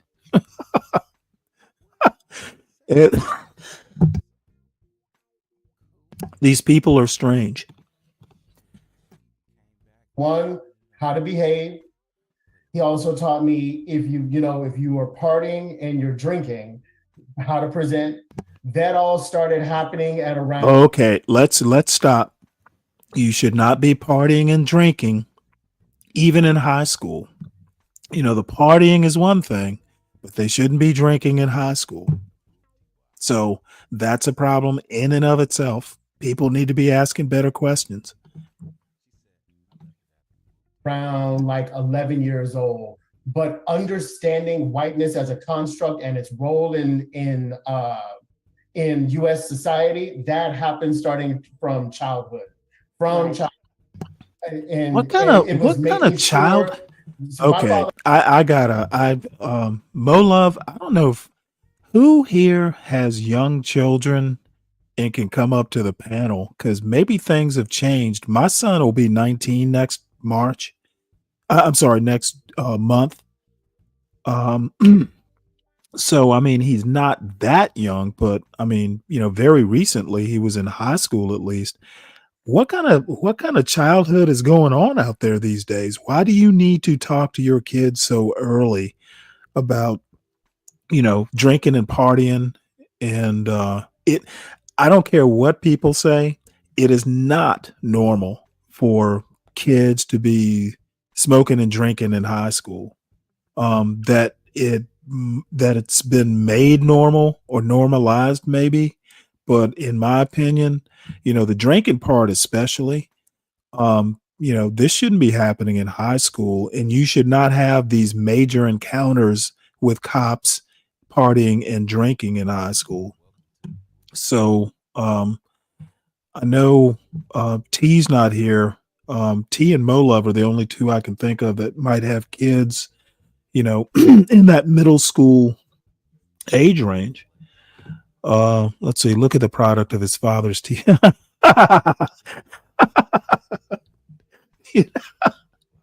Touche, Ben. You know what? That's good enough. I've been looking for a show title, so I guess that'll have to do it.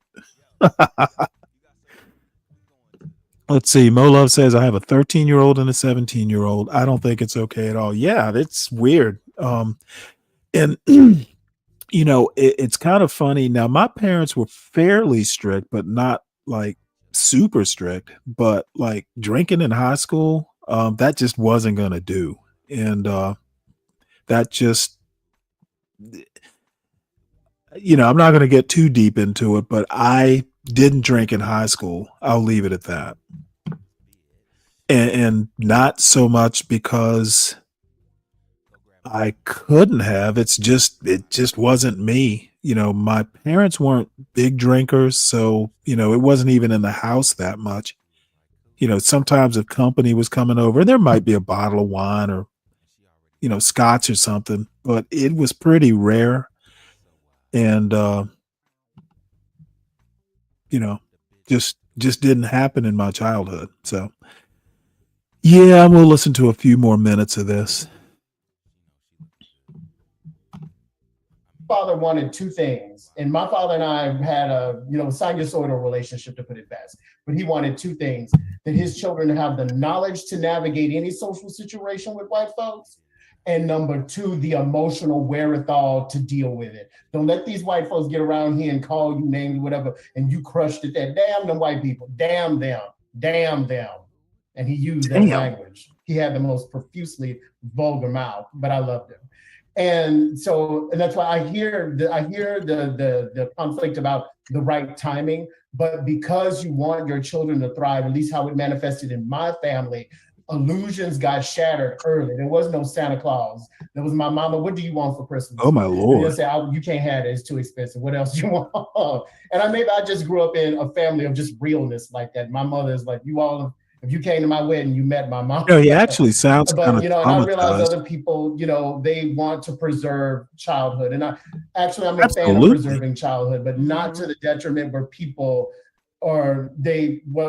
I'm concerned with Black kids knowing what they need to know to successfully navigate this world, build wealth. All that is good, but the first thing you want to teach your kid, especially if they're really capable, first thing is don't panic. You'll be okay as long as you can keep your wits about you. Fuck the wealth.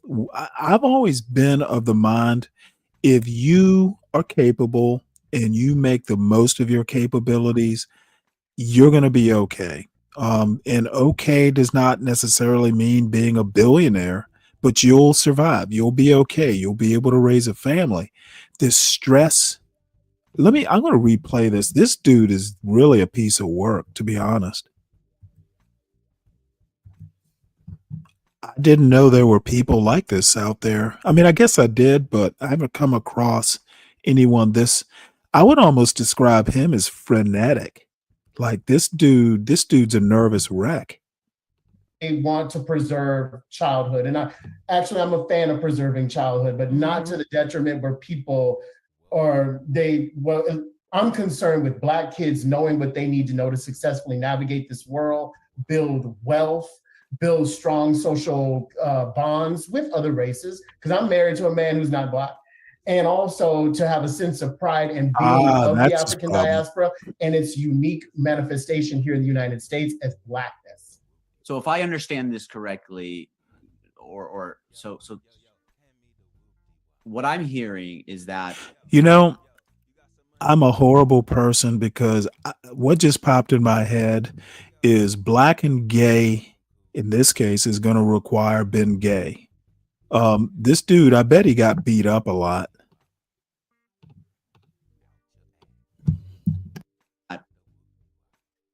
The Black community has had a history of having to educate out of necessity from a young age, out of necessity. Yes. And you have an experience it happens, it's okay. You can do it. White people generally have not had to do it because it's not as pleasant, right? And so it's like, why do we have to educate our children so early about these challenges? And you're afraid to educate your children because it might make them give them some feeling like we've been doing it for centuries. That's what I'm ingesting from this. Is that right? No, that's 100%. That's why I asked Andre, and again, I would have been shocked if he'd have said, what conversation? But you see, he immediately went into it because he knew. And, Felicia was shaking her head because we know these are the conversations that we have to have early. So maybe if these conversations, these hard conversations were had in all households from early, then change would truly come about. And I think it's hard for us. I'm not so to optimistic. have, or let me say me. It is hard for me to have sympathy of feelings because I have not got to have feelings. That luxury. Yeah, Right. yeah. And so to me, I understand resiliency. And it is time. If we're gonna move the needle and we're gonna make this change, it is time for white folks to get uncomfortable when it comes to having these conversations. Y'all have been in a bubble, and I know George Floyd kind of put a prick in it, and people are actively working now to close that back. You know, she might be the poster child for she might be the poster child for black fatigue. I haven't been a big fan of the term, but really, honestly, listening to her and the guy above her in the Brady Bunch squares, I'm getting black fatigue from listening to them.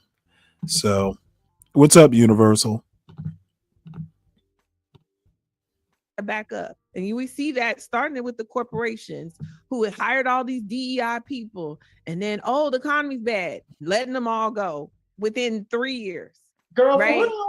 Child, it is rampant out here. I knew this shit was performative. It is very performative. So it's like we got to cut, and now people trying to act like, oh no, we're good now. We atoned, or we acknowledged, and that should be good enough. No, y'all not uncomfortable yet.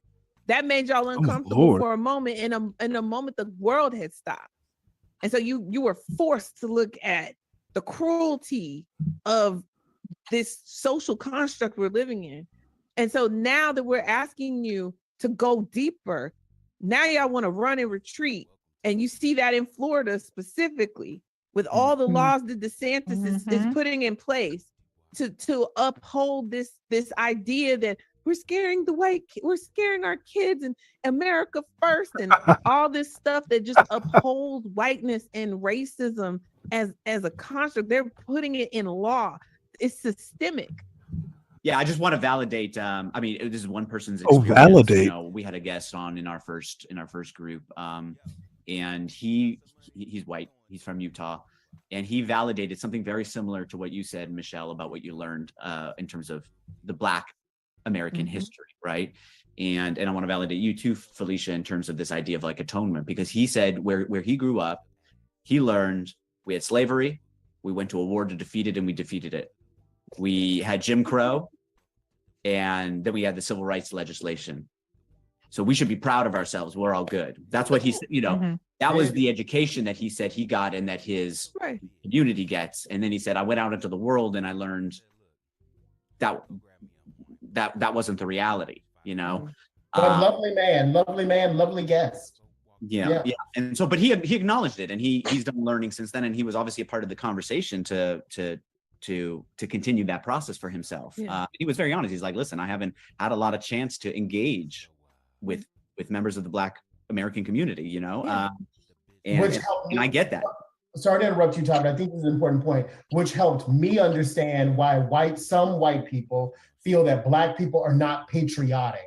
Because our wanting to delve into the nuance of what Todd just laid out that our previous guest had learned makes them uncomfortable, because that is a framework of the good guys. Oh, we knew we were doing this wrong, we changed it, And so when we were like, no, but there's so much more, and the remnants, or some of the remnants, are playing out in present day, well, that's not patriotic, because we're not as Black people, they feel we're not acknowledging the good guys.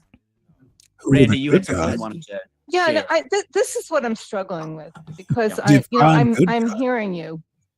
I think that is this a panel of good guys? That this Marietta is kind of a braver angel. That this is an organization Marietta and I both. Oh, I know what to, braver angel and what is. it's really working on is trying to increase conversation between different groups, and well, I can tell you right now, braver angel, because I actually have met the head of that organization a couple times online. They are looking at something they basically want to call either racelessness or colorblindness, and they aren't my peeps. I'll just leave it at that.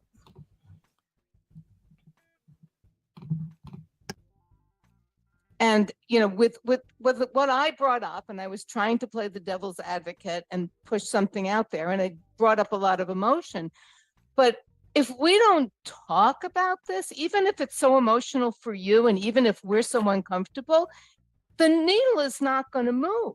I mean, it really does have to be talked about. As uncomfortable as I saw all of you getting, Felicia and Michelle and Andre, and as uncomfortable as we were, the whole idea of guilt, when you were talking about the German kids whose grandparents were Nazis, they were mostly all Nazis, and they have to sit with the guilt. Didn't kill them to have the guilt. And they really do. And I think that was a good analogy. Yeah, all right. I think we get the gist of this. This is not getting better. I don't know. These people are just like, I would never I wouldn't let my kids visit their kids. It's like, I don't want my kids going over to your house and getting traumatized. Find me some better woke people, please. I know there's some better woke people out there. These people are insufferable. So we will not suffer them anymore. Let's go to a different type of suffering. Now, I like this guy. He's my favorite Texas lawyer. And I could say that because Juan isn't a lawyer yet. Let's see here. I want to skip over this part. This is Augustus Corbett, Reverend Augustus Corbett. So the title of this one is Black America. You need to know what happened to you need to know what happened to Ashton Barnes. And I've not heard of Ashton Barnes. Just so you know, the Reverend Corbett is a Texas lawyer. He's a practicing criminal defense lawyer in Texas, not too far from Frisco. And I've actually known about this organization, but I just started recently kind of paying attention and watching what he talks about. He talked about Carmelo in an episode, and I liked what he had to say. So let's see what he has to say about Ashton Barnes. Never heard of the case, but apparently it's important enough for this lawyer to talk about. Police deadly force case involving a young Black man. This case is so huge, it will impact the way courts across America will handle deadly force cases involving African American men, and of course, women. I'm actually amazed that you probably have never heard What's up, Nando? Of this case. It was just handed down a couple of days ago. And that's why I try to tell you not to rely on white-owned media, both main media and social media, to inform you of matters that are critical for us African Americans. All right, so let's get started. 5 seconds. 5 seconds. That's how long it took for Ashton Barnes to go from a traffic stop, a simple traffic stop, to death. And then 2 seconds, 1, 2.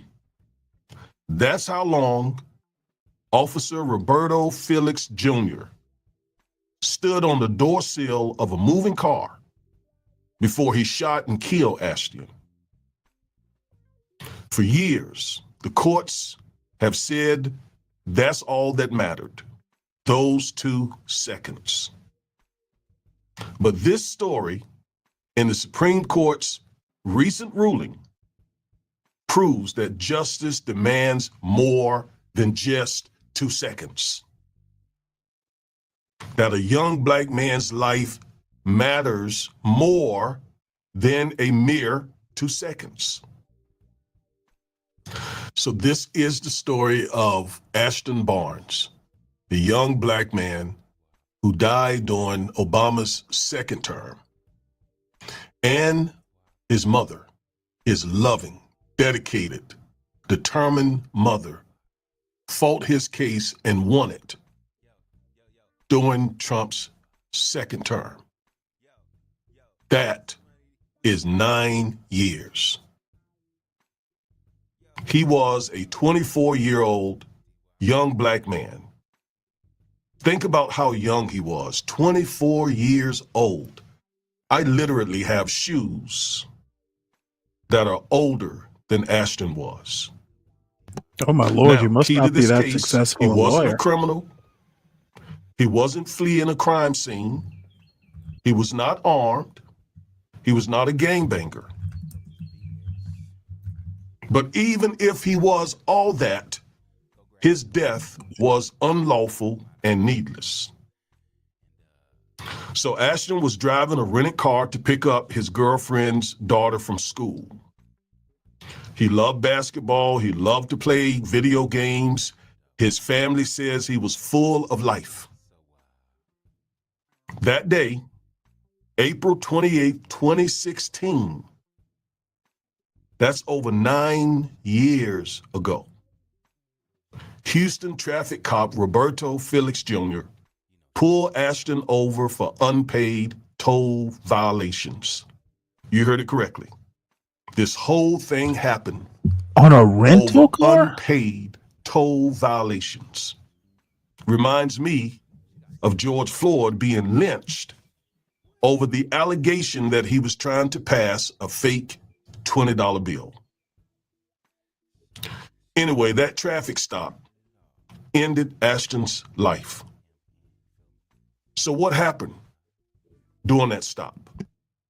Well, I want you to see for yourself. I'm going to play the dash cam so we can see, literally look at what happened. Let's look at it now.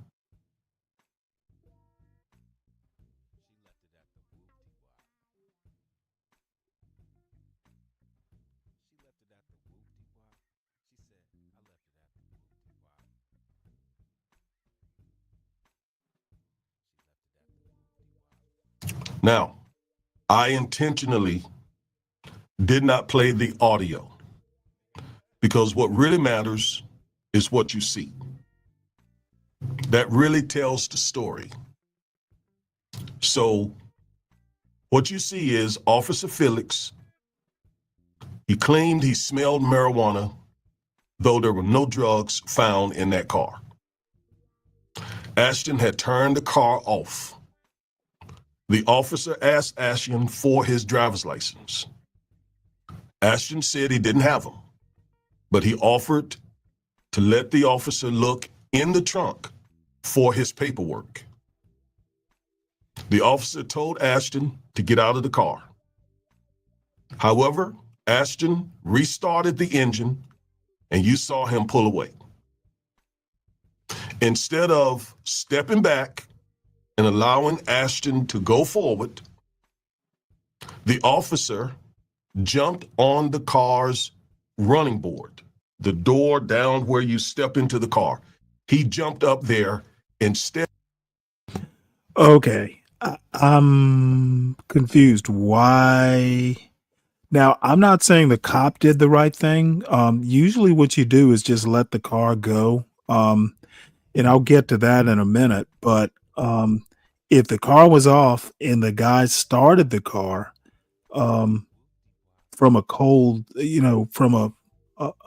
he cold started the car, there's a problem here, which I don't think Attorney Corbett is addressing.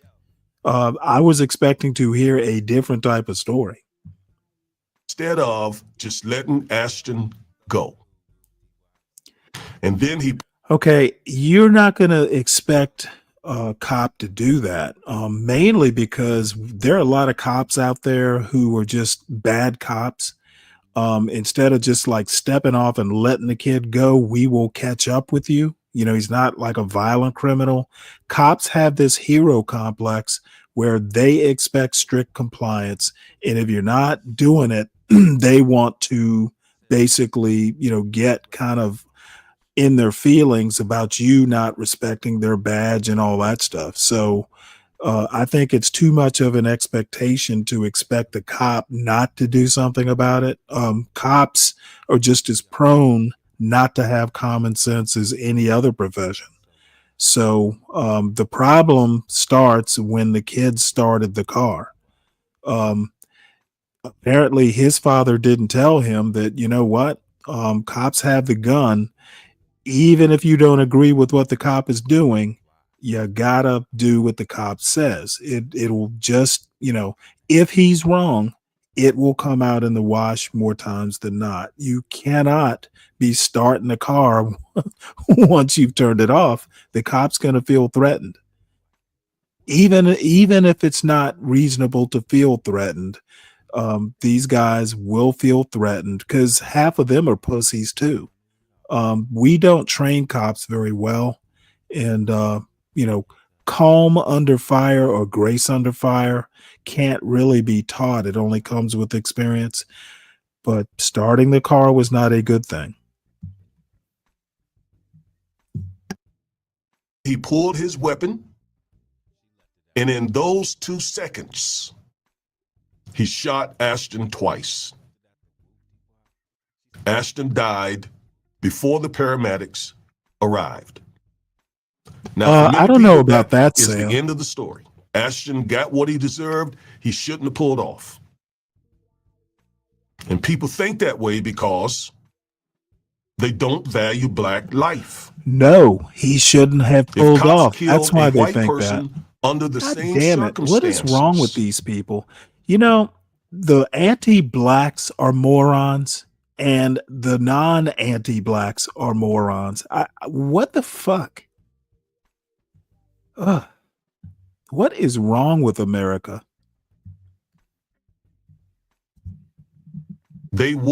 people would not be so quick to excuse the officer. Besides, and I'm a practicing attorney here in Texas, attempting to escape is a misdemeanor in most circumstances. It is a low-grade felony, however, if you try to do so in a car. But most people get probation for that. Of course, that depends on other circumstances. And for the record, Ashton should not have pulled off. I'm not in any way condoning him pulling off. I tell people all the time to try to de-escalate police encounters, not escalate them. So absolutely, he should not have pulled off. But it still does not justify that officer shooting him dead in 2 seconds. Unfortunately, his mother, Janice Hughes, sued the officer and Harris County, the officer's employer.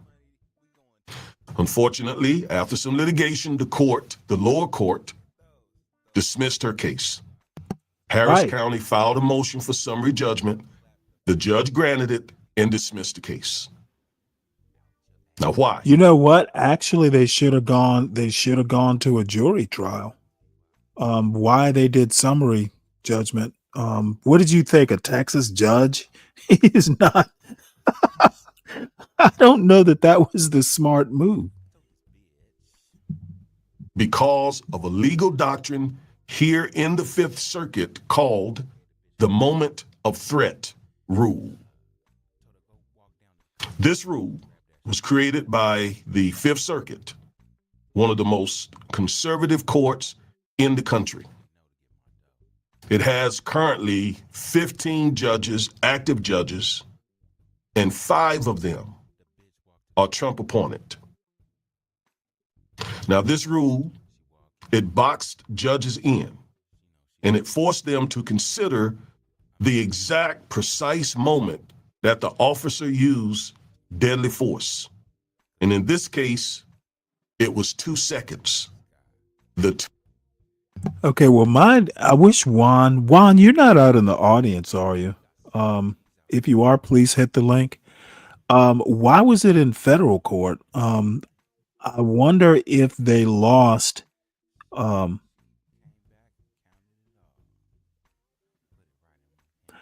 I'm curious to know how it made it up to federal court. This should have been a state matter. I'm guessing, and I am just guessing. I really need Juan or somebody who's a lawyer to kind of confirm or deny this, but they probably lost at the state level, and somehow or another it got stepped up to a civil rights issue to make it to federal court. Um, Summary judgment. I don't know. This is a bad case. I don't really get. Sam, I agree. I'm not sure why he's picking this as. I guess we'll have to see why he did The 2 that. seconds that began when the officer jumped onto the door seal. So he literally created the threat when he jumped up on the door seal. He could have and should have, and I'll explain this later, allowed Ashton to ride off. I don't know about that. So I this mean, rule- you've only got 2 damn seconds, dude. I don't get his argument. Who did not allow the judge to look at. I mean, look at the way the door is, like, the door isn't even wide open. It's not going to be that easy to step off and you're going to make contact with that car. I don't agree. I don't agree with this guy. 2 seconds isn't enough. And that door is partially, it's not wide open like that. So maybe he's riding at this point. Maybe he's up on the sill. This is just a bad move on When the the kid's cop part. actually jumped up on the door seal and events before that, the court was bound to look only at the 2 seconds when the officer fired his gun, not the fact that he jumped on the car, creating the dangerous situation that he then used to justify shooting Ashton. That's critical. Again, the judges in this case couldn't look at whether the shooting could have been avoided, whether the officer should have or could have done something to prevent the shooting. No. The rule confines the judge only to look at the precise Yeah, moment. this is a very bad case. Why should they be looking at anything else? The problem starts when the kid starts the car. That starting the car and pulling off puts the cop into fight or flight mode. This is the sort of thing that kids need to be talking to. Parents need to be talking to their kids about. This was a poor decision. And if you are a young driver making these kinds of decisions, I'm gonna have to go back to your driver training. Okay. When the cop pulls you over, even though, because I'm trying to figure out how the cop knew that tolls weren't paid. I thought I heard him say at the very beginning that it was a rental. So maybe I misheard. But yeah, I don't see how you do a whole show about cop negligence. The cop might have been negligent. Maybe, a different cop with more experience or more level head would have had the idea of letting him drive off. But cops, you can't depend on a cop. See, this is the other thing. And this is what I actually have told my son this: do not depend on a very capable, critically thinking cop. Just assume that cop is like some normal guy. Okay. These guys are not fucking Andy Griffith, with a bunch of mother wet. You can't depend on these cops, especially, and complained. I don't know that I've complained on it in this space, but I have complained, at least on discords and stuff like that, that we're not hiring the best and brightest to be police in the first place. I've literally told my son, don't think these cops are like Einsteins with a badge. Okay, you might have to do some thinking for them. And the first thing you do is don't provoke. Just assume the lowest common denominator. And, if you have a problem, it is better to survive, even if you don't agree. It is better for you to survive, to fight it in court or some other way. You don't want to do it out in the field, because the cop is almost always going to be right. Even when he's wrong, he's the one with the badge and the gun. And you know what? It might sound mealy mouthed. It might sound, might kind of sound beta. But the thing is even learning a martial art, okay, the first thing you don't do is fight. If you can fight, if you can run, that's better than a fight any day. And, saving face, you can worry about that when the situation's less dangerous. So, anyway, yeah, you know what? And we just heard that story, Sam. You missed it actually, but couple cops. I didn't know this, but cops die more by their own hand than they do per year in the line of duty. And we just had a long story, New York Times Magazine story about cops and PTSD. And I'd never really thought about it before, but you know what? This cop, for all I know, could have PTSD, and he's just, little traumatized there. You don't know, the cop could be having a bad day. These people are human. Now, I expect more from law enforcement. I expect you to maybe even be a little superhuman. But if you're depending on that in 2025, you are literally taking your life in danger. And it's even more so with Black kids. As pussy as it may sound, it's better to survive it with a little egg on your face than winding up like this kid. Poor decision making.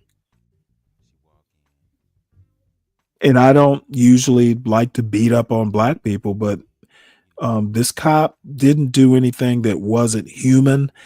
And I struggle to say he did anything wrong. I wouldn't have jumped up on that sill. I would have let the kid flee. But you know what? It could just be that, hey, you know what? My boss is not going to accept that I let this kid, off or let this kid, because he's actually committing a second criminal act, by not complying and then just driving off. All kinds of problems with this. I'm almost sorry I even watched it. But I think there may be a surprise ending. Under threat. And that rule became law in Texas and Louisiana and Mississippi. In Ashton's case. And you need to let your kids know that, hey, the moment of threat rule, don't be threatening to the cops. Okay, because they will feel threatened. Once again, and I don't want you to forget this, it restricted the entire case to 2 seconds. So you got to ask yourself, how did this rule survive even though it violated Supreme Court precedent? Okay, they don't fucking know that in the field. My God. Let me explain the law to you before this case. In 1985, the United States Supreme Court decided the Tennessee v. Garner case. I did a video on that case. Go back, it's a couple of years old, but it's still relevant today.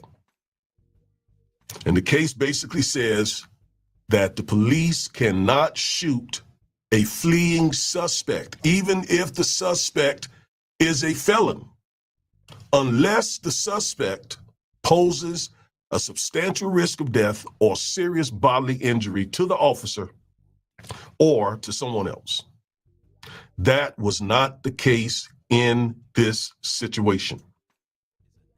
Now, the case also says that courts must consider the totality of the circumstances, not just the precise moment the cop felt threatened, but the totality of the circumstances. And again, the precise, exact moment that this cop felt threatened only lasted 2 seconds.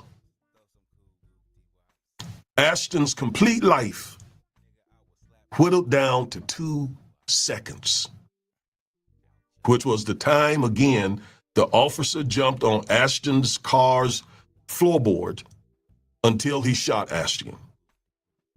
And the courts could not consider anything else. And had this officer followed the Tennessee versus Garner case, he would have done what? He would have allowed Ashton to drive away. They could get him later. After all, it was only about a few dollars, maybe a couple $100. But was all that worth whatever those tolls were? Just let him go. Okay. Well, I think this lawyer, the Reverend, might live in a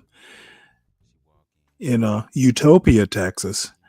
And I totally disagree with this point, SKC, as you imagine I would.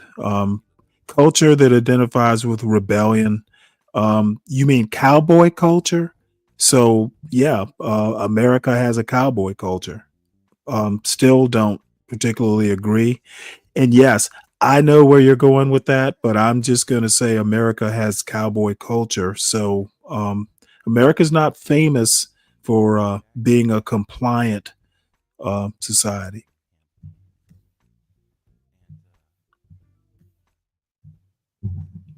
There was no evidence that Ashton was armed or dangerous or any of that. So he should have allowed him to go. So the question then becomes, why not? Why didn't he? Why didn't the officer let Ashton just ride off? Well, these officers are trained in the police academy, right? So they learn these cases that I'm talking about. They learn what these cases allow them to get away with and what they don't. So the officer definitely knows that Tennessee v. Garner says you can't shoot an unarmed fleeing felon unless he poses a substantial risk of death or serious bodily injury to the officer kid was a or to someone felon? else. That was not the case here. The facts did not support such a finding. So why did he do that? Because these officers know quite often they can get away with almost anything. And that has to do with Okay, another hold case on. that The bottom line, again, this goes to what you're teaching your kids. If the cops think they can almost, and it's kind of common knowledge, okay, if the cops know they can get away with almost anything, well, then your kids need to know that they can, that the cops can almost get away with anything and act accordingly. I just don't. I think the better practical advice would be like, kids, you need to know that these cops, think they can get away with anything. So what you need to do is act defensively and arrive alive. We can sort out the problems, whether you should have been stopped and all that stuff. We can do that later, but you got to survive the experience. And, while I'm not, super thin blue line kind of guy, there is pragmatism involved. And, the first rule of pragmatism is survive the experience.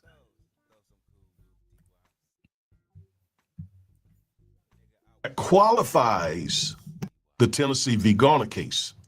It was handed down in 1989. The case is Graham v. Connor. and it gives cops an out. Okay, it says essentially that you shouldn't second guess the split-second decisions that cops have to make. And so that case I'm would not say sure that Officer Phillips is, I mean, of course, did the right obey the thing. He law, was justified in but obey the law is kind of like strategy. I'm more concerned with the tactics part of it. And, once you get stopped, that's the tactical part. The general strategy is to obey the law. So, but, kids will be kids, people will be people. And, once the tactical part of, that advice starts, you need to be thinking tactically and defensively. and shooting Ashton to death because he made a split-second decision in a dangerous situation. Although he precipitated the dangerous situation. Ashton driving off. No. That did not create a dangerous situation because the car was going forward. It wasn't in reverse. There was a lot of room between the officer and the door of the car and the car itself. So driving away from the officer posed no danger to the officer. It's when he jumped up on the flashboard of the car that he himself created the danger. Anyway, the Graham v. Connor case that says you got to respect and you can't second guess, you can't Monday morning quarterback officers' split-second decisions, that gave the Fifth Circuit cover to create the infamous moment of threat rule, which restricted judges to considering only the moment the cop fired the weapon. And the Fifth Circuit came up with this rule despite the fact that the Tennessee v. Garner case said, look at what? The totality of the circumstances when cops use deadly force. Yet the Fifth Circuit, an extremely conservative circuit, created this rule despite the Tennessee v. Garner case saying you can't shoot unarmed fleeing felons unless they're dangerous. They hooked themselves to the Graham v. Connor case, which says you can't second guess officers' split-second decisions. They used that to create, again, this infamous, dangerous moment of the threat rule. And for years, courts went along. It begs the question, who controls the Fifth Circuit? Well, I've answered that already. Well, the Fifth There are Circuit 15 controls the active Fifth judges. Circuit, I guess. There are about 9 judges that are in senior status, and nearly all of those judges were appointed by GOP presidents. As I said, of the 15 active, 5 were appointed by Donald Trump. And they are very, very conservative and very, very supportive of the police. In their minds, the police can do no wrong. So they created this rule to protect almost anything the officer does.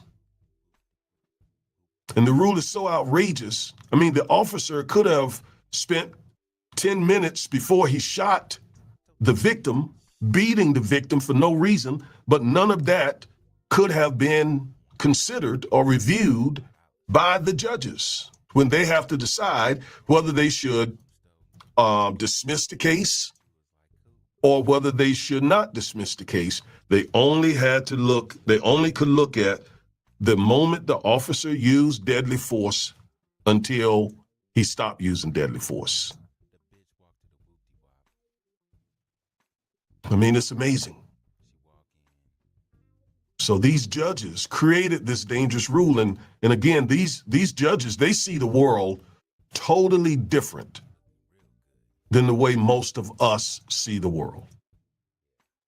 They're more apt to protect actions, the type of actions that Officer Felix took in this matter, and they're more likely to dismiss lawsuits like Ms. Hughes. Okay, no SKC. But God always has a ram in the bush.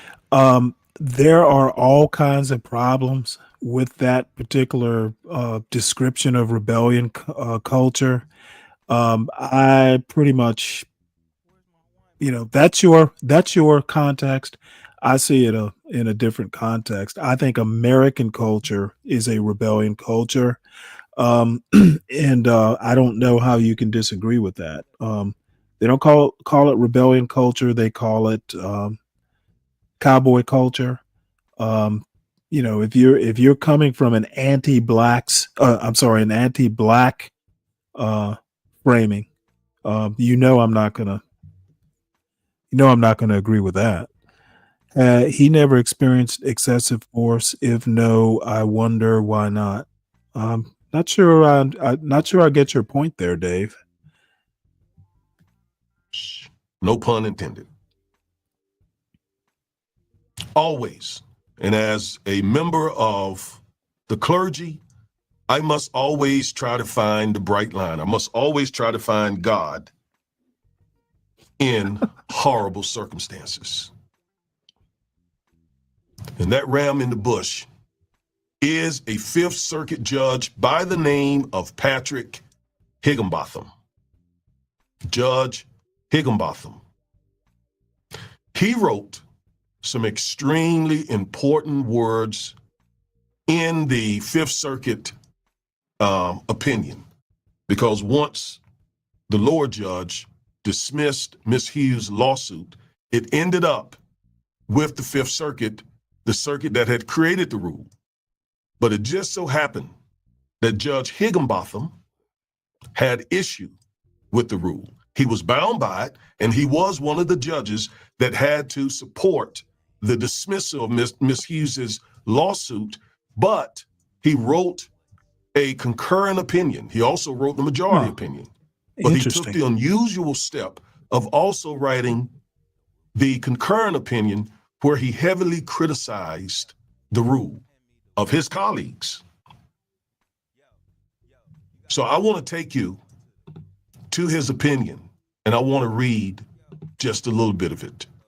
I think that this was just amazing for this, I think, Reagan-appointed judge to point out to his colleagues that the rule needed to go. So let's go. I want you to just read some of this with me. So here's Judge, let me pull it up, full stop. I want us to see it all. All right, Patrick E. Higginbotham, circuit judge, concurring. He said, a routine traffic stop has again ended in the death of an unarmed black man. And again, we cloak a police officer with qualified immunity, shielding his liability. The district court rightfully found that its reasonableness analysis under the Fourth Amendment was circumscribed to the precise moment at which Officer Felix decided to use deadly force against Barnes. I write separately to express my concern with this circuit's moment of threat doctrine, as it counters the Supreme Court's instruction to look to the totality of the circumstances when assessing the reasonableness of an officer's use of deadly force. Now watch what he says. He says, to these eyes, talking about his eyes, blinding an officer's role in bringing about the threat, precipitating the use of deadly force lessens the Fourth Amendment's protection of the American public. It devalues human life and frustrates the interests of the individual and of society in judicial determination of guilt and punishment.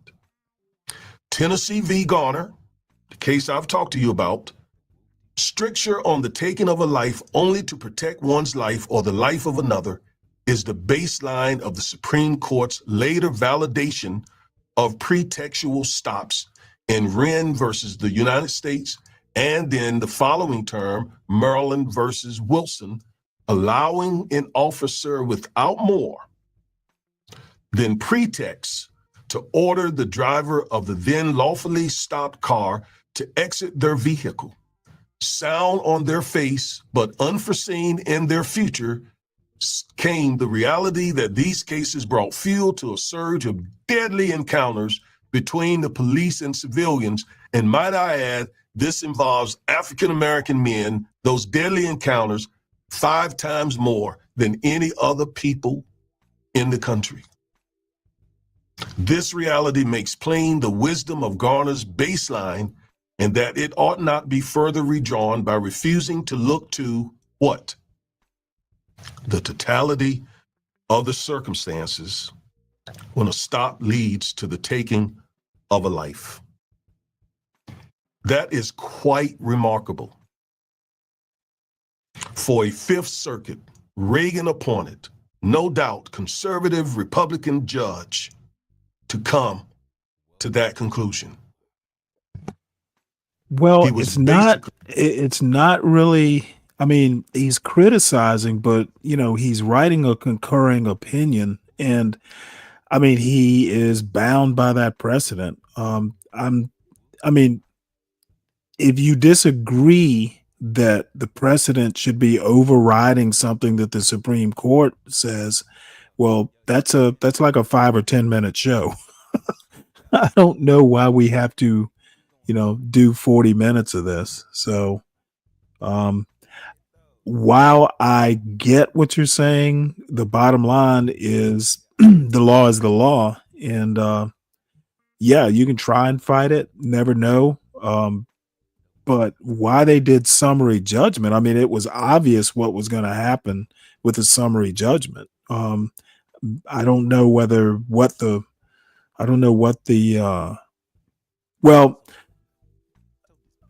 I don't think, yeah, okay. I'm thinking this is a circuit court decision, so there was no jury, I guess. But I'm thinking they must have done summary judgment at the lower court level. There's some questions I have about this, and I'm too lazy to go and look up the case because I'm not that interested. But there's some holes here or some areas that I'm not quite getting. Why they chose summary versus jury. I'm assuming that's at the lower court level. I'd be interested to know why they didn't take it to a jury. Probably something about expense. But anyway, this is, I've been meaning to do this. This is Reverend Corbett's website. Kind of interesting. He runs the Corbett and Corbett with his daughter. So that's pretty interesting. And then the other thing that's interesting is he's from North Carolina, or at least he went to college and law school in North Carolina. He's a chemistry major coming out of North Carolina A&T, so he's an HBCU graduate. And is North Carolina Central, is that a HBCU too? Maybe somebody in the audience knows. I could look it up, but I'm not. So his website shows him as a Dallas car wreck lawyer. So, we'll let that go for what it's worth. And then his practice areas. Let's see. Car accidents, truck accidents, wrongful death, family law, civil rights, criminal defense. Because he calls himself a civil defense lawyer on his YouTube show. And then this is his daughter, Chloe Corbett. She meet Chloe Corbett, aka the Duchess of Justice.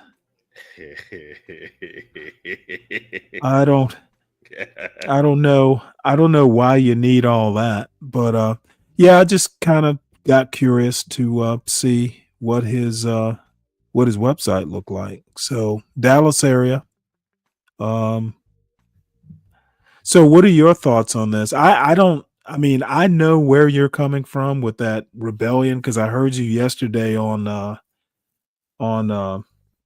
Be Brave show.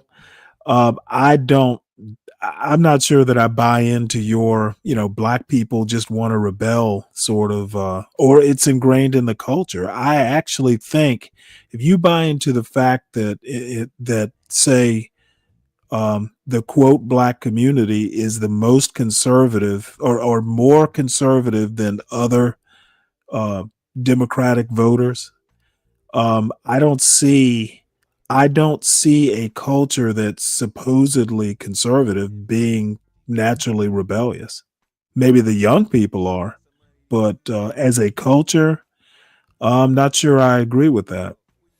Where does that come from? The idea that people say that You know what? Look it up. I'm not making it up. oh yeah. It's basic. It's pretty much commonly known in Democratic circles. Yeah, I don't know. I seriously doubt that. Okay, well, you can seriously doubt it. Doesn't mean much. It is the myth.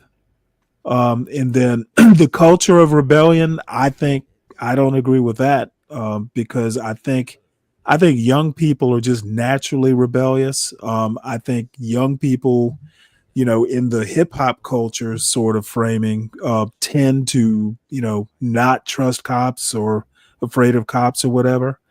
But the whole context I'm coming from is the video before this where they were talking about, what kids are learning as far as the talk, and then they were talking about history, American history, and Black history.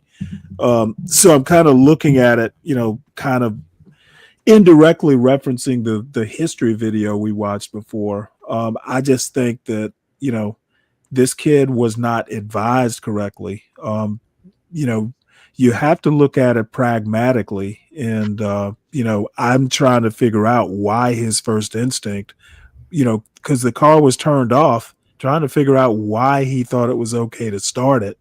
That's almost like the opposite of common sense. If you don't want a cop to feel threatened, leave the car off. The minute you start it, he knows that it's an adversarial sort of experience, and cops are going to protect themselves. And you might have been here and heard me say this. I've told my son, don't assume this cop is bright. You need to pretty much assume that he's not, and just do what he needs to do, because you cannot depend on cops being good decision makers. That kind of comes with experience. You get better as you get more experience. Cops tend to be on the young side anyway. Don't depend on this cop being Andy Griffith. Yeah, I think that advice could be given to the cops as well. Don't the majority of the people that are on the road. I don't look at it from a cop's perspective. I'm looking at it from my son's perspective and the talk. I don't often give cops the talk. Right. I was talking. I leave that to their academy or their supervisors. Right. I was talking from my perspective. My Oh well, yeah. You're always going to take the cop's perspective. I would be curious to know, like, what is the typical age and experience of these cops with these in these incidences. The age? What was that again, John? I'm sorry. What was that again? Now, I'd be curious to know, the age and the experience of these interactions.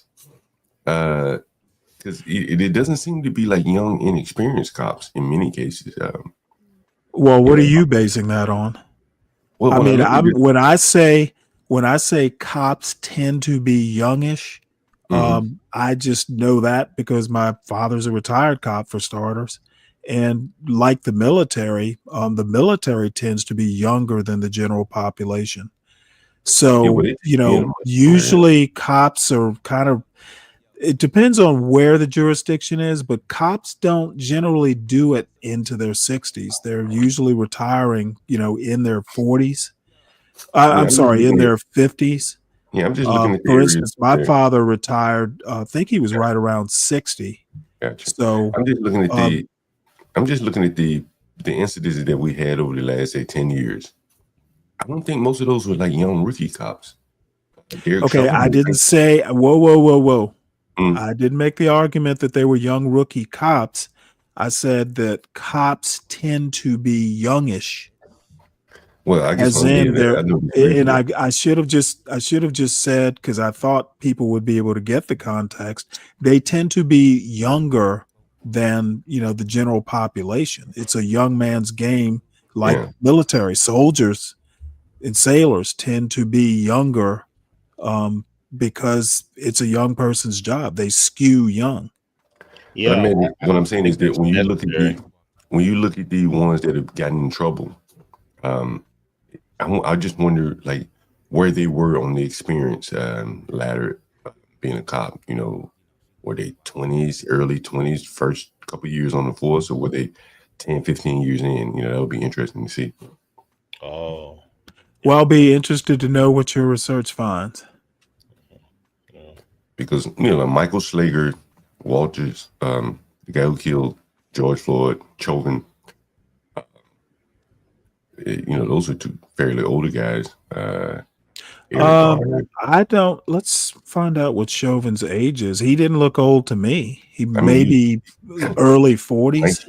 he had 19 years on the force, though, so he's very experienced. Yeah, but I mean, cops tend to start, right around 2020. Well, 21. Mm. I guess what I'm saying is that, So I mean, he would have been in his 40s, which is still fairly young.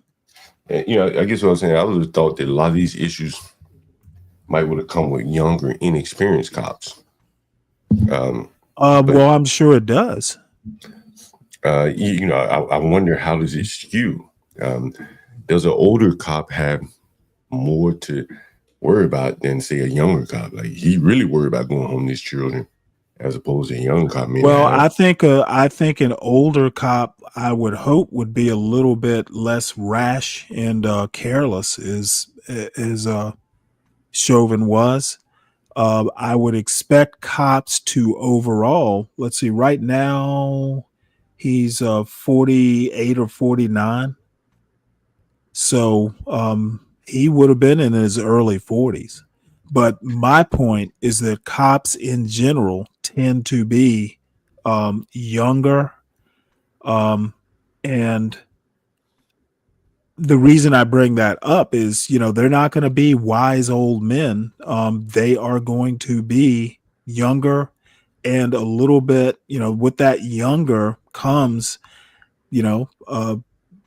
less judgment than someone who might be in their 60s would have. The bottom line is, don't depend on cops to be, the paragons of wisdom. And that's that. If you're depending on your cop to be a sage, you are putting your life at risk. Do what they say, and then figure it out, once the dust settles and you survive the traffic stop or whatever the experience is. Yeah, I was just wondering, and I bet it'd be interesting to look into, like, do the older cops have less tolerance than the younger ones? They've seen so much, kind of like a fatigue factor. Like, you've been pulling over people. Well, we went over a story, and that I brought it up earlier in the show. Cops have a higher suicide rate. All these things that I'm coming up with, we did a story, a New York Times Magazine story a couple hours ago, I guess now, about cops. More cops are killed by their own hand, suicide, than die in the line of duty per year. And I had no clue that was the case. And, basically cops, I mean, as you could imagine, have a lot of stress in their job. PTSD, just like soldiers, have a higher than average, higher than the general population's occurrence of PTSD. And that kind of feeds into what I'm saying too. I mean, you have cops who may or may not, be stressed out. Like, so there are a lot of things that, you may not kind of think about at a traffic stop, but who knows, that cop could be stressed out. That cop could have just had a bad day. They've got the badge and the gun. If they have a bad day, it could actually be fatal. It's better just to, don't start the car. If they tell you to turn the car off, don't start it up. That's a dumb decision. Yeah. That cop is going to feel threatened, whether he's justified to feel threatened or not. Doesn't really matter. Once he pulls the trigger, you do not antagonize the cops. Just I do can't what they believe in say. 2025 we're still talking about this shit. Like, still telling people what seems to be basic advice, like don't talk to cops. Okay, well, what were you expecting? Everybody to not be rash? Well, I think it's just kind of basics at this point. You know what I mean? A man with a gun has an upper hand on you. He can call. Well, you would think it would be basic for a cop to have good judgment as well. So we don't have that in 2025 either. So in the cops actually have training and de-escalation and all that stuff. So you might be expecting too much. Yeah. All the people driving the car, they don't have training on how to obey the law. Okay, no. Obeying the law does not necessarily mean you have good judgment. I mean, do they teach traffic stops when you when you are applying for a license? Do they practice traffic stops? No, as part of the process for getting a license. No, I thought that the So the answer, I've already explained my thinking. Basically, obey the law is the strategy. It's an overarching. Everybody should know that. However, think of a traffic stop as you're going tactical. Everybody knows you should obey the law, but you don't get stopped generally unless you've broken a law. So that's kind of off the table. That notion of obey the law. You can have a tail light out and not know it. Not all laws that are broken are necessarily intentional. Yeah, right. So it seems that if you've been stopped for something, and then the person that has the legal authority to pull you over and gives you instructions, I don't see how it's a difficult thing to follow those instructions. You're kidding, right? No, I'm not kidding. Okay, because I thought we just covered that. We're not dealing. We're not necessarily dealing with geniuses. Oh yeah. People do things they shouldn't do all the time, even in 2025.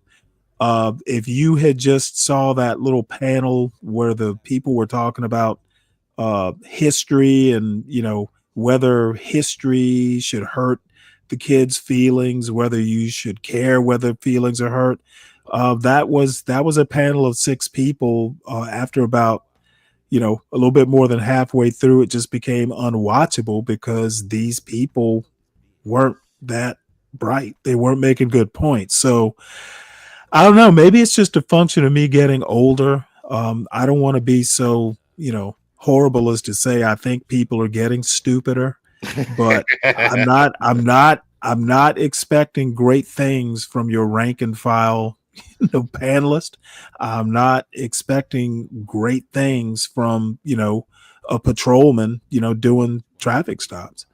Yeah. You should not expect, especially like me, the expectations, the years. It wouldn't be my first traffic stop in my 60 years. This is all in the context of what are we teaching young drivers, and our kids.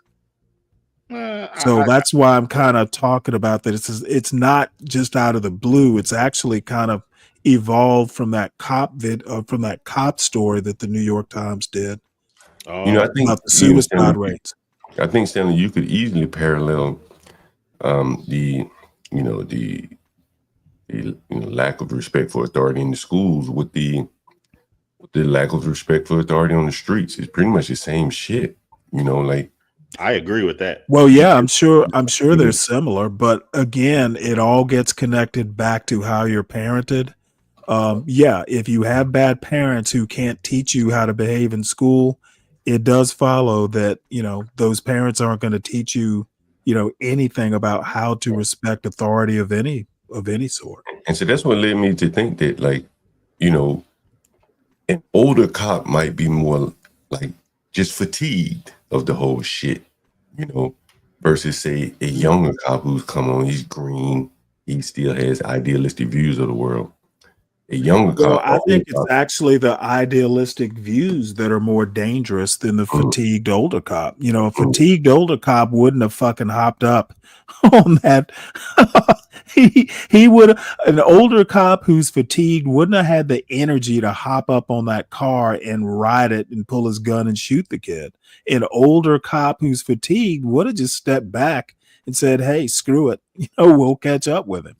So the don't know. fatigue, in my opinion, the fatigue, you know, that whole brain versus brawn thing, you know,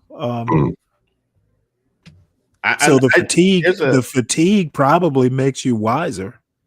There's a cop here that has a show, but he served as a cop for, I believe it was 12 years before he was injured.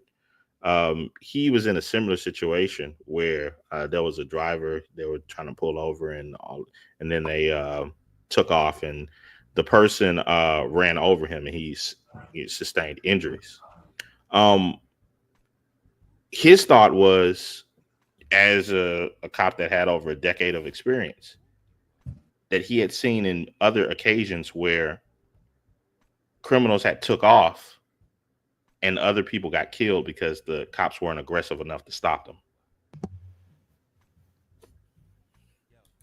Yeah, I would definitely disagree with him on that. This kid didn't have a weapon, you know, he might have killed somebody, you know, in his car, but, you know, other than the tolls, which, by the way, that kid's problem was he didn't have a license. That was his main problem. And the car was a borrowed rental. So his girlfriend had not paid tolls or something. So, you know, there were a couple problems there.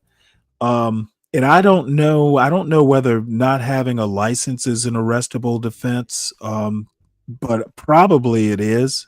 But, you know, I have also seen where, you know, you may wind up, you know, being like booked or something. But I mean, generally you show up to court, show the judge your license, and it all goes away. So, you know, if the kid had a license, that even compounds the bad decision. Let me ask you this question. Was the car returned? Like, I had no idea. Okay, because that's when my initial thought was that the car probably wasn't returned on time to the rental company. Well, that they talked about tolls. They didn't. The lawyer didn't mention that it being late. I was yeah, the arrestable offense. Now, I can tell you one experience I had. You will never believe this, and it was in Front Royal, Virginia. I can't remember whether I'm pretty sure I had my license, but for some reason or another, I didn't have my tags. You know, I just gotten tags, and I hadn't, you know, the little stickers you put on your license plates, you know, to show that you paid, you know, the county taxes, which Virginia has, other places don't.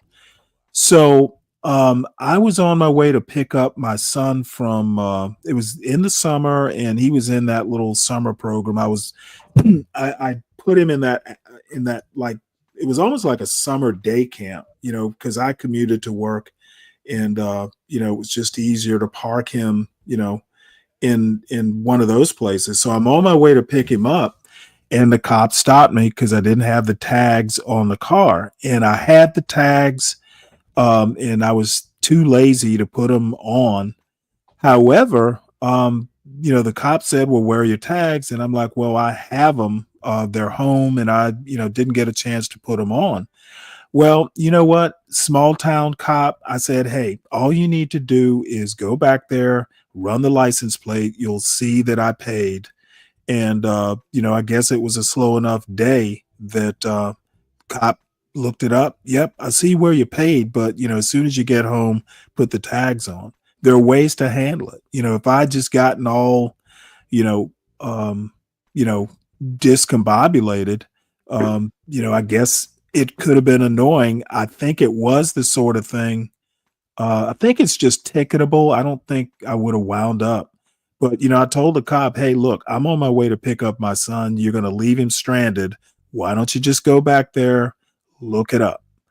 And, yeah, I mean, that happens all the time. I think, I've had friends where they tag the right. But the phone. bottom line is I would never expect, because I don't know that the cop would have thought of it. I didn't get the impression that, he would be inclined to do it unless he was asked to do it. A 17-year-old or, 20-year-old probably wouldn't have even thought to ask the cop to do it. No, they're going to do that shit. But he would have gotten upset. He would have gotten upset if he was going to be arrested or something like that and couldn't pick up his kid, because I was the only one. I guess I could have called my brother-in-law or sister-in-law, but it would have presented a problem had the cop not done what he did. And I appreciate him for doing it. I have a cousin in a very similar situation going to pick up his children in the Atlanta area. And I think maybe his tags was expired. He had some type of arrestable offense. Maybe he suspended license, or I don't know what it was. But basically the cop said, I can't let you drive because of the law. He had no discretion. And in that instance, he had to take him to jail and damn your kids. You know what I'm saying? Pick them up and tell somebody else pick them up. Yeah, well, that's why cops tend to be unpopular. But I think in your case, could have called a supervisor or something. Well, in my case, it's a small town. So I think in your case, what would have happened is I would have gone to the judge. I would have gone to the judge, showed him my tags, and it would have all gone away. Well, I think, but as it turned what out, happened even here in a big city like DC, is that people just ran the tags. Said, "Oh, you got tags? Prove it." If you can prove exactly. It, do what we're gonna do. That's big city, small city. But I think there are situations where the cop has no leeway. Correct. He can't say, "Well, I'll let you just drive around the corner, pick your kids up, and go home." He can't do it once he's made contact with you and identified that you have a problem. I tell you a story happened to me. I jumped the turnstile in Harlem one time. And as soon as I jumped it, the cop came out of nowhere and said, I know you jumped it because I didn't hear your turnstile rotate. And he says, be straight up with me. He said, I don't want to call it in. He said, you got any warrants, anything on you? I said, no. He said, you got ID? I said, yeah, I gave him ID. And he let me go. If I hadn't had ID, if I had, if I, maybe been not so upfront with him about the warrants or something like that, he would have ran it. And then once he ran it, anything that came back, he would have had to arrest me. He couldn't have let me go. Right. Yeah. So, you're right in the sense that, that cop, he could have taken you to jail, but he had discretion because you hadn't really technically broken the law. In my case, he didn't escalate it to get the system involved. He handled it right there on the street where he could exercise some discretion. And I think that's what's been taken out of a lot of the policing is the lack of discretion nowadays.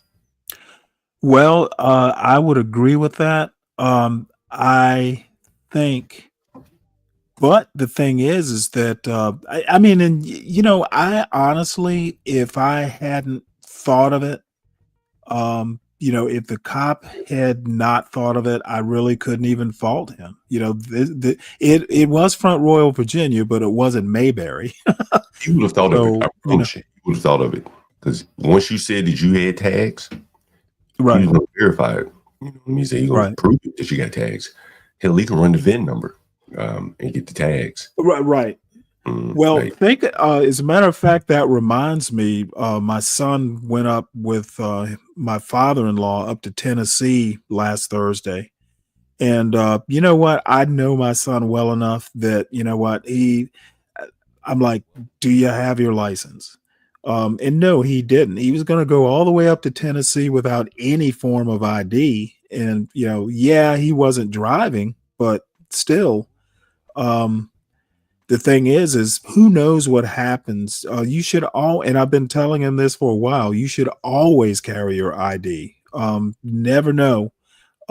It could be anything, and I don't get into gory details, but it could be that you have a traffic accident and the cops need to identify a body. You should always have your ID. and he needs to get in that habit. But say he, for some reason or another, had a traffic stop, you don't have your ID. He wasn't driving, but you gotta think ahead. You gotta think defensively and critically. And if you have an ID and you're gonna be away from home, I really didn't fuss at him about it. But I probably should have. And now that I think about it, I need to tell him, just what the hell are you doing? If you're gonna be away from town, have your ID. So anyway, that's kind of off the point. So that thing. I wanted to run something past you, Stanley. I don't know if you saw it, man, and I deleted the video by mistake. It was a very impressive black lady we interviewed on the street interviews, not the last time, but the time before that. I don't know if you got a chance to see it. Did you see it? No. Damn, I missed. I caught like 5 minutes of yesterday's too. Yeah. Now I saw the part where you were interviewing. What were they, like 5 young girls? One of them was white. Vaguely, yeah. Okay. Shit, I interviewed so So many I people. caught a few minutes of that, but I didn't get a chance because my father-in-law was here, and I, really didn't get that much time to do much else. The one before this one was better, man. It was a lady from Bahamas. She sent 2 children off to the Ivy Leagues and a third one off to, to college or whatever. And very impressive young lady, older lady. And she's probably, 50 Yeah, I something. definitely want to see that. Man, I made a mistake and deleted the damn video, man. It was very impressive, very, very impressive. Columbia. Well, you don't send it to multiple sources? I didn't, and because I was doing it from OBS, and man, I fucked up. I'll tell you later, but deleted off. Oh wait, hold it. You should still. I mean, unless when you do OBS, so you took the original, the OBS file, because it makes like a MP4. So that's what you uploaded. Oh man, No, so it might still. Well, wait, you should have a copy somewhere, either up on YouTube or on your computer. now what I did was, we have all those orphan shows in StreamYard. And I deleted it from StreamYard, but I made a mistake and selected the button that said delete on YouTube too.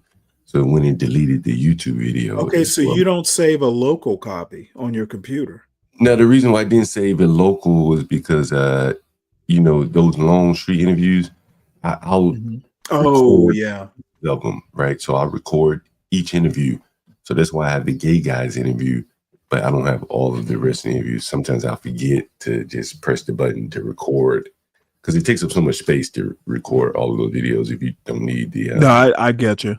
Yeah, so now it's not going to be in the recycle bin because I deleted off the server of StreamYard there. So that was that. But anyway, that was a very impressive interview, man. That one was probably one of the more interesting street interviews that we did that night. That we did.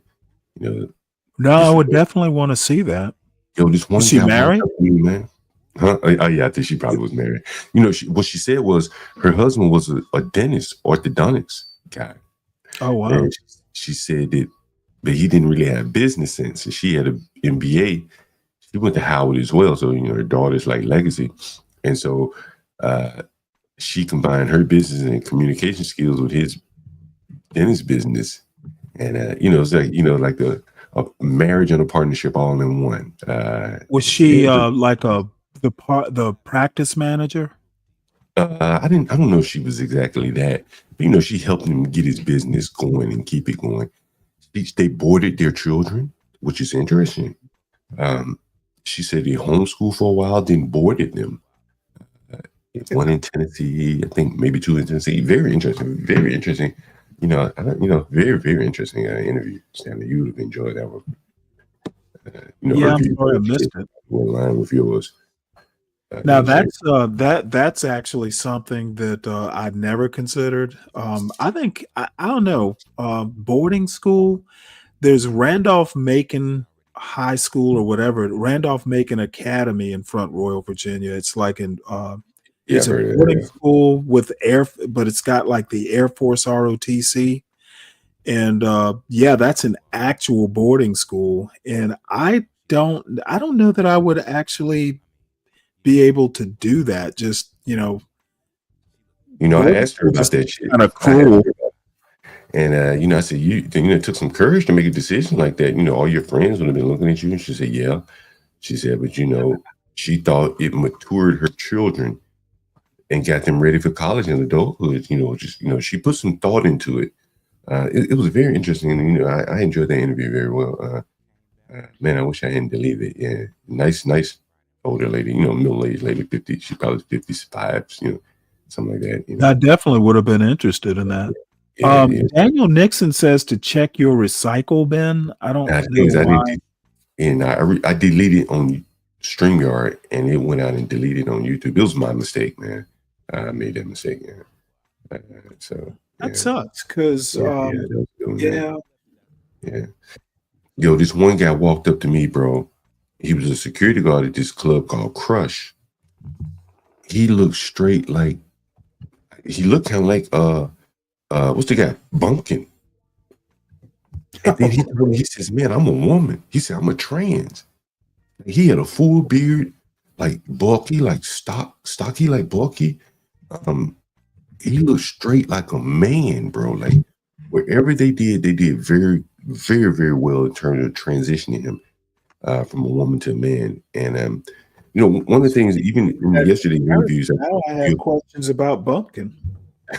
One of the things I think you find interesting in all of the street interviews that we've done so far here in DC, at least, and even to the extent in New York, is that the young people tend to be very sexually fluid relative to like our times. I don't know how old SKC is, but in our times he's straight gay, right? He's young enough to be sexually fluid.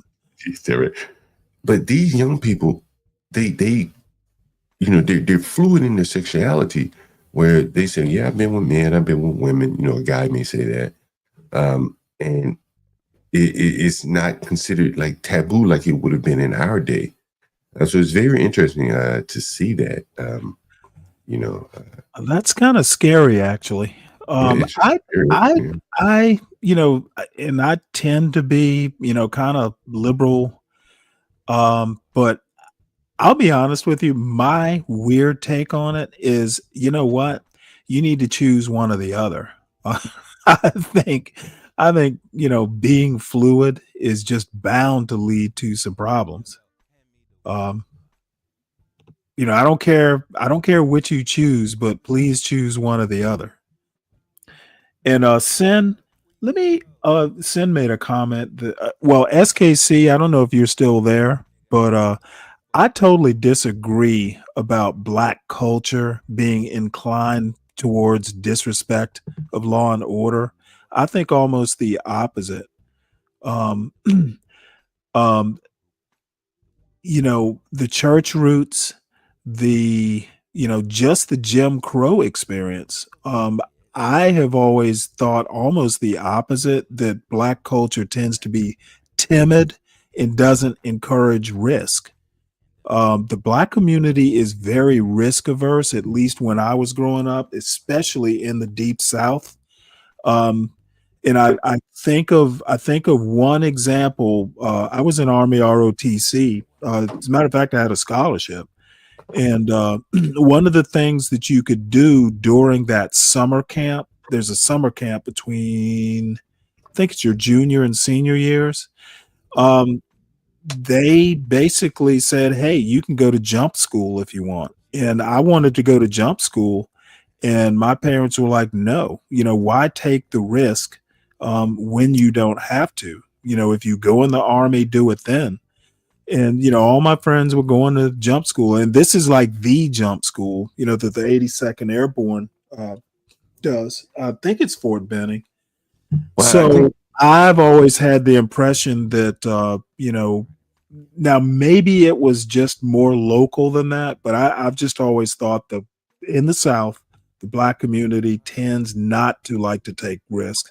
And it's manifested in, you've mentioned, government jobs, it'll have a retirement.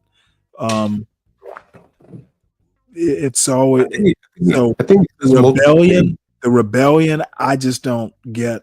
I just don't get that. I think it comes multiple ways. In some ways, the lack of rebellion can hurt you. Get Crack talks about that with the Asians. They tend to be, herd like. On the other hand, the lack of rebellion, saying in my experience, your experience, what you just described, in the Black communities, fear of failure. That's where the aversion comes from. I often point to Donald Trump a lot of times. People talk about all the oftentimes when I would talk to Black people, they would talk to, about the businesses that failed as opposed to the businesses that succeeded. So there's that aversion to failure would blind you to, potential successes. But I think in terms of just I'm not that concerned with the aversion to failure as much as you can't fail if you don't take the risk. Yeah, and I think that that mindset where the world is against you or the man is against you. I see all that wrapped up. You're gonna fail because the white man won't let you win. That sort of thing. Hey, since we have SKC, hold on before we go farther. Then I think basically, if you look back at history, the incarceration rate for Blacks has always been high. I don't agree with you. And SKC and Brian Nichols, I think that's actually ridiculous. Hey, Stanley, I don't see the two as connected, to be honest. Hey, I didn't mean to take your screen down, Stanley. I wanted to ask you, can I share something with you? You've been in the professional world as well as the government. SKC, same thing. And I wanted to just ask you guys to get your opinion on this text message here. This tweet.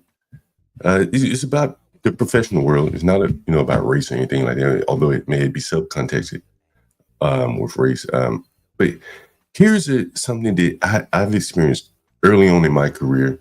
It took me a while to get out of it. What's the profession? I'm not sure what her profession is, but she's been on her job 2 years here. And take a look at this message. And I want to know what you guys think, because we had an interview yesterday from another Black guy that I thought was very impressive. And I would suggest you guys go out and take a look at it. The guy was a flagger, Stanley. You know what a flagger is, right? No. SKC, you know what a flagger is? Did anyone see this video yesterday? No. Are you talking about in construction? Yeah, he's a flagger, right? And so he said his passion was taking pictures, photography. And so he said that he went to the company that he was being a flagger for, talked to the president and the chairman of the board or whatever, and said, "Hey, man, I've looked at your pictures online, and I think I can make your pictures better." Very assertive. Someone in the audience said, "Yo, that guy took a hell of an initiative. He's just a fucking flagger out on the street." And he said, "Yo, this work is monotonous. It's more or less beneath me. I have a passion for photography." He went to the people who headed his company. You can find him online. And he says, "Hey, man, I think I can improve your pictures. Give me a shot. I have my own equipment. Give me a shot." And he turned that shit into a career. Right. At the same company. Like, you know how hard it would be to go from flagger? I mean, that's bottom of the bottom in a construction company. Up to, like, now you're taking pictures representing the company on the internet. It was a very impressive story that showed the benefit of initiative and speaking up, if you have something to offer. And then when I read this tweet here the other day, I'm just curious to know what you guys think about it. She says, "I had a meeting with my supervisor yesterday regarding how quiet, in quotations, I am during team meetings, and if something is wrong with me because I'm too myself/silent in the office. Man, being Black in the office is so stressful, even when you don't even talk." Okay. And she went on to say, I want to get you guys' opinion. Someone says, I don't know why people want you to make your presence known in a work environment. She responded back, "Exactly. I've been this way since I started here almost 2 years ago. Leave me the fuck alone. As long as I'm doing my work, I don't have to engage and be phony with you folks. Leave me alone. And on went there. And so I'm just curious to know what you guys think. You guys, I'm assuming SKC's worked in an office-like environment somewhere. Stanley, you have as well. What do you think about this? Yeah. Well, I think the problem is hers, not the company's. Yeah, I agree. I think it's a piss poor attitude, especially when you're working with a team. Yeah, I mean, if you're in the sort of thing like advertising where you're expected to, if they tell you, and I don't know anything about advertising except what I watched on Mad Men. If they say, hey, we need 20 pitches, for the meeting tomorrow morning, have your 20 pitches. But I was in IT and I never talked during meetings unless I had something to say. So Well, and that's the thing, like that's why I asked, what business is she in? Well, whatever business she's in, clearly they're expecting her to say something, right? So they're coming on how quiet she is. Now, I'll give you, I'll make it personal for me. Growing up in the South, it's like, go to work, do your job, don't talk too much. And my mother and old people say, don't let them white people in your business, son. And it would even be like, don't get a brand new car and drive it to work, all kind of little things like that I think makes you somewhat insular on the job. And I think that just doing the job isn't enough in today's time. It's like, are you a good fit? Other things that weigh into, hiring someone and keeping someone along. And she very well could be doing a good job, but at the least she's limiting her future within this company, right, by just being quiet and insular. You bring up something I was having a conversation about a week ago, John.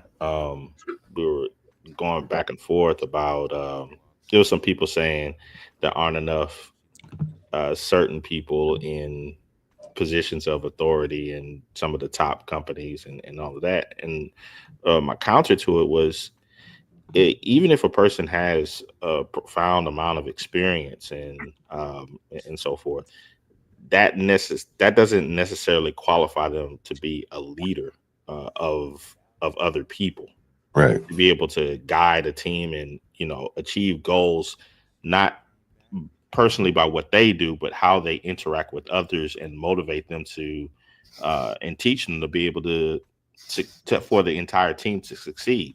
So I find it interesting that in those type of situations, you may have a person like the woman that you brought up who later on some years pass and they'll say, oh, they keep passing me up for positions of such and such. And it's like, okay, but you never associated yourself with the team to give the people above you an ability to look and see, oh, this is an individual who can help and motivate others and be a good leader. Yeah. I think, when they get passed over and they're looking around, and the fallback is because I'm Black, because likely the person that got promoted is white, but there are some other factors that likely played a part in it. I think her manager, supervisor reaching out to her saying, hey, be a little bit more expressive. And she's saying, what the fuck? I'm just doing my job. Leave me alone. That'll keep you in your job maybe, but it won't get you to rise up. And, I think it's something that, has been taught to a lot of young Black people. Well, let me ask both of you a question, because I find both your attitudes and most of what I'm seeing in the chat is just outright weird. I literally, looking at that, can draw no conclusions other than, just given the information that I've seen, the problem is hers, not the company's.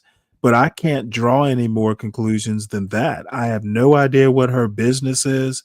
I have no idea what kind of worker she is. It's a mystery how you can draw all these conclusions. Well, if you juxtapose it with the guy that I don't see the point in juxtaposing, other than it's a waste of time because you'll never know. Okay. But anyway, I thought it was a very interesting, thought debate there, something to look at, because I think you have to be in today's time. I think it's more than just about doing your work. It's about being able to get along. being, whatever. Because oftentimes, you may not be just working internally, you may be working with clients. And I remember a lot of times, and I've told this, you go to client site and they'd be like, yo, let's go to dinner. It's every night you got to go to dinner. And it's like, damn, like, I only just get back to my room and take a nap, but it's go to bed or just rest. And he's like, no, you got to go to dinner. Got to go to dinner. And there would be some people that didn't want to go. Maybe they were religious objections to drinking and being around people drinking, stuff like that. And, it limits you. And when you juxtapose this woman who's saying, hey, I'm just doing my work being quiet, the guy that was a flagger could have just done his job being quiet, but that wasn't enough for him. And Right. And once again, it is a mystery how all this, there are contrasts, but again, there's really not enough information to even make the comparison. Obviously the flagger was a go-getter who just wasn't happy with his job and wanted to do better. This particular woman, I don't know that she has much self-awareness, but I have no idea what her job is. And Sin 7 Sin, Crystal, I know the Pink Pill show. Crystal, I think two things about this. Number one, it's probably more important for a woman to be seen as kind of sociable than it is for a man. That's kind of just the way it is. Especially in a corporate environment where there are not a lot of women, kind of being standoffish like that. Yeah, they can kind of take it as hostile. Even if I've known white women who were kind of standoffish like that and the wrong impression would be taken. However, I would not, and I'm not a woman, so maybe I'm a little off base here, but taking advice from Crystal, you do that at your own risk. Because while I enjoy her show and I don't know her personally, the impression, because I've been watching her for several years, actually, I find her just outright weird. I would never. I'd be cautious about taking advice from her, and it's not because she's a divester or anything like that. She just comes off as a little bit unique. I'll put it that way. So I would never draw. I would get a second opinion. I'll put it that way. Well, the point I want to make, regardless of how you feel, I don't know anything about Crystal, is that I think that the guy we saw yesterday, as well as the Mexican guy that worked at the dispensary about 2 weeks ago, we did the street interview. They represent an attitude of more of a go-getter, taking initiative. And this lady, she's a hard worker. She does her job. She's been there 2 years. But one is more limited than the other. There's no right or wrong way to go about it. If you don't want to move up in the company, you're fine being wherever you are. It's cool. But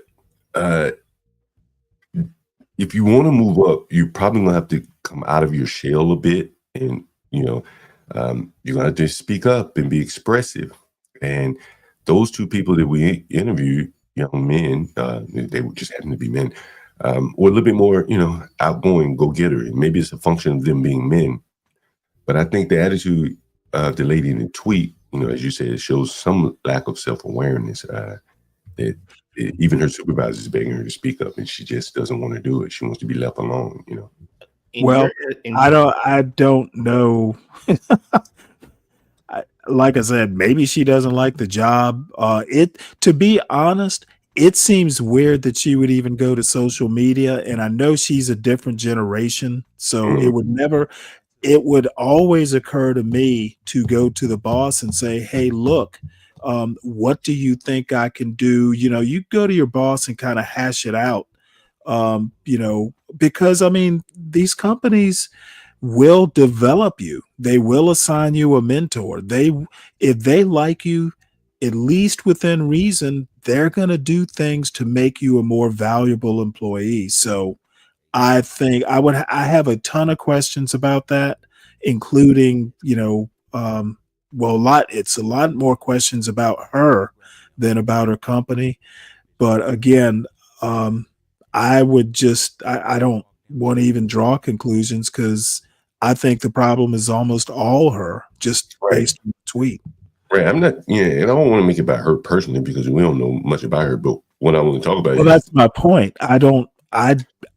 Other than, gee, that's weird and it's probably her, I just am not inclined to even, I mean, it would literally be garbage in, garbage out. I don't, well, I it's think not there's something, it's not something that I would be willing to draw larger cultural, a larger cultural critique from. There's just no there.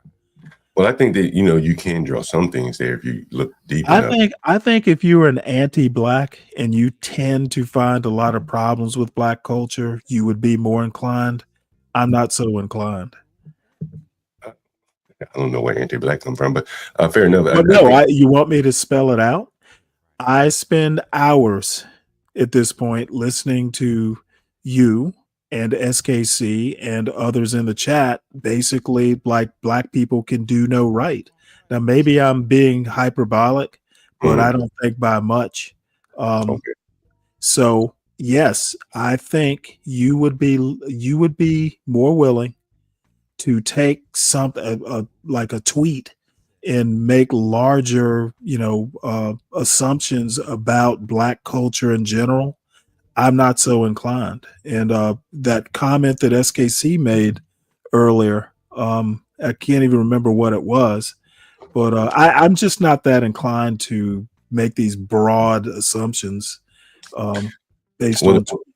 Well, the other guy that I told you that was a flacker, he was black too. So I don't think there's anything negative about it. It was one black person being a little that was wonderful. So that was refreshing to hear a positive from you. And the other guy was Spanish. So again, that's a person of color there. Again, there could be some, facets of race involved, but I wanted to focus on the mindset. If if you're a supervisor, regardless of what position you're in, presumably that she's in a position where they want to hear her speak up.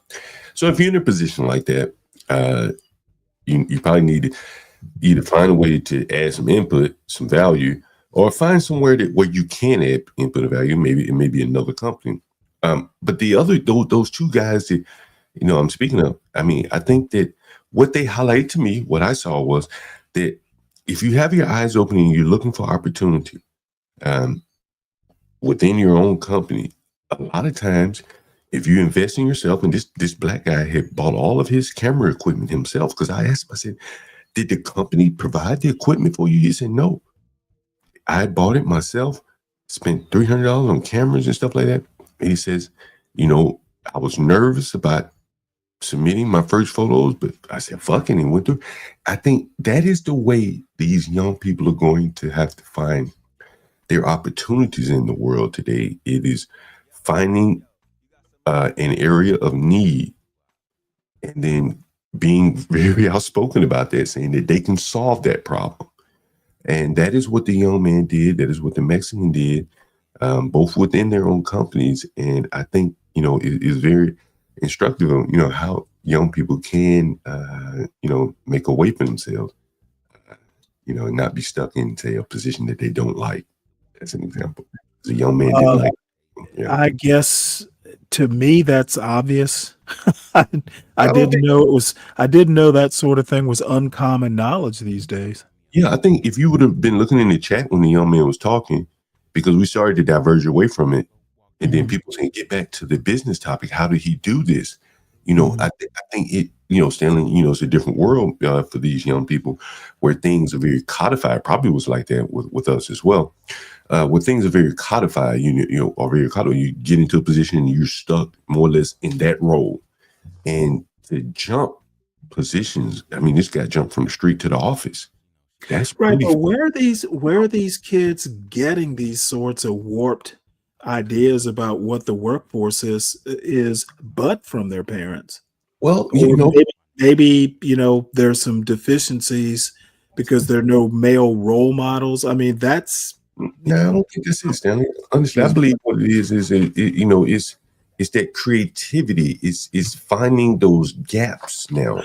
Right. And my point is that I had no clue that wasn't kind of like common knowledge. I would think even in a single mother household, at some point in time in their lives, someone would sit down with the kid and say, hey, if you've got ability, don't be shy about it. Don't be overboard with it. But I mean, parents are coaches too, and you Yeah. shouldn't be depending on the school to do it. Especially if you know your kid has talent. It's a parent's job to kind of nurture it and embolden the kid. I just didn't know that. First thing I'm thinking is, why are you going to Twitter? Why don't you go to your parents, or why don't you go to a mentor? Don't you have someone who's older and wiser in your life? Now, I understand that, things have changed and there's Twitter and all that stuff, but it shocks me that that the first place you go to ask these questions is Twitter. Well, I don't think she asked a question. More or less, she was just making a statement. A lot of people use social media as more or less like therapy these days. Yeah, and they really shouldn't. I think that is bad. Because what we found, if you look at some of the street interviews, the people on social media seemingly are more aware of things than the people are in your day-to-day life. And so I they may would, have, I would, like, I don't know. I just have a thing like, yeah, social media, maybe that's a source or something like that. But I guess it just depends on your age. like what I'm saying is, like, I can't count how many people I've asked, hey, do you know who Shallow Hendrix is? On the street interviews, and they be like, nah, not really. Carmelo Anthony, maybe I heard of him. But on social media, everybody's heard of him, right? And so if you go into social media for affirmation or for advice, you're probably getting a cross section of people that have a different view of the world or are aware of certain things than, say, out on the street where the people don't even know who the hell Shallow. Well, let me. I guess I've been lucky in my life. I wouldn't think of going to the street. I wouldn't think of going to social media unless, like, I know you. If I had a real estate question, I would come to you. But just like, hopping on Twitter and just throwing it out to the wind, I don't have that kind of confidence that, your rank and file, like, random person would, you might look up and get 40 people who know what they're talking about. You might not look out and get 40 people who are giving bad advice. I much prefer a network that, and again, I'm older. A 20-year-old is not going to have the network 60-year-old would have. So two different as a 20-year-old, ages. as a 20-year-old, you're probably looking more for different things. A 20-year-old, you're probably looking for affirmation.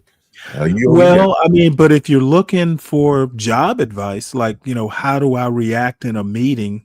Should I speak up? Should I not? Internet just seems a weird place to go. But I think if she had asked that question in a different setting, she may have gotten different answers. If she had gone to Indeed or LinkedIn, she probably got right. Yep. You're right about that. But if you're on Twitter and you're speaking more or less in a silo, right? The algorithm is more or less curated who's going to see your message and who's right. So now you're speaking to people who probably think like you. You're not even getting a different opinion anymore. Right. And so if your conclusions are good, more power to you. More people will be patting you on the back saying you did the right thing. But if it's not the right thing and people are patting you on the back saying you did the right thing nonetheless, then now you got the devastating effect of the silo and that bad decisions are being, lauded there and without any alternative contrarian opinions. It is what I think is an example here because they, as I showed yesterday, these people, took the bull by the horns, and I think for a lot of young people, the young man yesterday, I was very impressed by, how he was able to go from a flagger. Yeah, I never would have thought I wish I had seen that, to be honest. It's still up there. I never would have thought of that, bro. Like, honestly, I've seen flaggers day after day. They're still out there flagging. And I bet you that there is some opportunity. If they had to take advantage of it, they probably could within the company. But this guy saw something. I don't know. I think, when I was in IT, I was a systems engineer, which is, kind of like a jack of all trades, to be honest. One day I just got fascinated with, it was .NET 2.0. visualbasic.net. It was Yeah. the 2.0 version. Yeah. And I just happened to download a sample of it. You could get like a light version of it just to test it out. And I loved it. I still to this day, there was what was it? C++.net. There's a C version of it also. C#. But anyway, one day I just sat down and we had a need for a way to back up databases, and what Sybase provided was kind of clunky. So basically what I did was write a big fancy, visualbasic.net wrapper, which was calling, the specific executables, but, the architecture around it was Visual Basic, and, I had to automate it, just did a bunch of things just to see if I could do it. And, just that one little thing, my boss asked, well, hey, do you want to go over to, want to try being a developer? And I kind of got cold feet because I was pretty happy with what I was doing because I wasn't working like extraordinarily long hours, and I don't have the background. So, I was also like, why put myself in a position where I'm going to have to struggle when, where I am is actually, as interesting. But, you know what? To me, it's something you do, try different things. It was just, no one asked me to do it. I just did it, as a side project. So Yeah, I think it was that Daniel guy Nixon. you're talking about, the flagger, that's the kind of kid I would want to raise. Yeah, I think what Daniel Nixon was talking about, I think I remember him mentioning in the chat was, the word initiative. And I think, that's very important in corporate America. If you're going to be there and you want to be there, that initiative will separate you from someone else. Like Exactly. It afforded you the opportunity to be offered, entry into the software development division, either lateral or up, Now the problem is, and usually the people that are kind of like that flagger guy actually do have ability, and it's the desire to be, more than a flagger, that kind of pairs up with ability. Yeah, that's how all young people should be, and black people black kids in particular, because there's a need for it. If for no other reason to, kind of defy, some of these societal attitudes towards young black kids. Because if this is like a road crew or something like that, nobody's going to be looking at a flagger, do something bigger. It's a unskilled labor position. And, Yeah. I know you've been out on the road. If, out there on those Georgia back roads, those 2-lane highways, those flaggers aren't looking like, people who have hidden talents that could make them a lot more money. They look like flaggers. Yeah. Yeah, no, very interesting. Very interesting. I thought it was very interesting for the young people in the audience feeling like you're stuck in a job or something. You look around your company, there may be other things where, the company is lacking and you may be able to fill that void there. Maybe something you're even more interested in. Speaking of young people in the audience, my audience literally has no one that listens under the age of 35, other than Kelvin, I know is fairly young, and there are a couple other people who pop up overnight that are fairly young. But looking at my YouTube numbers, like literally my audience is like 35 to 55. I'm older than my audience. So I mean, do you have a lot of younger people, you or Portia? I don't pay attention, to be honest with you. Well, yeah, but Portia, for some, maybe it has to be over a threshold to know the under 35s. If there's like 1 or 2 or 3 or 4, it may not. Well, I literally looking at my numbers, there's like the under 35 is negligible. I don't know whether, YouTube is that accurate. But yeah, I've just been noticing over the months. So when you said young people, I'm like, well, I was thinking, what young people? Well, 35, man, you're still in the workforce and there's still hope. Oh, yeah. Well, I'm not saying 35 is old. I'm just, there's nobody fresh out of college that seems to be. I listened to some of the, the young, people on some of the other panels. Yesterday I showed, I can't remember, it must have been Captivity, and his title was, "Did Black people be more like white people?" And I'm like, what the fuck are you talking about? Like, just be the best person that you can be. Like, how the fuck do you be white? Like, how the fuck do you, I wouldn't even know where to start. Well, I think they mean culturally. How the fuck do you do that? Well, if you look at somebody like Amy Wax, always comes to mind, and Glenn Lowry too, for that matter. You know who Amy Wax is, right, SKC? Yeah. Oh, sorry. Yeah. She's the professor, the conservative law professor who's constantly in hot water. Yeah, I know Amy Wax. She talks about bourgeois values. So in vernacular, it's being white. But I think they probably mean culturally with the bourgeois value stuff. I'm thinking that's what they mean. Yeah, Well, I actually think that it was more or less black people who have made the argument that certain behaviors are more inherently white. Okay, well, they're wrong too. Yeah, Stanley, I think I think Sin 7 is on to something. Like, well, no, Sin 7, you know what? All I have to say is Sin 7. My response is, well, back in my day, what do you? I mean, back in my day, like my parents, they weren't teaching. They weren't teaching like go out and jump out of airplanes, but they weren't talking about being wallflowers either. If you think I'm gaslighting, you're entitled to your opinion, but there's a reason I'm retired at like 55. Okay. It wasn't, hold on, I'm not done yet. It wasn't because I was a wallflower or gaslighting anybody. If you think I'm gaslighting, that's fine. But let me respond. Literally, I got my son into one of the best engineering schools in the country. It wasn't by teaching him to be a wallflower and timid and all that. My results are there.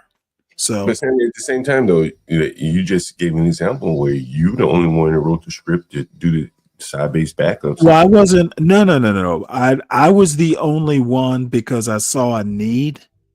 Well, you the only one. We have a whole like. You're the only one that saw the need, right? You said that. Well, yeah. Well, you weren't in the department. Well, I mean, we could have waited for the developers to do it. We could always put in a request to do it. No, you could have waited, right? Don't say we. Why would I wait? That's right. You took the initiative, and everybody. Well, yeah, but I honestly, him suggesting that I check out development. That's not why I wrote it. I wrote it.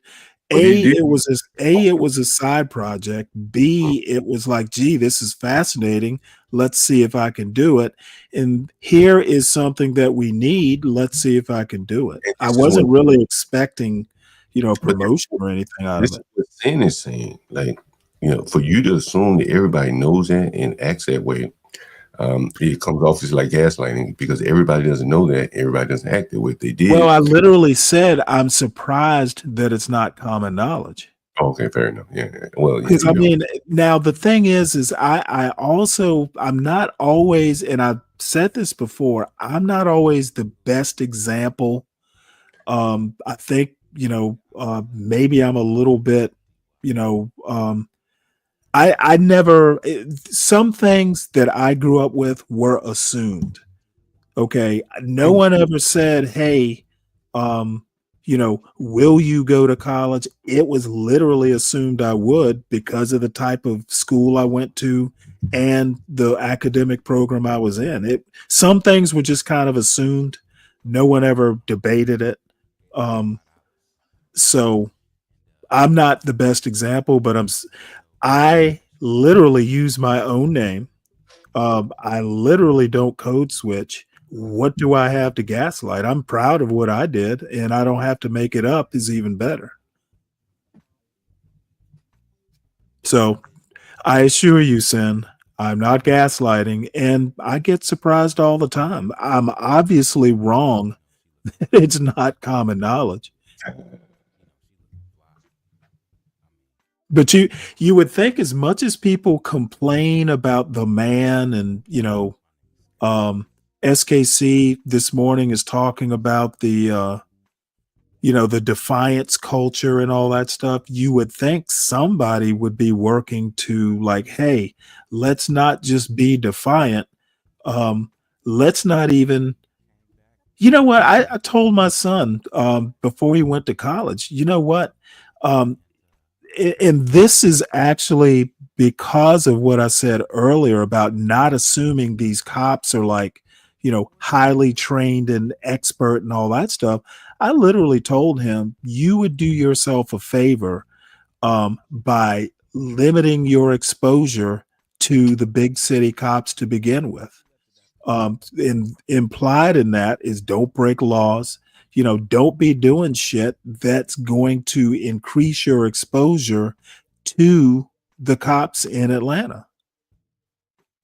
If you don't break, and it's kind of what SKC is saying, if you don't break the law, you don't have to worry about encountering the cops. So that's that.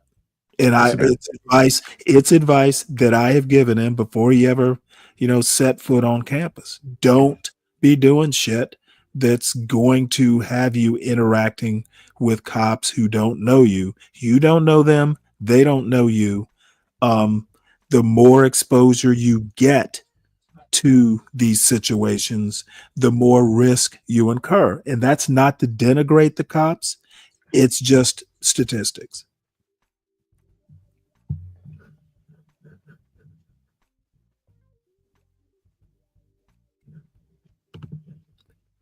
Let's see here. Day 352 of Stanley brags about Stanley. Goddamn right, Gorp. And tomorrow's going to be day 353. Thanks for noticing. Oh, yeah, Richard, I'm going to have a look at this. I didn't even know they made electric kayaks. So definitely want to have a look at this. Duck community culture increase. You know what? Gorp, why wouldn't I brag? I mean, if it comes off as bragging, it comes off as bragging, but you know what? This shit is real. And really, is it bragging, or am I just saying, if I can do it, anybody can do it? I'm not that special. I'm not that smart. If I can do it, you can do it. Don't look at it as bragging. Look at it as shit. If that idiot can do it, surely I can do it. So again, a lot of life is context, son. Yeah, I think the thing is, man, there was just you don't get offended. Thank you, Portia. There was this story about Donald Trump. Donald Trump told once, and it was about some guy in Levittown. Mm-hmm. And I guess during Trump's childhood, Levitt was a big guy. He was on top of the world. Mm-hmm. And at some point, he hit a skid in life, and I guess Donald Trump had met him, when he was on the downside of his life, and he said to Donald Trump, Trump asked him, he said, "What happened, Mr. Levitt?" And Mr. Levitt apparently responded to Trump, saying, "I lost my mojo, son." And he said, "When you lose it, you can't get. It's hard to get it back." Mm-hmm. And it's one of the things that I've shown the Jim Brown clip here over the years. Not over the years, we only been here a year, but over the year, I think it's one of those things, where when you kind of laud your success, man, people will be rooting for your downfall even harder. It's like the energy they could be spending and not even paying you any attention, maybe rooting against someone else. Now they come out and root hard as a motherfucker for you, against you, and it's, for some people, it's inspiration, no doubt. Do you have that article or clip because I'd be interested in seeing it actually. Oh yeah, let me see if I can find it. Because Man, here's the deal. I mean, Levittown is infamous for basically being the destination of white flight, and for the longest time, they had the covenants where black people couldn't move in. So I'm kind of wondering, because I would imagine he got a really bad reputation for that kind of thing. I'm wondering if that's part of the mojo he lost. You know, he fell out of favor because there were racial covenants. Oh, yeah, I'm not sure. But you know, I think just I mean, again, Levittown is infamous. yeah, I think he's all out throughout Pennsylvania and some parts of New York. The speech was at the University of Alabama. Yeah, I'll put it up on the screen here. I'm sure I have a video of it. I'll look it up and I'll find it for you. And he recalls a sad end to the career of William J. Levitt. I'll put it up on the screen. I think the same Levitt is in Levittown. Yeah, it was Levittown. I'll put it up on the screen. Let me take yours down. So I'll put this up here. And I'll find the speech at some point. In the commencement address at the University of Alabama, so it will be on the video somewhere. Trump recalled a sad end to the career of William J. Levitt, Levittown's builder, and apparent warning to the graduates about losing life's momentum. In recent years, too many of our young people have really been taught to think of themselves as victims and blame people and be angry. But in America, we reject that idea, blah, blah, blah. And he went on to talk about Levitt. So let me tell you a little story about Levitt. Here's a copy of the Levitt family portrait here. Anyway, so I'll find it. Yeah.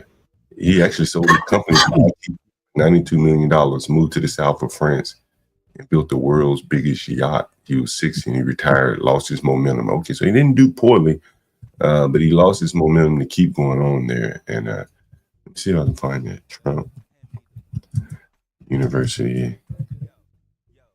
Alabama. Huh. Beach.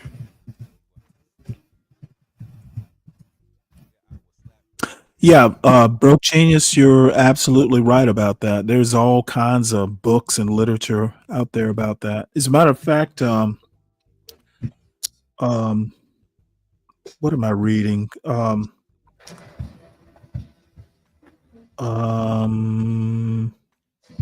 just read a book about the Great Migration, and I can't think of the name of it, but it gets really deep into there's a book by Charles Blow. He is gone from the New York Times now, but he actually lives in Atlanta. He wrote a book called The Devil You Know. And I meant to I'm going to do a short video about that book. He is one of the few Black influencers. And I mean, he is like maybe 10 years younger. So he's older. His kids are through college and all that. But he is one of the few people that I've known who's actually put forth an action plan for Black people to do to gain political influence and that sort of thing. He basically, this is maybe less than 5 years ago, wrote a whole book about, the idea of doing a reverse migration where, there are places, right now, Blacks are concentrated in the South, places like Georgia, Alabama, and Florida, South Carolina. A reverse migration basically builds up the population, especially in Georgia, where you get 4 or 5 states, influential states, that Blacks can basically build a political base from. And I don't think I've ever seen a more concrete plan. And he gets, somewhat into detail about it. And he gets in deep about the Great Migration from the South to the northern cities. And Broke Genius kind of reminded me of that. So if you think about it, there's a book called The Devil You Know by a guy named Charles Blow. He's originally from Louisiana. It's worth reading if you're interested in, the North, it was racist, but it was a different type of racist from the South. So yeah, I knew Trump talked at Alabama. Would he say something that was worth listening to? Well, just the Levitt part town, the momentum. Now, Okay. So this is where he talked about it. Yeah, I think that's where it was, but I don't see it in the transcript. But he may have repeated it at the University of Alabama, but I heard it a long time ago. Let me see. This was last weekend? Yeah, apparently when he spoke, but I heard it a long time ago, so he must have rehashed his speech. Let me see if I can find the original one where he spoke about that. The momentum part was this may be it right here. In order to be successful, find out you do. Look, you have. Let's see if it's in the transcripts here. He's probably told it multiple times. Did you know you could search the transcript, Stanley? Yeah, I knew or know, but I'd never do it. But in order to be successful, those timestamps are handy. Yeah, here it is. Successful, and you people are well on the road to success. You have to find out what makes you excited, what makes you want to get up each morning and go to work. You have to find it.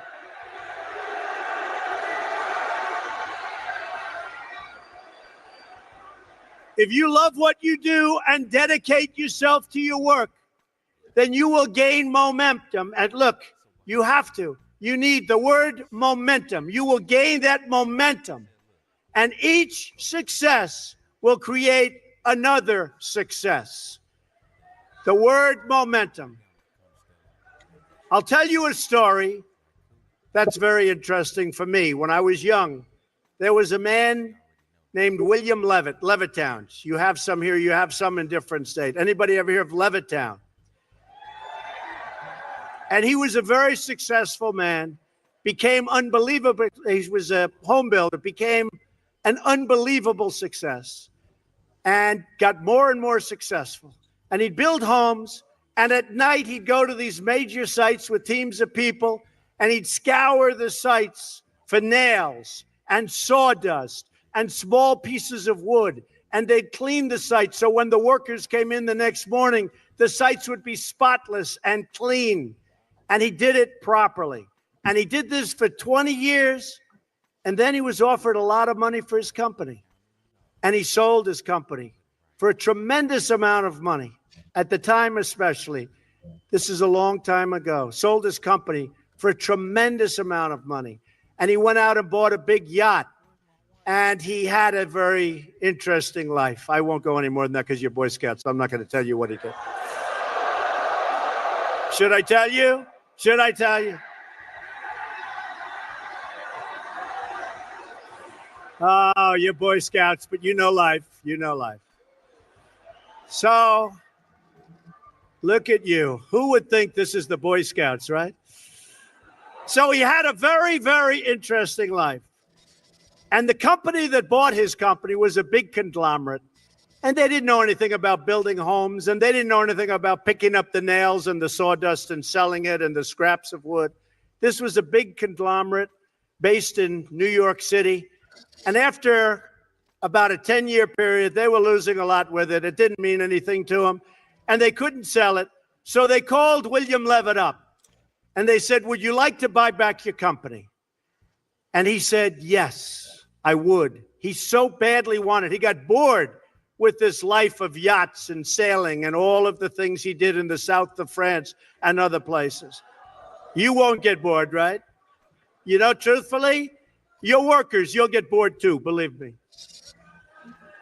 Of course, having a few good years like that isn't so bad. But what happened is he bought back his company, and he bought back a lot of empty land. And he worked hard on getting it zoning, and he worked hard on starting to develop. And in the end, he failed, and he failed badly. Lost all of his money. He went personally bankrupt, and he was now much older. And I saw him at a cocktail party. And it was very sad because the hottest people in New York were at this party. It was the party of Steve Ross. Steve Ross, who was one of the great people, he came up and discovered, really founded Time Warner. And he was a great guy. He had a lot of successful people at the party. And I was doing well, so I got invited to the party. I was very young. And I go in, but I'm in the real estate business. And I see 100 people, some of whom I recognize, and they're big in the entertainment business. And I see sitting in the corner was a little old man who was all by himself. Nobody was talking to him. I immediately recognized that that man was the once great William Levitt of Levittown. And I immediately went over. I wanted to talk to him more than the Hollywood show business communications people. So I went over and talked to him. And I said, Mr. Levitt, I'm Donald Trump. He said, I know. Said, Mr. Levitt, how are you doing? He goes, not well at all. And I knew that, but he said, not well at all. And he explained what was happening and how bad it's been and how hard it's been. And I said, what exactly happened? Why did this happen to you? You're one of the greats ever in our industry. Why did this happen to you? And he said, Donald, I lost my momentum. I lost my momentum. A word you never hear when you're talking about success. When some of these guys that never made 10 cents, they're on television giving you things about how you're going to be successful. And the only thing they ever did was a book and a tape. But I'll tell you, it was very sad. And I never forgot that moment. And I thought about it. And it's exactly true. He lost his momentum, meaning he took this period of time off, long years. And then when he got back, he didn't have that same momentum. In life, I always tell this to people, you have to know whether or not you continue to have the momentum. And if you don't have it, that's okay. Because you're going to go on and you're going to learn and you're going to do things that are great. But you have to know about the word momentum. But the big thing, never quit, never give up, do something you love. When you do something you love, as a scout, I see that you love it. But when you do something that you love, you'll never fail. What you're going to do is give it a shot again and again and again. You're ultimately going to be successful. And remember this, you're not working. Because when you're doing something that you love, like I do, of course, I love my business, but this is a little bit different. Who thought this was going to happen? We're, having a good time. When it says Donald Trump on momentum there, I'll never forget he talked about Levitt. He's talked about this multiple times. So this is in West Virginia. Anyway, very interesting speech about momentum there. You have to keep the momentum going. Yeah, I guess if you're a fan, it's interesting. Well, it's in life. It's not about politics. Okay, Donald Trump had a silver spoon growing up. I don't want to hear about a man who started out with momentum talk about momentum. I don't get as impressed with Donald Trump as some people do. Well, I think he's talking about Levitt, who's also. Well, no, I know who he is talking about, and he is basically confirming the momentum point that Levitt told him about. Yeah. I'm just not that interested in hearing someone whose daddy gave him momentum. Now there is a point about not losing it. Yeah, that's the point. Right, but I could think of more inspiring figures than Donald Trump to hear about momentum from. Yeah, well, probably Broke Genius would be more inspiring. Well, this is a speech that everyone, given by someone, everyone would know. So, anyone can make the speech clearly, it's just a public speech. Broke Genius had a video up here. We play that. And I think he does talk about. I think my mother would just call it gumption. It's one word. But one of the things is, people ask me all the time, John, when you work every day, when you're going to take a day off, and, it's like, while I have that momentum, man, I can't let it go. At some point I won't be able to work 7 days. Right. And all I'm saying, I'm not discounting his point. Yeah. I'm just saying I would rather hear it from someone else. I'm not a Donald Trump fan. I don't think, in Latinos impressed that he took 1 million and turned it into 1 billion. My point is he didn't turn 0 into a billion. Some people have. He turned 1 million into a billion. Well, yeah, Less I'm not. impressive to a Well, I'm not. peon like me. And Well, I'm no, not. I Okay, yeah. don't. Let me talk to Latino here. I don't hate Donald Trump. I just don't admire him as much as someone who might have started out from a a lower station in life.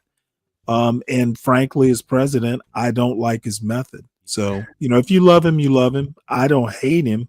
I just, I knew he was talking at Alabama at some point. I wasn't motivated enough to put it on my calendar. Oh, yeah, this is West Virginia. This looks like 7 years ago. I think, yeah, 7 years. Oh, okay. Yeah, I know he was talking at Alabama. Yeah, he may have rehashed some of the same speech there. So that's the thing. Again, I don't think anything political was spoken there. You could abstract that out, put anyone up there saying the same thing. But the point was that I wanted to impress upon to the people was about Levittown. You can fly high one day and then boom, Well, I'm going to say that, part of the seeds of his losing momentum was basically creating a segregated community in a time when America was starting to move away from, segregation. Yeah, So okay. now it's post World War II. I just think that, in a way, he lost momentum by not having foresight. Oh, very well could have been. But the bigger point was, not the reason why is that, but once you lose it, it's hard to get it back. That is a bigger point to someone who might be impressed by Levitt and Trump. I think I'm a Thomas Wolfe kind of guy. You can't go home again. Once he gave it up, he should have gone and done something else. Plenty of people reinvent themselves in other sectors. Even if he had just started a new company, I think buying it back, I would have rather, just start anew.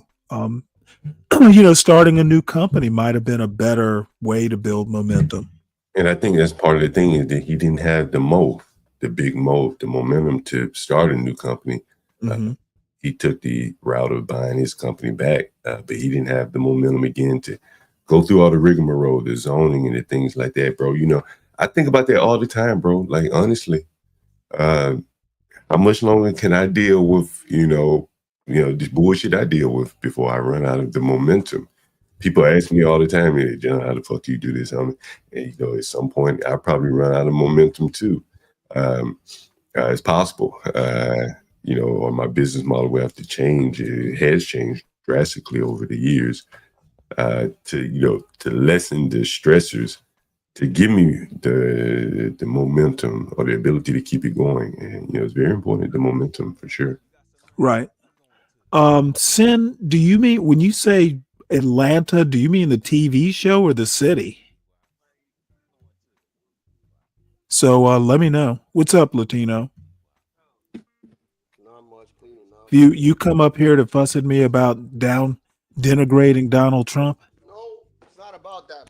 Your volume's low. Oh shit, my bad. Wait, give me a second. Can you hear me now? A little bit better. Let me see if I can do it. Yeah, I don't have your mic setting, so you'll have to turn it up. Can you hear me now? Yes. All right, word. Yeah, my older brother, we had a discussion one time about this. He's like, yeah, but anybody could do what he did, if his father, whatever. And I'm like, Oh no, yeah, I don't think anybody could do it. I'm just saying there are people who started with less.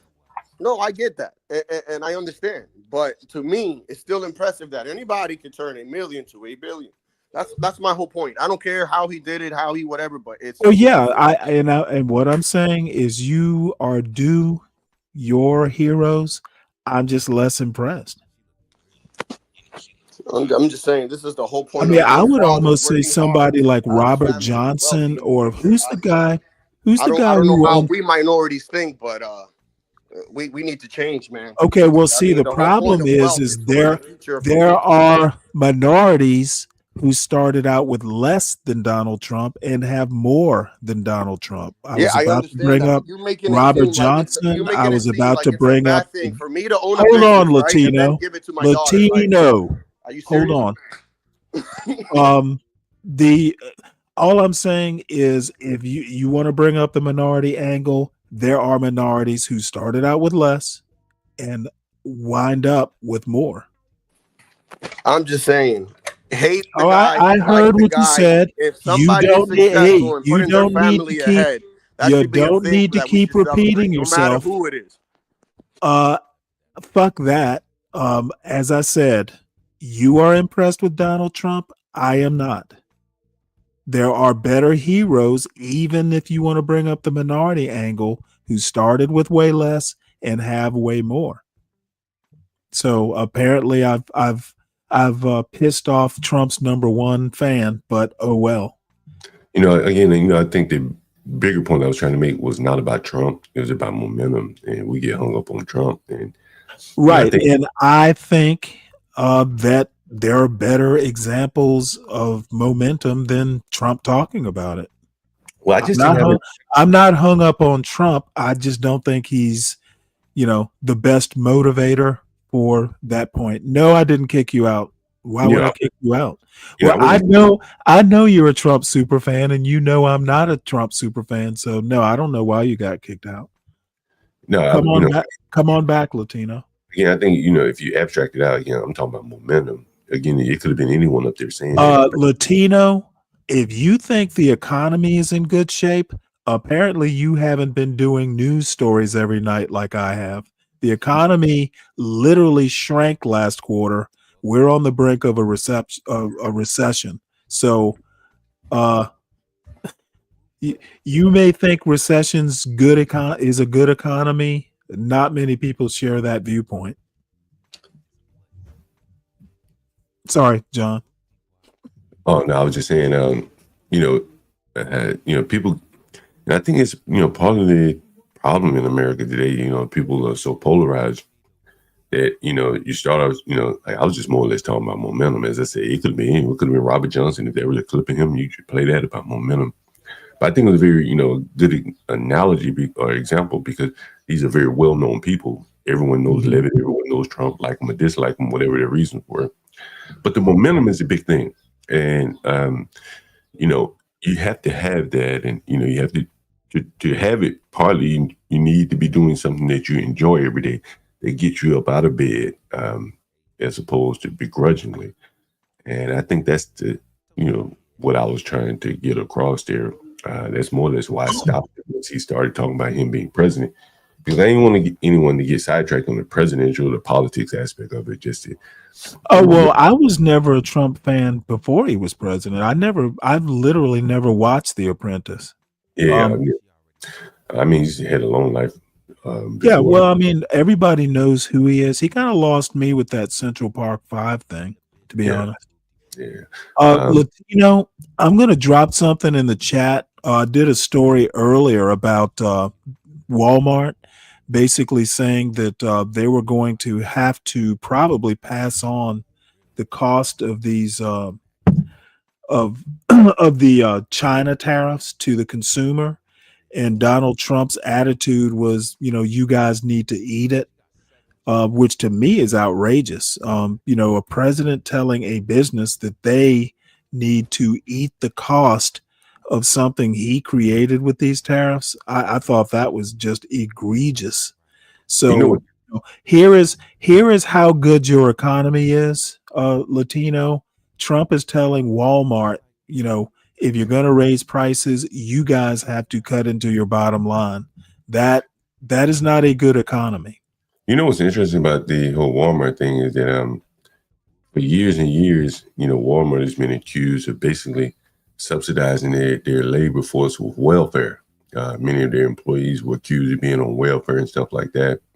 And that's how people have criticized it for being so profitable. I kind of disagree with that. I think criticism was not only that, but the Army, I know for a fact that some of the lower, like like E1s, E2s, E3s.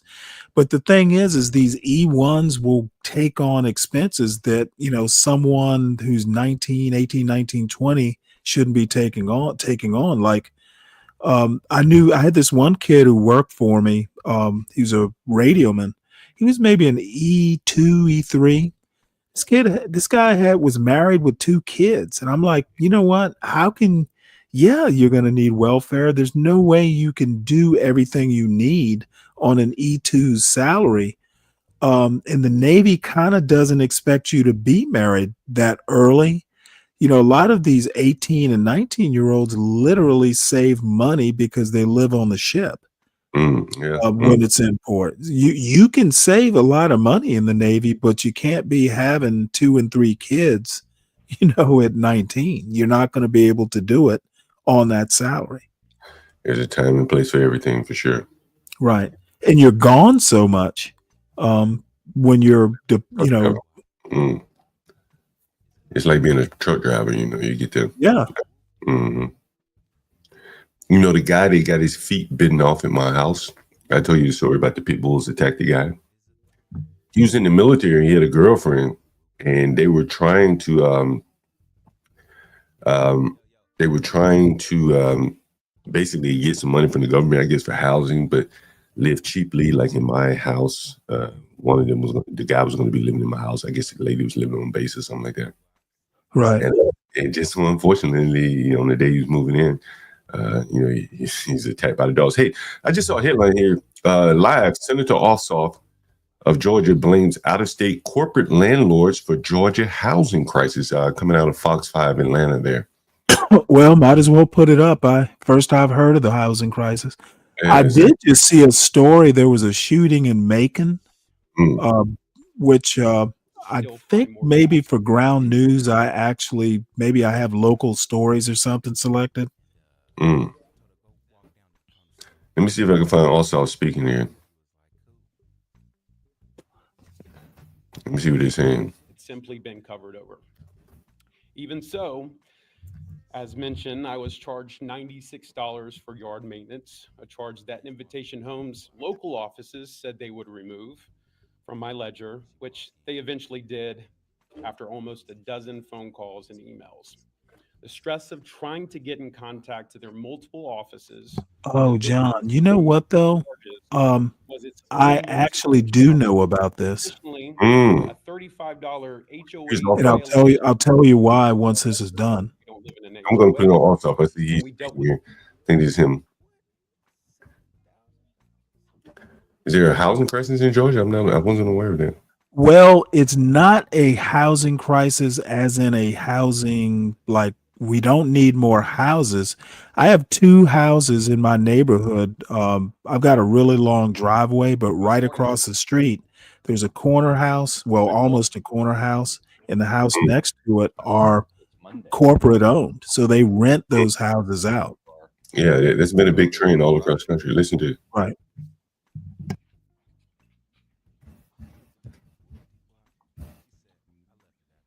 Let's see what he's saying.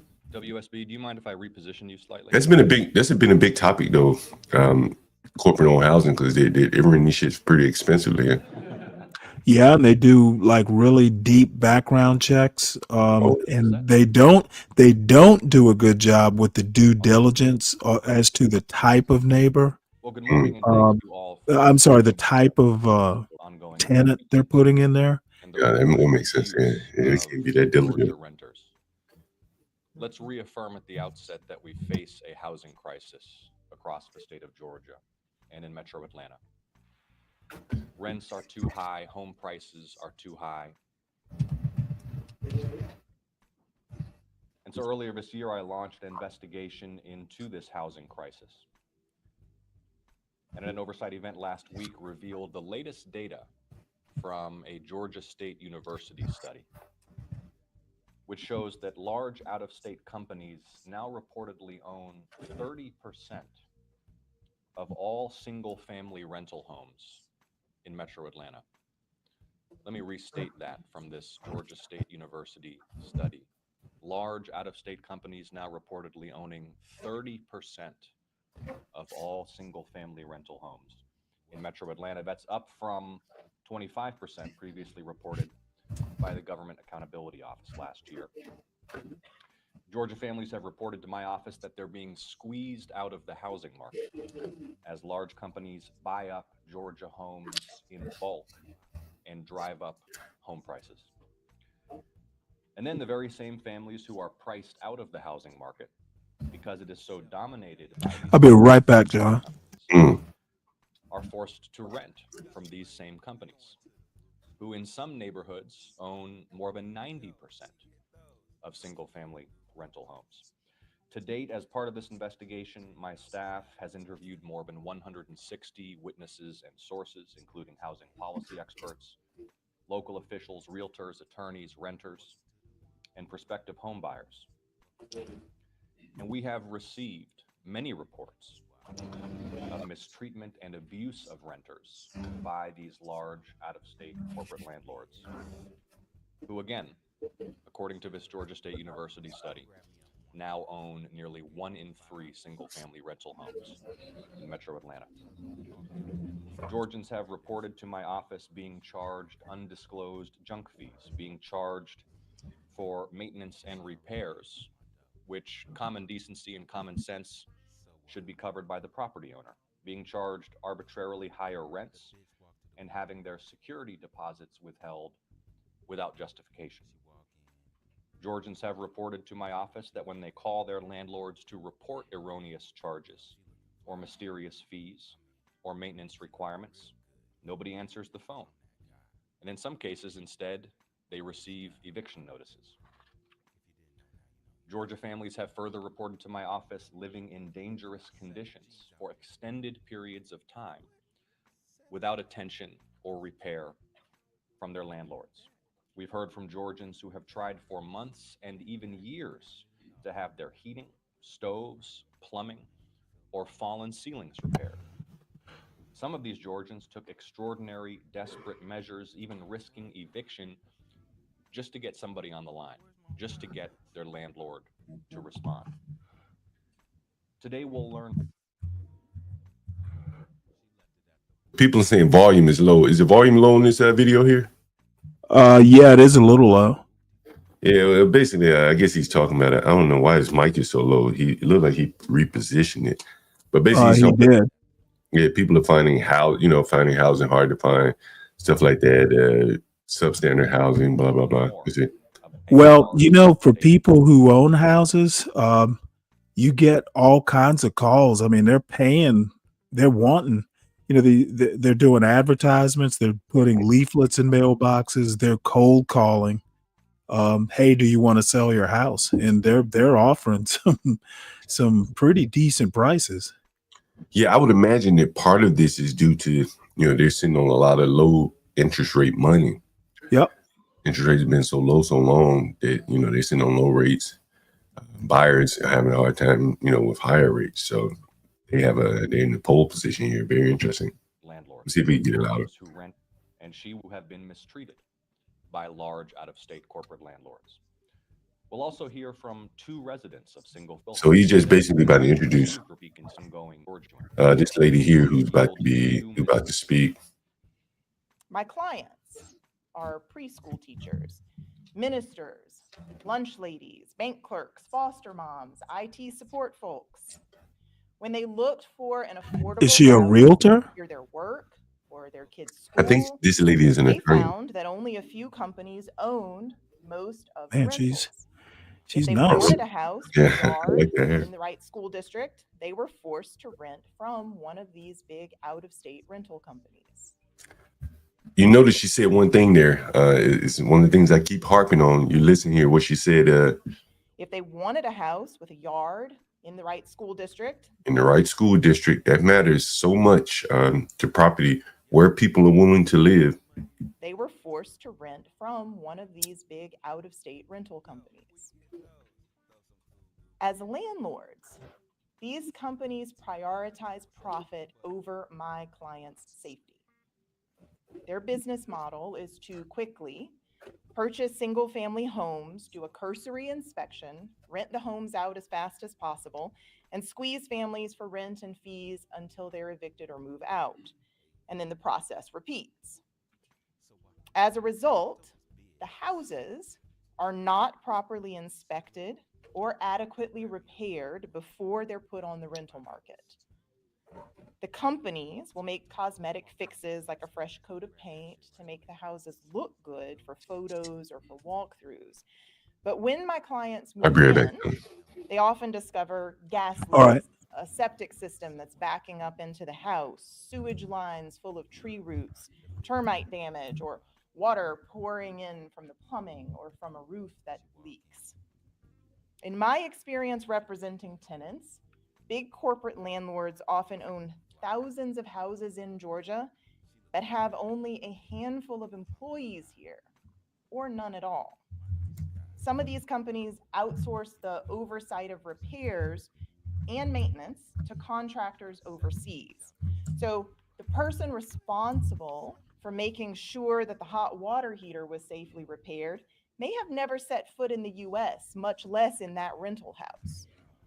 The companies prioritize getting the cheapest bids for repairs. My clients miss days of work as different vendors show up at their homes, take pictures, make estimates, and fail to repair the problem. These companies save thousands of dollars on labor because they force my clients to coordinate the maintenance and sometimes even to do the repairs themselves. Now, we're not talking about leaving work a little early to meet the plumber. We are talking about families using up all of their PTO and days off for the year so that the landlord can get the cheapest bid. Sometimes my clients lose their jobs because they can't work from home in a sewage flood or miss any more days of work waiting for repairs.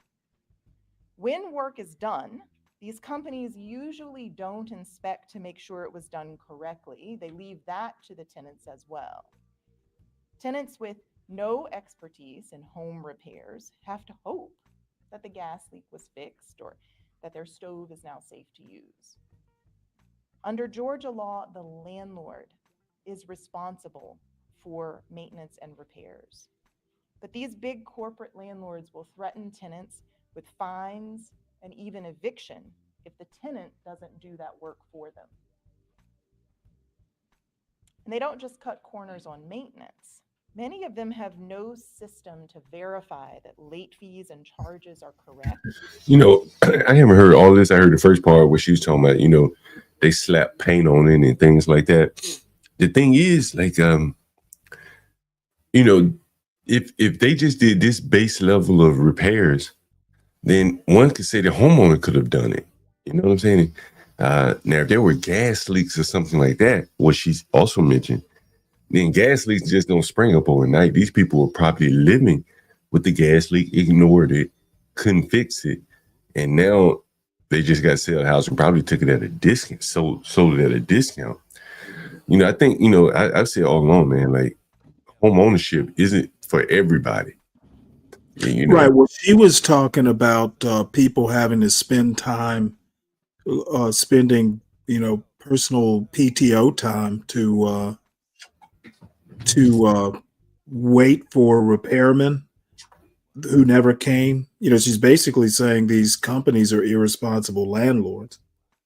Well, I heard her say something about these people bought houses, had shoddy inspections, you know. Correct. And when people move in, you know, they're expecting these repairs to be taken care of and they aren't being done in a timely manner. That's her point.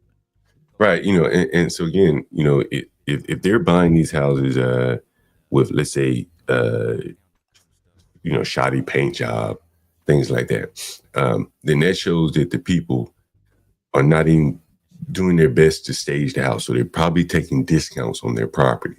The least you could do is just paint it, you know. Okay, well, I don't understand why we care about who sold the house. It's the responsibility of the purchaser and the landlord to deal with it. If you consciously buy a house that's in disrepair, and if you're not doing the right inspections or the level of inspection to discover, and you know, hey, this is so messed up, I'm not going to buy this house. I don't see what the person who sold it. There's a reason they sold it to a company. Right. Because these companies just want to gobble up real estate, and apparently, they can afford. Somebody in the chat, I think it was Sin, talking about houses being bought and just laying there vacant. Well, I Maybe think they're uninhabitable or something like that. one of the things as I mentioned is that and we talked about it here on the stream last week, and because I pulled up some houses. I'm going to show you some houses in Atlanta, right? And you kind of get an idea. It's not expensive to live in Atlanta. You could easily buy this house for $250. That's pretty cheap, right? Here's one for $115. You're going to require some sweat equity. You probably got to put $50,000 into it, $75 maybe to get it really nice.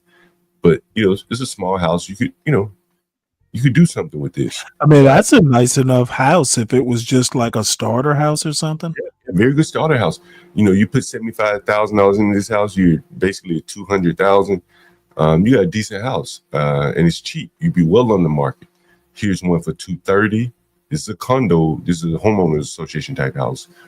$205, $239, $264. None of these over $300,000. $129. This is a nice house. $265, like L shape. You see the price is just. This is like a mobile home turned into a real home. That's what it looks like, but it may not. Yep. $279. These 3 bedrooms, 2 bedrooms. Now you know what? That might not be a mobile home. A lot of houses in Atlanta have crawl spaces. Oh yeah, okay. Instead of like full basements. Right. Yeah. It's like that in Alabama too. So there are some starter homes there. There are some affordable homes that people could live in. But one thing you'll notice as you look at that video, as you look at the these listings here, is that the cheap houses primarily are on the southwest side of town. And as the lady mentioned, the schools, they don't want to send their children to those schools. And that becomes the variable that makes all of these houses more or less invisible to them. They can't get these cheap houses because they don't want to send their children to these schools, or they don't want to live in these neighborhoods. But look at this, $170,000. This is in Northwest Atlanta. Well, I mean, the thing is, and now again, this might be just particular to me, but if I could get a place that was cheap enough, and you don't like the school, send them to a private school. Well, you may not be able to afford that. That's the thing. Look at this, $289, 3 beds, 2 baths. Yeah, but I mean, but the thing is the places with the good schools, the houses are going to be more. Yeah, that's the thing. But now that one without the lawn, that's definitely some work there, because you're gonna have to do inside and outside. Yeah. It's a lot of work. But I mean, you could live here with it like this and just focus on the inside. Yeah. Then plant some grass, do whatever you need to do, cut the trees down. You probably want to do something with this tree so close to the house. But you could do something with $230, maybe put $70,000. It probably looks decent on the inside. Let's see how it looks. I bet you it looks decent. Yeah, it does. Yeah. See, for $270, you get a nice looking stove. Yeah, you get a nice looking house for $279 in Atlanta. That's pretty nice. You know what? I wouldn't care, at least in the medium, short to medium term. Right. It would just have to look like that while I worked on it. That looks awesome. Yeah, you don't have to worry. Or the veneer floors, I guess. Some of these older houses, like the wood, like the actual wood floors. Now this probably that looks. That's veneer. Yeah. Whatever it's called, or linoleum. Maybe it is linoleum, but that looks. Vinyl. It's called luxury vinyl plank. I think LVP is what a lot of developers use. Well, the thing is, though, that furniture is model furniture. Like that stove there. That stove's not going to be there when you move in. Oh, it will. It'll be there. Mm-hmm. It'll be there for sure. This could be AI pictures though. This may not be real. Right. Yeah. Right. But the stove, it will have to be there. You can go for it wouldn't clear financing or traditional without the stove and stuff like that. That's why they put the stove in there. Yeah, this is a nicely staged house though. Nicely staged. It's a lot of yards. Hey, look at that backyard. Yeah, it's a lot of yards. That's the backyard. Yeah, that's, you know what? I wouldn't be sneezing at that. I mean, especially like for me, for instance, it was just me and my son. That would be a perfect house. And the beautiful thing is, it's all one floor, right? So it's all one floor. Right. Yeah. So when I get old, right? You know, if someone really wanted to find something cheap, this is this is not out of the range here. 260, 224. Look how nice this is for 224. Yeah, that's really nice. Nice, yeah. Look at that. It's fucking nice. So, and this is what I'm saying, like, there are affordable options, but people just don't want to. There are some other reasons why people don't want to live in these neighborhoods. Look at 3-bedroom, 2.5 baths, big house, 1,600 square feet, 7,000 square foot lot. Look at Holy cow. 300,000. But again, this is in Southwest Atlanta, so people probably definitely don't want to send their children to school there. They might live there, but they don't want to send their children to school there. You know what's interesting, Stanley? I had Southwest where the hood is? I thought it was Southeast. It's probably both, but I think Southwest. Well, if it's in the South, right? Yeah. So like Martin Luther King, I think, and Joseph Lowry, Abernathy, or whatever. That boulevard. Look at this 159, bro, in Atlanta. Yeah, that L shape there is pretty nice. Yeah, look at this shit. Is decent though. That's the crawl space. Look at this shit. It's decent, man. For 159, fucking decent. Like, you don't have a lot of money, you can buy that and live there. Again, this is all one floor too. Look, is it already prepared? I mean, you probably need to do some cosmetic work. Where is this? This is in Atlanta. I don't see any roof. 50? Jesus I don't Christ. see any roof damage, right? Like, I don't see any roof damage. I don't see any falling. I mean, even then at 150, like, you could get a roof for like what, 10, 15 grand? Shit, down in Atlanta, this size house probably won't even be that much, bro. Yeah, that's what I'm saying. So like you said something that resonated with me last week with the whole foreclosed homes, and like how nobody wants to move in one of them and fix it up. Like, if a family of 5, right? Forget about the race. Just a family of 5 could buy a foreclosed home, and between all 5 of them, they could fix that home in less than 2 years.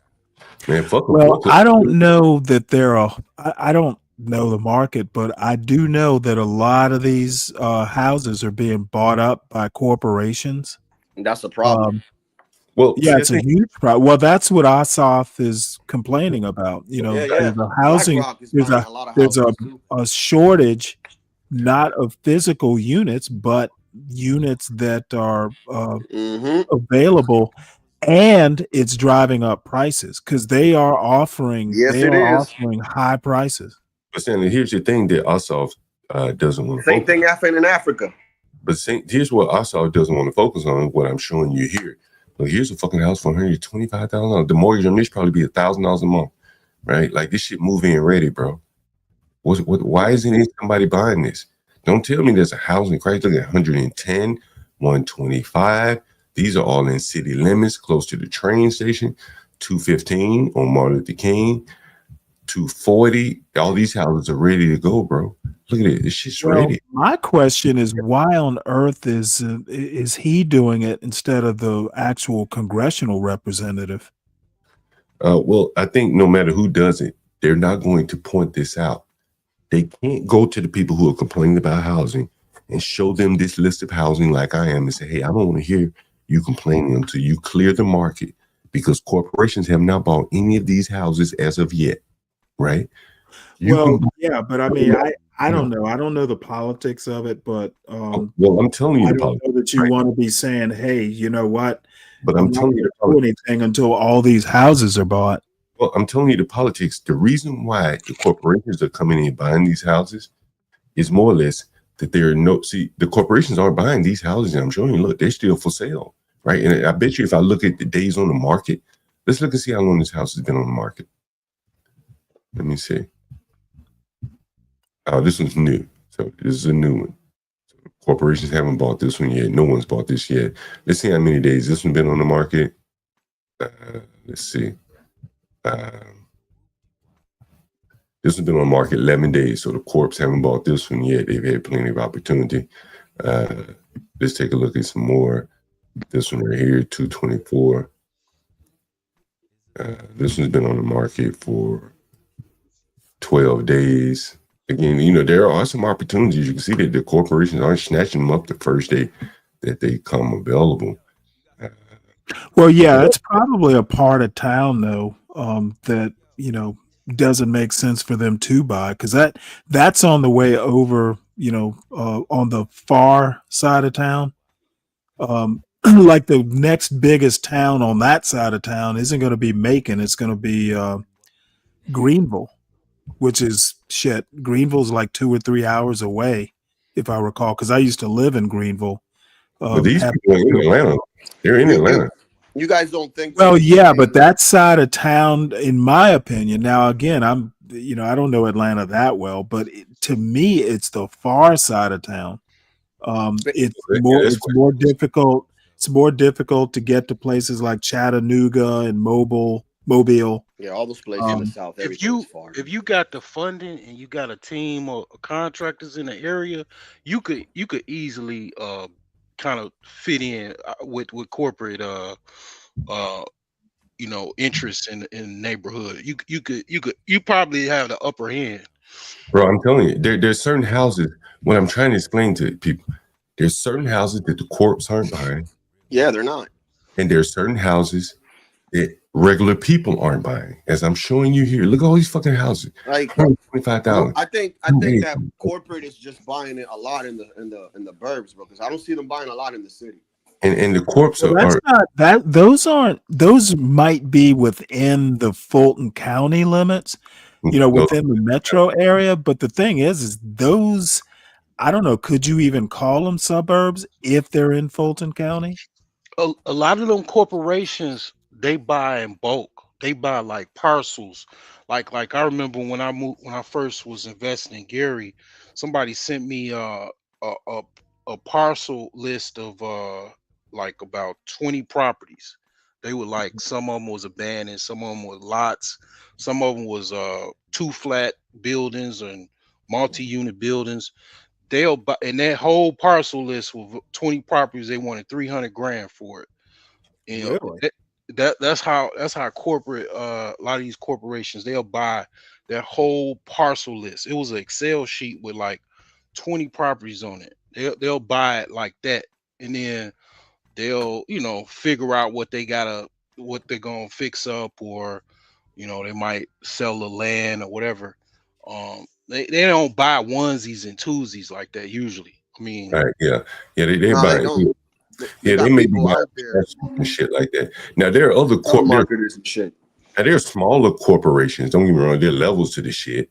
You know, they want to send up whole fucking developments, and there are other ones that will come in and buy your house in your neighborhood. You know, there are levels to it. But with all of that being said, you can see the houses here, 135, 140. There's a reason why people are not buying those houses. You think it's the location, or you don't think it's the work that they might have to put in the house? No, hell no. These houses, all the ones I've been showing you, are ready to go. Right? Where are they located? They're in Atlanta. Right? But where? Some are in probably bad neighborhoods, or as the lady said, the schools aren't to their liking. Well, right? I mean, if you could afford to get yourself a little decent house like that, I'm pretty sure you got money to spend another 12 or 15K a year for your kids' education. Well, but then there comes the thing of you got to transport that child to the public school, and Atlanta doesn't have. It won't be a public school because it's private. You're paying for it. Well, you have, that's what I really meant to say. You have to transport that child to a private school. There's not going to be public buses. A lot of private schools, they have their own private busing. But they're not have charters. But they're not going to come pick up someone in Southwest Atlanta and take him to Northwest Atlanta for school. That would John, if the money's good, they'll pick them up. But I'm saying in Atlanta, bro, you'd have to start picking up children at 6 o'clock in the morning with the traffic. Man, right? some of them private schools got their own bus. I seen them. But you can't pick up. But Atlanta's too spread Yeah, but out. the problem is going from say southwest to northeast. If you have to go through Atlanta proper, it'll take you forever because that traffic on 75 and 85, Right. it's horrible. Atlanta's like one of the top 3 cities for worst traffic. It's a poorly zoned city. We had we had her in private school. Then we moved to the suburbs, right? And we tried to look for a private school here. The waiting list was ridiculous. So it took us 2 years, and then we just gave up and just put her in public school because the public school here is not that horrible. Right. So in Atlanta, you see these areas with these $115,000 houses, and you wonder what is keeping them from buying them. And it's problems that could be solved, either the schools or the crime, and Ossoff and all the people want to overlook that. And so instead of solving the schools and the crime, they said we're going to come up with a governmental solution for more affordable housing. But as we've shown here, there is affordable housing all over Atlanta. That's just houses we're looking for. I bet you we can find some apartments for under $1,200, 2-3 bedrooms, easily. You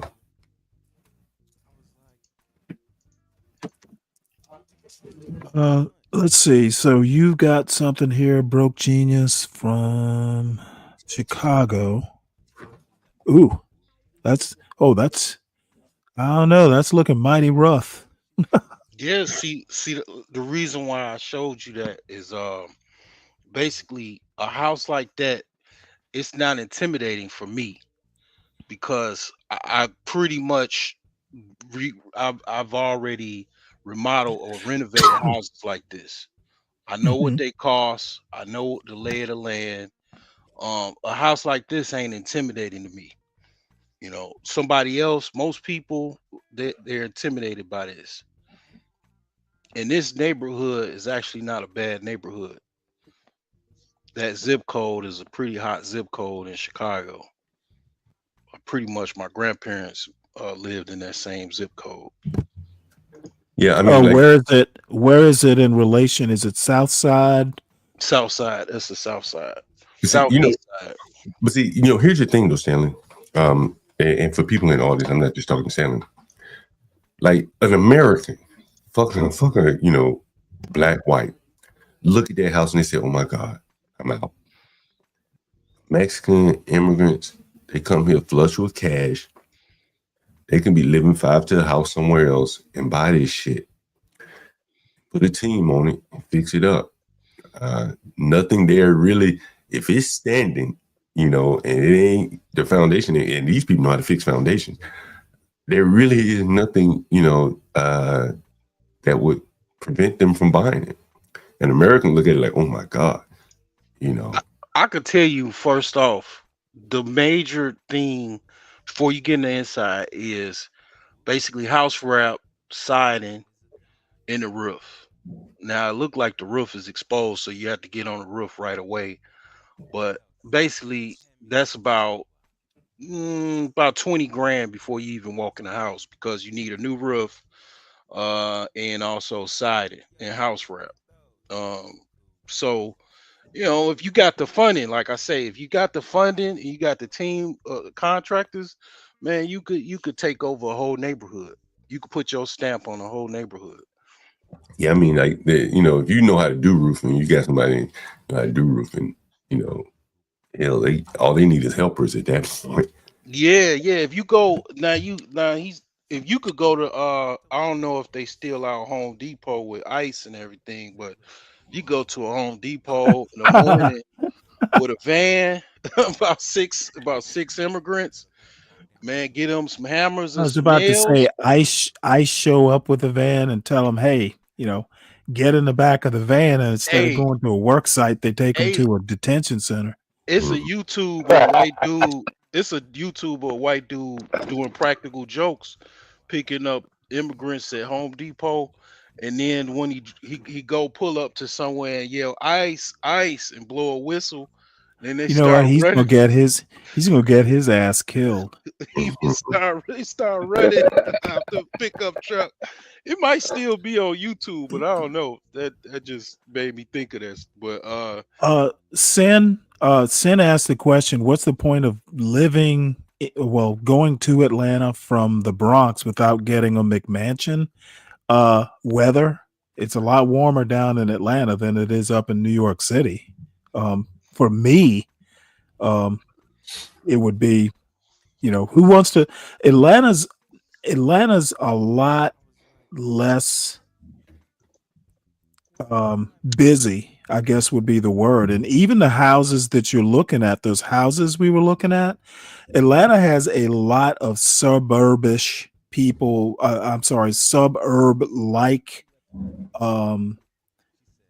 neighborhoods that are actually within Fulton County, or not so much Atlanta proper, but even if you go somewhere like Buckhead, better yet, places, where Druid Hills is now, those houses are like $1 million houses, even though they're kind of normal houses. But that shit is smack dab in DeKalb, which might as well be downtown Atlanta. You are minutes away from like downtown Atlanta. You would never know you're in the middle of a city, and Fulton County has some places like that too. I grew up in a neighborhood that was a cookie cutter neighborhood, but it was literally a neighborhood, but it was within the city limits of Savannah. So it was like living in a suburb. There were lawns and backyard, front yard, it was like a suburb, but it was literally within the city limits. So Atlanta has places like that. What makes it a suburb?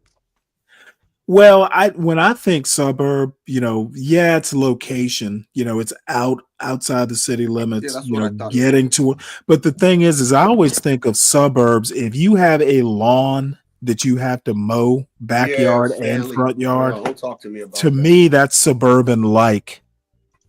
Yeah, I have a lawn back in front. Sound big. Same here, dude. And on the side. And I mean, the kids. I mean, my sister and I used to get out there on that front lawn, and it was kind of glorious. We'd get out there and play tackle football on the front lawn. I hate doing the lawn, but I love the results. But back to the real estate here, this is why there's so much claims of lack of affordable housing. Part of it is, there have been houses that just been allowed to wither away, be taken back by nature. The people living in there couldn't maintain them. And the people that are living around them didn't see it as investment worthy. And now Ossoff is coming in complaining or pointing out that the corporations are now buying it. And I think that if these properties were investment worthy to the people living around them, then we would prevent the corporations from coming in, because all of these properties they're not necessarily interested in. Look at all the ones. I'm still kind of confused as to your point. Are you saying, hey, we're not going to? I mean, if people don't want to move in because of schools, that's not something that Ossoff can deal with. Well, I think that he can make there's some things honestly that they can do about the schools. Like what? We don't have an education department anymore. Well, but schools are local. To be honest, the governor needs to be dealing with this, not the senator. Well, fair enough. Whoever needs to be dealing with it. Look at this house right here. This house right here, man. This is amazing. Let me share this with you.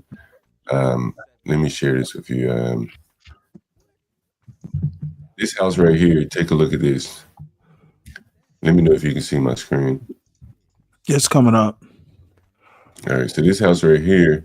Well, I don't see the house. I see the. You need to go up a bit. But John. Oh, I see what you're doing. But John, hold on. What I want to show with you is this house has been on the market for basically half of a year, right? More than half the year. 195 days, $200 per square feet, 7,000 square foot lot. And here's the house, man. Corporations aren't buying these houses they're manufacturing a boogeyman. This house has been on the market for half of a year. That's nice. Okay, I know where that is. That's right along I-20, isn't it? That's nice. Northwest. I'm not quite sure Somebody what it is. already fixed that house up. Right, Yeah, but that's what I'm nice, saying is, man. at 220, this house is listed at 220. I guarantee you that's What's the probably square not foot? too far from Morehouse. So this house is listed at 220. It's been on the market for 195 days. Right there. Somebody needs to offer. You probably can get this house for $165,000, $180,000. How long are they going to keep carrying this house where someone could break into it? So there's many points of entry to this house. Well, it looks like he's got neighbors, or the house has neighbors, so it's probably not that big a risk. It's less of a risk. Yeah, well, somebody broke in my house, and I got neighbors connected to my house, so things happen. Right? And well, touche. These houses have crawl spaces where someone can go easily up under the crawl space of a house, strip out all the piping. You won't even know it until you get ready to sell the house, and then like, boom, there's no fucking pipes in here. That's happened to me before. 1990. Right. So this house, you probably can steal it for under 200,000. Look at there. Been on the market for over a year. Hey man. You can look and 200 see square foot more than in that house. And you, 400. And you can look and see here that the price has gone up in November, down in December, down again in April. Right. I'm not sure if you can see this. But John, you don't account like inflation and all that stuff that's been happening over the past 4 or 5 years, where people might not have the money to afford these things or go into this type of investment. You know what I'm saying? I know that you're talking about corporations, but if you look here, regular day person. If you look here though, there's been no inflation in the price of this house. There's been deflation. It was listed in November at 215. Today it's listed at 220. That's a 30,000 decrease. Right. That's deflation. Mm-hmm. It will sell for cheaper than 220. So don't tell me that they can't tell me that there are no deals out here when someone could easily buy this house and pay the mortgage like it's nothing. Well, but they're probably paying $2,000 in an apartment somewhere. But here's the thing: they probably that house. I'm willing to bet that house is probably in one of those neighborhoods where it's higher crime. Okay, well, shit. Bad schools. Get and that's gonna eliminate a lot of people, that your typical retail buyer, because most people they have children. That's the reason why they need multiple bedrooms. But you know, again, well, this neighborhood, I'm gonna guarantee you, is a black neighborhood. If it's Northwest. But you know, yesterday I interviewed a young lady. She rented a house, and they said, we're looking to replace all the roommates in the house. She said, I'll take up the charge for you. There was an opportunity for her to make money that way. Someone could easily buy this house and start renting out rooms, right? That looks really nice on the inside from the They didn't get $250 a month per room and live in the other room. They live down there for free, right? It'll be a stepping stone to them. They don't have to go in and do any work. You can come right in renting rooms. There's a house. How many people? I don't, I'm not a landlord, or I've never been a landlord. How many landlords or property managers buy properties that are retail to rent out? I mean, is that typically? That's all I've ever bought. You bought move-in ready homes? No. I bought like grandmama house, right? But I'm saying the houses you bought typically were Somebody they lived move-in ready? Yeah, somebody lived there. Okay. Now they weren't nice like this house. You understand? They may have had roaches, bugs, needed a new. They were distressed, so you bought distressed property. It's like if your grandma lived there for 45 years, she ain't gonna be painting regularly. You know what I'm saying? The door a little bit off the hinges. She ain't gonna just lack of maintenance. You know what I'm saying? But that's what I'm saying. This house is a move-in ready house. But that is to my point even more. That at 220, you'll probably get it at 200 or less. You got a move-in ready house. Why even? You don't even have to go down and buy a house that you got to work on. This motherfucker's so cheap right here. Like this is But see, me as a flipper, right? I'm not buying a house like this to flip. Now, I This understand is you wouldn't buy this to flip. this is But this we're is a talking about a housing crisis, right? this is a long-term You're talking about rental. flipping, right? But you're talking about flipping. Mm-hmm. We just playing a video where they're talking about a housing crisis. Oh, okay. Yeah, ain't no flipping. It's staying. So this is what retail buyers tend, or Right. possible retail buyers. Perfect for a retail buyer who says, No, "Hey, man, no, it's not perfect. oh, hey, if you're paying $1,900 downtown or in an apartment or $1,800 or wherever you talking about, you getting squeezed. You got a bad landlord, this or that. You can pretty much walk in this house for a little bit of nothing. But you got a different mindset. Me and you have a different No, I'm just mindset I'm than talking the about average. I'm no, saying the no, average no, retail no, I'm buyer. talking about someone looking to live Right. somewhere. I right? know, but Right. this is You're what I'm talking about a saying. retail buyer here, right? We're So when a retail buyer, why doesn't a retail buyer buy this house? It's been on the market for 195 days. It's only $200,000. There's a housing crisis in Atlanta, apparently. Why hasn't someone bought this house in half a year? Right, but I mean, how are you? I mean, the politicians can't make people buy this house. Right, right. Why haven't they? There is a reason why no one's bought this house. In a housing crisis? Probably not in a desirable neighborhood. If it's Exactly, where that's I think it, if it's where I think it is, it's basically on a. It's not a horrible neighborhood, obviously. I mean, it's not like, but it's not. It's not Ackworth. You know, these houses are, you know, in neighborhoods. John, you know, right where Morehouse is, right where the medical school is. Yeah. This is right in that area. The thing is, what I'm saying, though, Stanley, is that the average American looks at this neighborhood and says it's not livable. Right. And you know what? I would be perfectly fine with it. Right. Listen. Especially because, you know, it was just me and my son. Now, if I had like a full family, like 2 kids, a dog, all that. Let me see if I can show you something. Let me see if I can show you something that you guys may not have paid attention to. Let me see if I. Okay, I'm gonna show you this picture. Oh, it's got a fireplace and everything. Let me show you this picture here. Damn. So hold on. Let me show you this picture here. Okay, see the backyard here, right? That's nice. It's a big flat backyard, right? Hell yeah. Okay, now if I can zoom in on this picture, I'm not sure if I can. What is this right here? This is probably your neighbor's driveway. But you share it. Share a driveway, correct? Where you can pull all the way up to the back of to the side of your house, probably all the way to the back of the house. So you can pull all the way up here, correct? Yep. So the house I sold recently, a couple of years ago, a Latino man came to look at the house, and blacks came to look at the house. Who, you know, when I say blacks, I'm saying Americans, right? Because it is a black neighborhood, so it's primarily blacks. A few white people came, and I've told this story before. The Latino, I had a driveway like this, long driveway. It went all the way up to the back of my house. The Latino looked at this. He said, "Oh shit, I want this fucking house because of this driveway. Because I have a commercial vehicle and I can't park my commercial vehicle on this street. It's against the law, right? It's against the law to park your car on the street, like a big dump truck or something. But you can pull your dump truck all the way up here and the city can't say a thing about it. So that driveway for him probably was worth $25,000. You understand? Because if he lived anywhere else, like in Northwest DC, he would have to pay to park his truck. And that's going to be about $25,000 a year, give or take, right? Or whatever, maybe $12,000 a year to park an oversized car. But here he has space to park, multiple cars.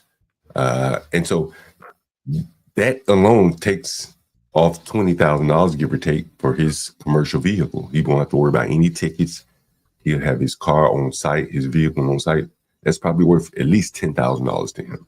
So now for him, his house at $220 is really $210 for him. And he's going to underprice that.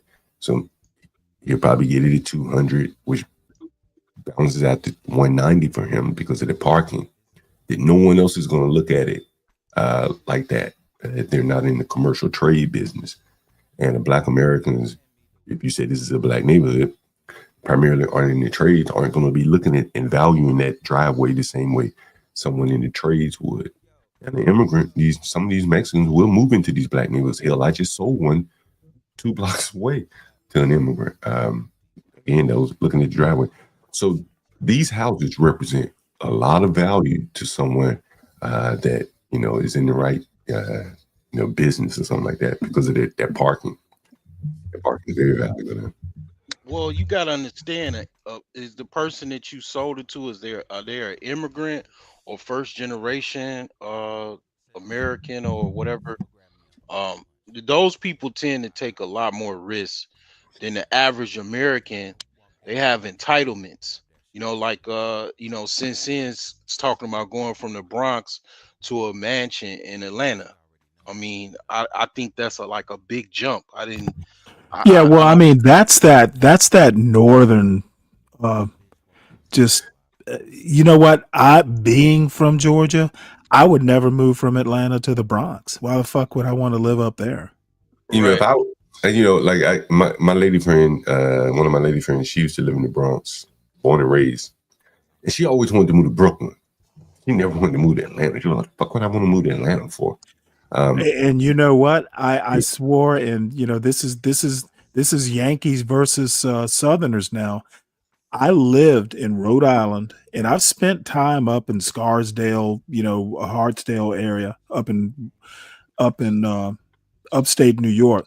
I can tell you right now, when I finally got away from Rhode Island and I moved to Norfolk for the Navy, I swear, I swore I would never live north of the Mason-Dixon line again, and Baltimore would be kind of like my geographical limit. There is nothing. There is all that you couldn't pay me enough unless you're offering me the CEO of Google or something. You could not pay me to live in that cold, in that hustle and bustle. So, I mean, I understand the reverse of that. Yeah. And then I hear all this stuff about, Atlanta being like the gay capital of Black America or some bullshit like that. Who cares? At this stage of my life, and again, it depends on the stage of your life. I don't have a young family. That's going to totally change, how you want to live. But I can honestly say, even with my wife and son, I would not want to live in a McMansion, mainly because how are 3 people going to keep it clean? That's a whole lot of stuff, that I don't really want to do. Rooms we don't use, that sort of thing. This house would be perfect. The thing for me about it, and the utilities, Stanley, trying to keep that place cold in the summer and hot in the winter, because it does get cold down there sometimes. The thing for me about Atlanta, coming from born in the South and not far from Atlanta, and then having lived in DC, New York, Atlanta just doesn't have that sophistication that say DC, New York does. And that's exactly why I would prefer to be in Atlanta. Yeah, but it's kind of fake, right? It's if you're trying to find your identity in Atlanta. Yeah, and you're trying all these different things, and at one point they were embracing strip clubs. Yeah, well, that's for people who want to do all that. No, I mean, and again, for a young person. No, Stanley. What I'm saying is, the city government marketing itself is, like a strip club capital. Then they start marketing themselves as like the hip hop city. But all those things, you just can't. It's not very corporate. They had the Freaknik thing. That didn't work. They're trying to find their identity. They had the Peach Ball, which mimics the Big Apple, whatever it dropped. Yeah, but let me again. It's really what you're looking for. Like for me, even I can honestly say this, John. From the time I got out of the Navy to now, I would never have. Atlanta's perfectly fine because my purpose. I probably wouldn't want to live in Buckhead, for instance. Like probably the most urban I would actually want to be would be something like Druid Hills, that area, which I could never afford anyway. I wouldn't want to be living in Atlanta. So things like the strip clubs and stuff wouldn't be of interest to me. Yeah, I'm You just know, talking about, for someone like my age or younger, when I look at Atlanta, I look at it's trying to be something, that, I think they get a lot of New Yorkers that move down there, but it's really a lot of the New Yorkers that can't cut it in New York. right. But the thing is if you're coming to Atlanta for some cosmopolitan bullshit, then you don't need to be in Atlanta, because to me, Atlanta is out like at Lake Lanier. It's more the outdoor stuff. But Atlanta is trying to position itself. It's like an Well, entertainment. and they've really failed. Yeah. What's interesting is that Nashville, I would probably say, Yes. surpassed Atlanta in music. You ride through Nashville, it's all kind of record companies there. Well, there always has been. I mean, the Atlanta's only claim to fame is basically rap. I mean, even the Georgia Music Hall of Fame is over in Macon. It's not even in Atlanta. Yeah, and that's what I'm saying.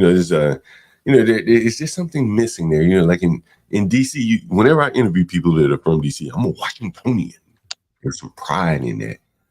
For whatever reason, New Yorkers are just so brash. I'm a New Yorker, but the Atlanta. Well, I mean, I'm willing to say the real Georgia isn't. When I was a kid, it was literally the saying was there's Atlanta and the rest of Georgia. Atlanta's never fit into kind of the rest of Georgia. It's always been this way. I think as big of a feeder as it gets from New York and DC, like kind of our outcasts, I think it gets a lot of people from Alabama. Probably. I know from my hometown, it's 90 miles to the center of Atlanta. And a lot of people from my hometown used to go live, let's say, Douglasville. They get as close as they could to Atlanta. Douglasville, College Park, whatever hill.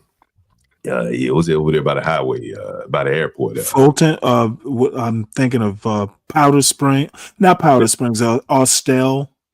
Yeah, whatever. That's one of them. There's I can't think. On the way into Atlanta, there's another small city, and I can't think. Fairburn. Is it Camp Springs or something like that? Is it what? Camp Springs or something like that? Yeah, and I can't think of the name. But all that I-20 corridor, coming from Alabama, there are a lot of, and it's a most. Well, I'm not going to say it's mostly black. It's mostly mixed. Chick-fil-A is located Clayton County. That's where all the I know, right where I've passed it before. The original Chick-fil-A's there. Yeah, the headquarters there. And so there's a lot of cheap housing, man, in Clayton County. And I've known people that live there. Apartments. Hell, I once saw an apartment movement special. It was $99 in Atlanta, right outside of Atlanta. Seriously, $100. Well, to answer your I can question, tell you right now, you get off of I-20 and back out kind of in the hinterlands, there is a ton of houses just like the one we're looking at here. The thing I like about the houses, these older neighborhoods, are the trees. I have a thing for trees. My house, for instance, it's surrounded by poplar trees and some other hardwoods. Literally, the leaves fall in the winter, so it gets direct sunlight. In the summertime, it leaves back up, so the house is in the shade most of the day. My last electric bill. Now, granted, it's just me most of the year. It was $89. And I wasn't watching. I was just doing whatever the hell I need to do. So it's extremely affordable. These trees, I like older neighborhoods. This house, now I'd have to do some landscaping. I wanted to, and my father's just kind of rubbing off, and I'm really pissed about that. But I would have to do something with the yard work. Yeah, I hear you. No, definitely. But other than that, I mean, especially if the inside of the house is nice, this would be This would be perfect. Put a porch. It's got a little stoop there. Yeah, And it's put a nice. screen door there. Sit out on the porch. So Sin, don't bother coming down here. You stay up there. You stay up there with that grime and snow and all that cold weather. Yeah, that yard is looking rough. We're gonna have to do something with that. And it's not optimal. You know, it's not a McMansion. But you see this right here? No, it's not. But you know, if you don't have McMansion money, Well, what the hell? that probably costs more than the house. Right. But you see this right here, like you probably can't park this on the street, right? Correct. These guys have 3 big trucks and a so you know they're taking advantage of this long driveway off the street and you know being able to park it there. Yeah, it's a little rough looking. Yeah. You know, there's nothing. These are well-built houses. Look at these houses, all brick, man. Exactly. Little nice fixer upper right there. Yeah, these motherfuckers are all brick, man. Neighborhood look decent. Look at this. This shit looks nice right here. It does. Shit, man. Who knows, man? I'm trying Look, to go this into one that. is I'm nice, trying to bro. go into Bro, that look. business, man. I mean, those yards are kind of big. Hell yeah, look, bro. Look, this house got black roof, black trimming on the windows. That shit ain't cheap, bro. Somebody put some money into it, bro. Somebody put some money elbow in it. grease. They could have had some cheap ass, you know, basic windows. That house to the right looks like one of the houses around here. And look at this one. There's a BMW in the driveway. Hey. Yo, you know, that one house that we saw with the nice driveway, that showed you the potential though, right? It really showed you the potential. Like, let's go back. That driveway was really fucking nice. That person put some money into it. And some You know thought. what? That camp place you're talking about, that's over near McDill or what? Not McDill. There's actually like a small like I can't remember whether it's Air Force Reserve or actual Air Force. There's a base over there. I have to look it up. I got a question. If these corporations see that there's a whole bunch of houses that they don't buy, and you saying that the reason is because of the schooling, right? Why is it that they don't invest in a school where people might want to go and then they can buy those houses and, you know, make money that way too? Because I think the schools, Night is just going through a nightmare from the property, but you should come talk to me. You know, he can't be facing anything that I haven't seen before. Tell him someone to come talk to me. I think the thing is that, you know, the schools, to involve yourself in the schools, and, you know, you have to get involved with the government and big political powers. You know, I was going to show this chart the other day of how much money the Chicago Teachers Union has spent on politics, on backing politicians. And I'm not picking on them in particular, but I'm just saying that, you know, do you want to get into that business, or do you want to get into a business that's lightly regulated relative to the schools? This is an easier business for them, building housing. And so let the government deal with the schools, and the people will solve their own problems there. Yeah, now this particular neighborhood does not look like a high crime area. I can guarantee you every damn one of these people probably have shotguns or multiple guns. You know, the thing is that this neighborhood, Stanley, is on the edge. You got one person like this, and you got the rest of them that are marginally keeping it afloat, right? You don't know how it looks on the inside, you know, from the outside. The houses are well built, so they're not having to worry about like siding and shit like that. That would make it start looking bad really quickly. But the brick is on. But like the houses for sale that we look at here, this neighborhood can really turn on who buys the next house or two. You know, right? You know, that's going to make a big difference. It's like the whole rotten apple bullshit. Yeah, look at all these fun cars. Like there's some bad apples. That shit's a turn off. Right, that was a bad apple. We saw all the trucks in the one house. Here's all this shit in the front, right? You know what's somebody took a tree down recently. But I mean, I'm looking at this mobile home and that truck. I'm guessing there's not a lot of crime there. You see an expensive cars, decent looking cars. Yeah, BMWs, PT Cruisers. I haven't seen that one Kia. And they have a lot of cars. Here's another example. Right? Look, here's two examples of what I'm talking about here. To the left, that grass, bro. To the left is a red record truck, right? This can't be parked on the street legally. That's why it's right here, right? This guy needs some roof work, by the way. You can see the patch on the roof. You see another commercial vehicle right here. Again, it's parked off the street. This parking is a value to people with commercial vehicles. We've seen 3 now that on the street. And that is the value that the immigrants that will come into these neighborhoods at some point will see well-built houses, right? You just with commercial parking there. Bro, there's what is it? Some Brazilians like up the street, and they have like 3 trucks, and they have logos and stuff, and I guess they're all his trucks and his family's business and shit. Yeah, you can't park them shits on main streets, on a residential road. And so these people are taking advantage of that very clearly, to their benefit. And that's good. That's a good thing. So here's the house for sale right here. Yeah, I mean, it's an investment. You gotta take everything that comes with it, man. That's a nice house right If you have a house, you don't gotta pay storage, let's say. You know what I'm saying? You have a shed, a garage, you have a basement. Hey, Sam, what kind of problems? Hey, Sam, what kind of problems is Nightish going through with it? Does he have tenants or what? He should be over here listening more instead of trying to argue with B. Brave. Hey, John, I was wondering if I might throw a little twist into this. Yeah, what's up? Like, people are really looking for housing, like they want to own their own land, right? You're going to have to make some sacrifices if you don't have a lot of money. Like what I did is I found a spot.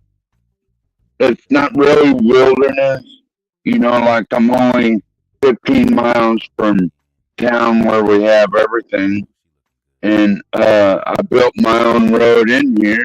I lived in a little camper for a while I built the shack I'm in now and the deck and woodshed and all that. And you're still pretty close, and it's a great neighborhood.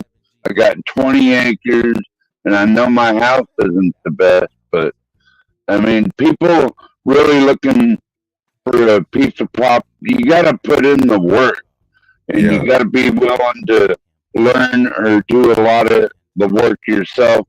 Like I already had some carpentry skills, so I just slapped this place together. And the deck and the woodshed and all that. I know I'm not connected to all the utilities, but it's doable. I have a water well, nice gravel road in here. I mean, just every year, do something to improve your land, and eventually you'll get there. But it does take sacrifice. Yeah, it takes a lot of work, man. It takes a lot of work. That's why some people are better off renting. It's not a bad thing for everybody. For some people, they'd be better off buying, but the maintenance, the wear and tear. And I think you have to be willing to be a little handy. What'd you say? Handy, 12. Yeah. You got to be willing. Yes, sir. Latino, what do you think? You got to be willing. That's like my father is actually amazing. I told you about the time one summer we rebuilt a Volkswagen engine. Yeah. One summer we stripped the house and my father was like, no, what we're going to do is we're going to blister the paint off. So we took it down to the wood and put like maybe 3 coats of paint. And this was the whole house. Now it was a brick house. So you're only doing, the trimming, and then on either end, you've got that big wooden thing. I don't even know what you call it, but it took like maybe a month because we literally blistered the paint. We stripped it, blistered it, and I think we might have done some sanding to rough it up. And then we went back and put at least 2 coats, maybe 3, knowing my father. And it was a big job. So yeah, the handy stuff didn't really rub off on me because I never really liked it.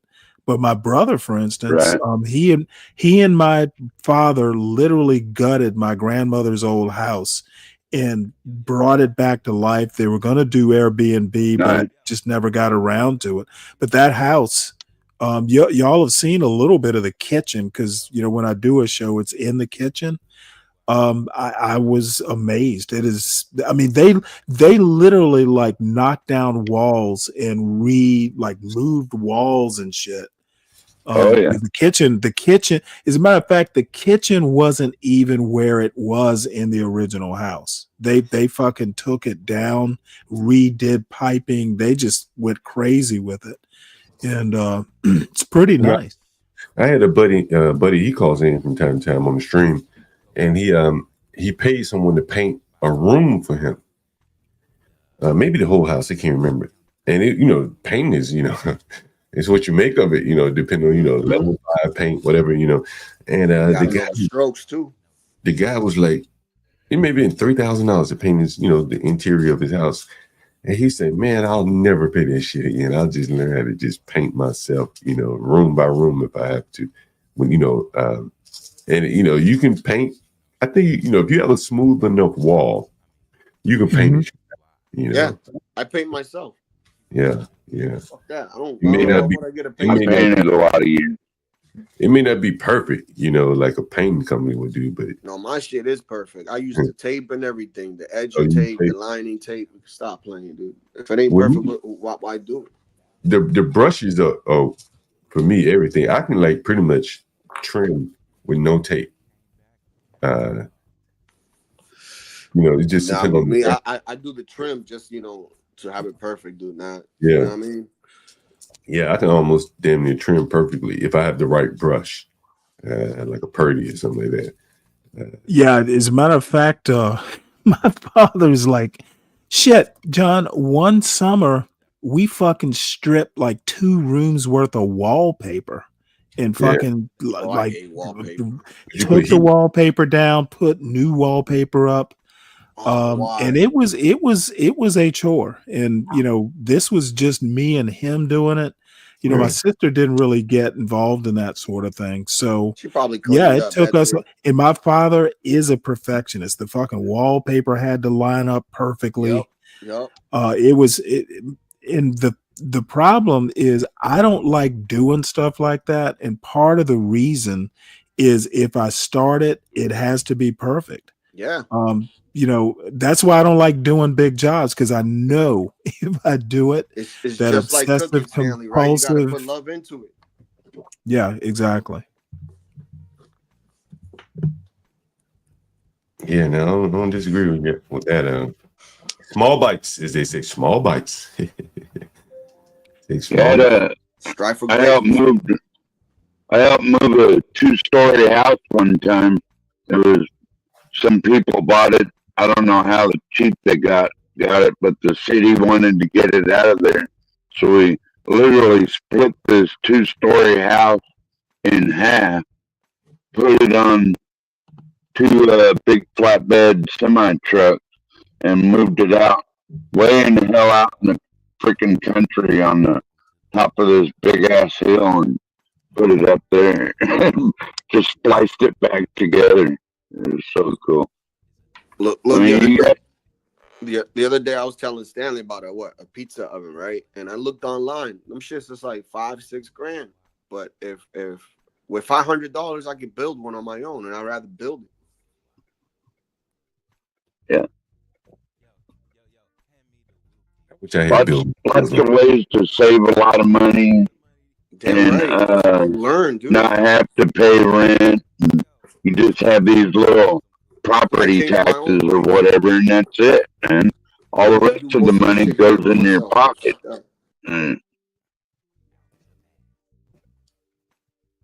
Bro, I've been in the shopping on Facebook, bro.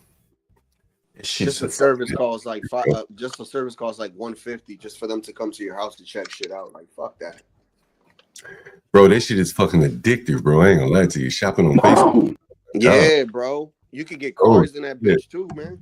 You ever shop on this shit, Stanley? Facebook, no. Probably the closest I've come would be something like eBay. Oh man, you missing out. Facebook Marketplace. I You be missing scrolling out, Stanley. all day. Yeah, but I mean, I don't. You know, next time I need something major, Yeah, think about it, like man. I tell you what I did years ago. I bought a new printer, and for some reason, actually, I say some reason, it was actually my son. What did he do? He had left something in front of the printer, and I had a large print job, and so the paper started backing up on this thing that he just left right in the printer, and it just screwed the printer up. And I hate working on printers. I just don't like them. So basically, you know, I had to get a new printer, and I liked my printer, so I had to go on eBay and find the exact model. And I was able to do that. So I didn't even think of Facebook. Facebook Marketplace, I do get like pop-ups because I have it on my phone. Yeah, I'll check it out. I mean, you can buy houses off of Facebook, right? Probably so. I wouldn't be surprised. Yeah, they've got all Another kinds of things on there. Another good place to look is Craigslist. I know it's outdated, but you can find like remote properties here and there. Not that remote, but you might have to build your own road in there. 5 acres, 10 acres, 20 acres. You just literally go on there and get you a really nice piece of raw real estate for good and cheap, and it's so easy. What But is it? not What is Sin everybody can talking do that. about? If you're in North Carolina, what's all this? What's all this Bronx talk? What are you? Are you? You're not. You and you're talking just like American Man. He's in North Carolina too. Do you live near each other? North Carolina. That's where my mom's moving to North What is Carolina. this? Look at this. Now, this guy just pops up into the chat going, white people play duck, duck, goose. Do FBAs play ninja, ninja, coon? You know what? Let me put it to you. Let me put it to you this way. That's a question you should ask. That's a question you should ask SKC. He likes imitating white people. Yeah. So he would. I don't even know what the hell duck, duck, goose is. Real black people don't play duck, duck, goose. Yeah, I never played Ninja Ninja Coon. I never did either one of those. Sorry. Yeah, well, all I have to say is that play must be dodgeball, that man. that's a hood conservative. Maybe it's a northern white thing. People don't do that. Yeah, Whitlock. maybe Yeah, Yankees exactly. do that.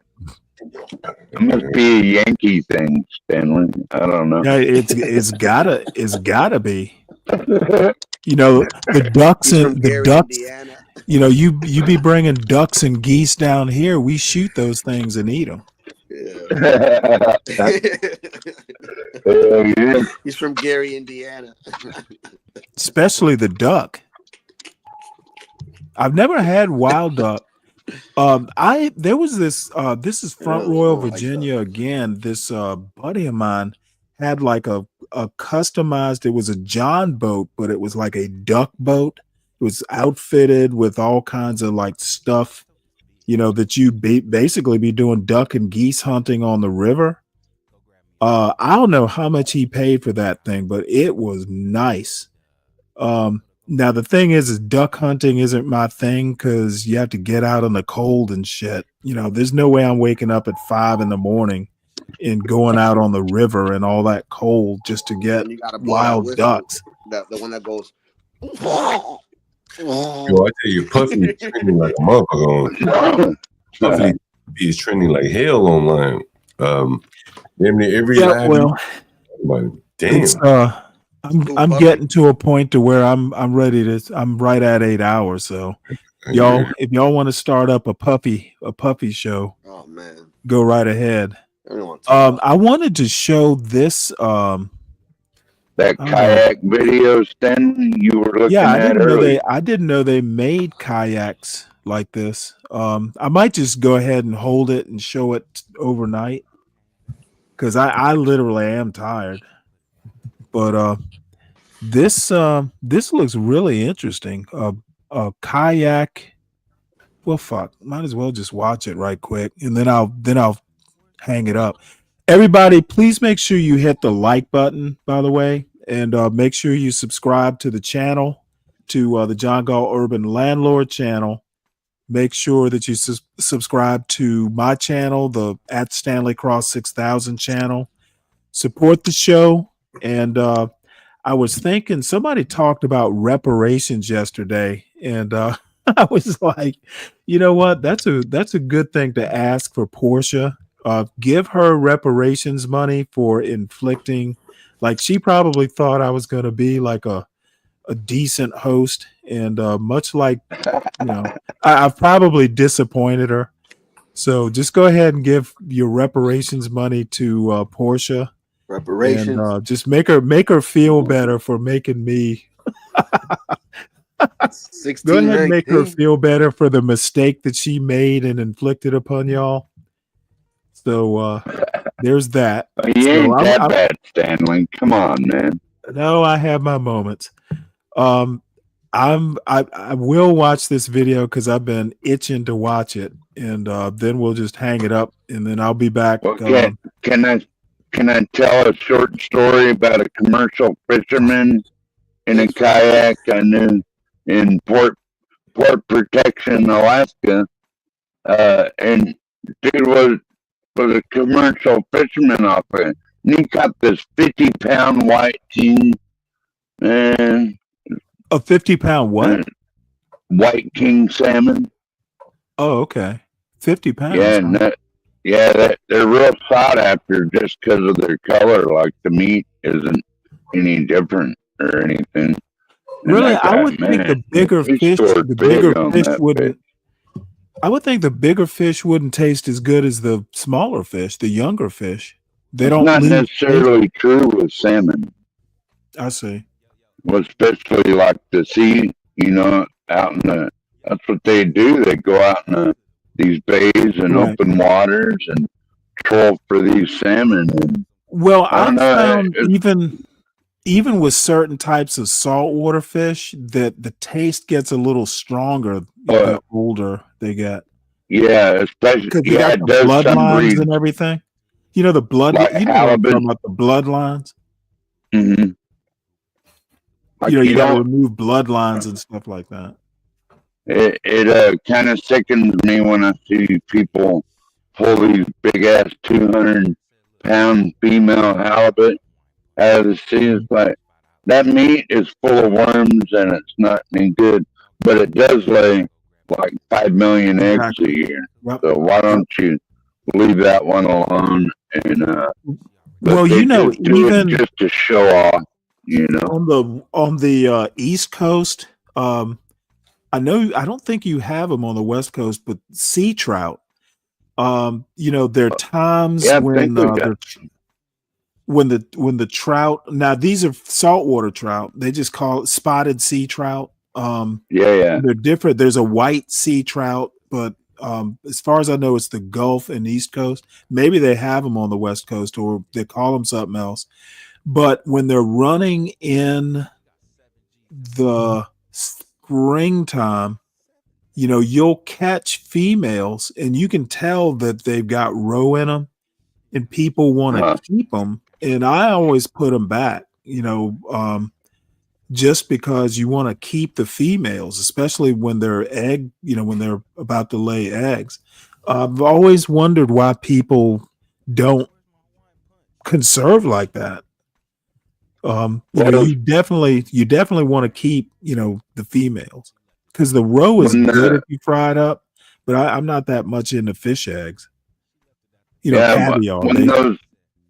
When the sockeye salmon are running up the rivers, a lot of them have roe in them too, and people keep it and eat it. Like a lot of these natives around here, they'll make fish head soup and everything. They don't waste nothing, man. Yeah, you know, the eggs are okay in a small amount, but it's a real rich taste. And after a couple like spoonfuls, like even like the black caviar, you know, you'll go to Greek restaurants especially, and sometimes you can get like caviar. It's not like the expensive beluga caviar or whatever. It's just cheap caviar. However, the taste is usually kind of salty. And, after a couple small bites, I'm pretty much done. I don't need it. Some things are just so rich and just kind of strong tasting. John Sin says he has a tenant that just moved out that had stopped paying rent. He bought a home and split it. His property management team lied about repairs, etc. It's his first experience. I'll get with him. Where is he located, by the way? You know where Nice is located? I don't. He be going to sleep on this motherfucking street, and you need to be putting that tenant out.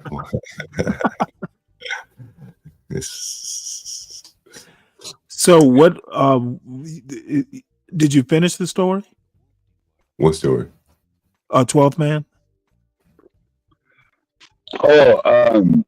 Yeah, about the sockeye salmon. Like, we can go dip netting here, and you can pull up sometimes two 5 to 8 pound salmon out at a time just with your net. It's crazy.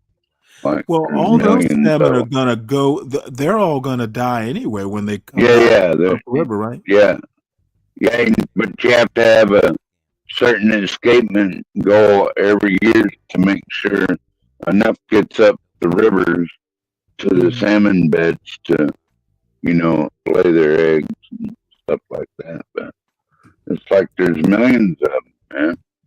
It's Right. crazy. Like the whole river be moving in fish, man. I've seen Incredible. pictures of it. All right, well, let's watch this young lady here. Wow, the stability in this thing. I'm impressed.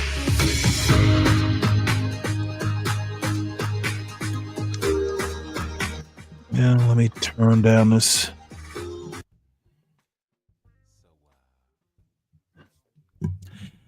That doesn't quite look like a kayak, though.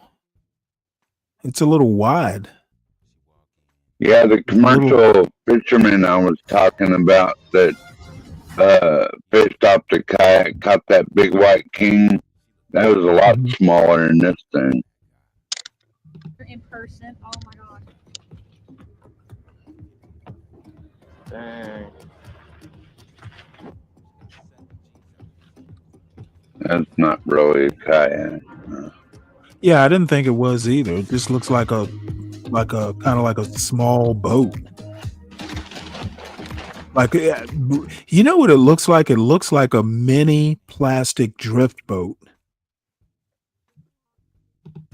You seen those drift boats that they put out on some of those big western rivers? Oh yeah. Guys, welcome back to Pack and Tackle. With the oars? I'm Chelsea. We are going to give you a first impressions review of the new Sonata MK. And I'm really excited. These are little special kayaks.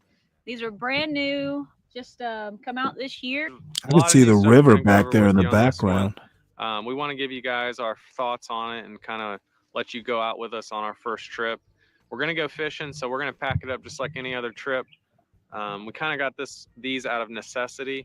I know a lot of people are in the part where they start looking at boats and different ways to get out on the water, whereas we've been going to the ocean down into the Keys. We kind of got into a spot where the tide was flowing out and we had trouble getting back with the pedal kayak. Current and the wind was taking Oh, me okay, it's out. an ocean kayak. I have a pedal kayak and I just couldn't pedal. It was just really hard. So, and then on our way home, we was looking up Old Town and found these are ocean kayaks. So with a motor, we are tickled to death to try them. We're going to get these down on the water. We got them in the back of the trucks today. It's like $3,400.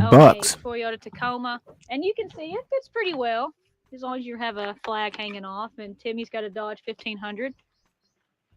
We're going to probably make a video and show you all how we actually put both of them in there. No, that's a kayak right there. We're going to get down there on the water and get these things loaded up. We will be using these kayaks in rivers, lakes, and the ocean because we're going to try and camp off these as well. So stay tuned. Well, first let's talk about what it is. It's an Old Town Sonata. It's the ocean kayak. It's a 106. MK means Minn Kota with the motor. That's not a kayak. We went with the AMP outdoor lithium batteries, Bluetooth. They ship very quick. They're really good to work with. If you email them or anything, have questions. Now I'm they answer wondering you within how what, you a couple charge them hours. out in the They help us wild. try to You figure have out a what battery chargers we need, and we bought those through the AMP outdoors. like a But today we're solar just going to talk charger? about this battery and this boat. And it's super light, and the battery charger's super easy to work. Everything's really nice. That might So be this a is how you. high-floating kayak, Stanley. Well, that's really neat. I like that idea. Yeah, $3,400 This worth. thing's sick. Wow.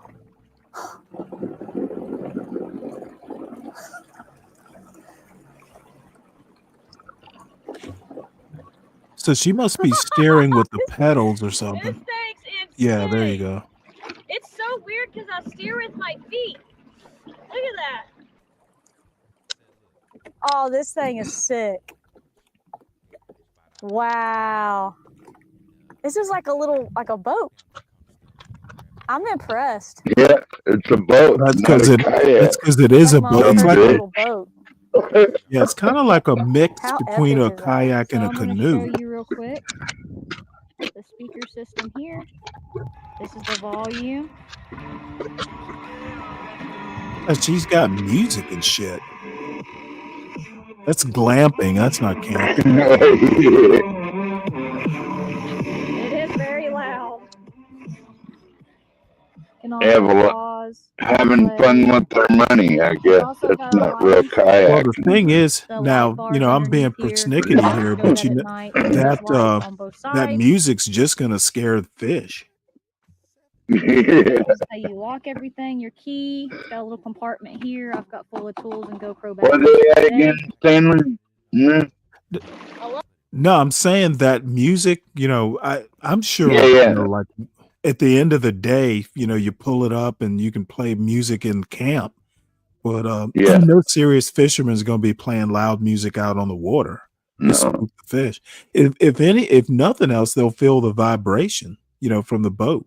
Yeah, yeah. I love it. This is the best thing ever.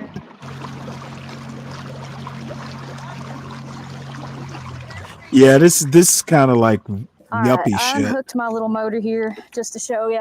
I stand up. I'm not that Wow, the impressed. stability in this I mean, I'd thing. like to have one. I'm impressed. I'm Boats 5'3" are and I weigh racist. 120 pounds, and just threw my bait off.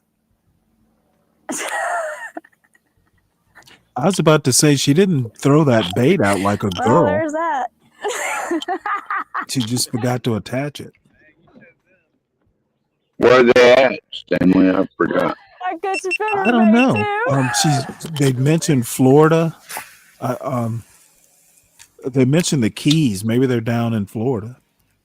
All right, so I'm going to go ahead and show you how the motor comes up. Make sure you take the key out, twist that. You got little stands here. That's how the motor comes out. Also, you got Oh, side wow. pockets here, cup holders. It's a little spot here. I put my strap. Where's the Pliers, air cup holder conditioner? here as well. Both Pretty sides, cup high tech. holders. Forward, obviously you go forward. Backwards, you go backwards. Yeah, that's My high-tech favorite part redneck of this right there. boat is the foot pedals, how you steer. It makes it so easy to be able to just keep going, tie your baits. You can keep fishing, and it turns on a dime.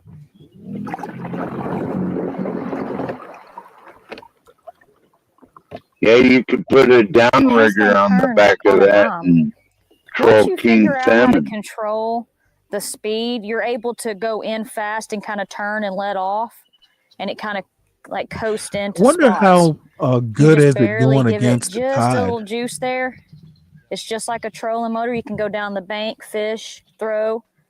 Really nice. Then you just turn it off and it stops. It looks like it's going at a pretty good clip. Really, really nice.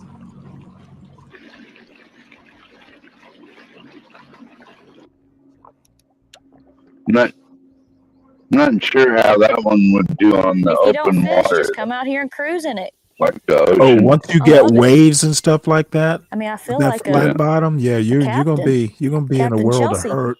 Love this right here where it's on the side. Because I know Timmy's other Old Town, it I has would it up not on want the to get top that or on the out back. on This a is so choppy nice. water. So it takes it, you just flip it right up. I got my net back there, but it's so easy. And you just flip it back down. You can go in really shallow water. Oh, this little section here, it's got like a little spot where you can put stuff, hand sanitizer. You can still put some boxes Hand under your sanitizer. chair where the battery is on both sides. Comment down below if you know this saying. Well, bye.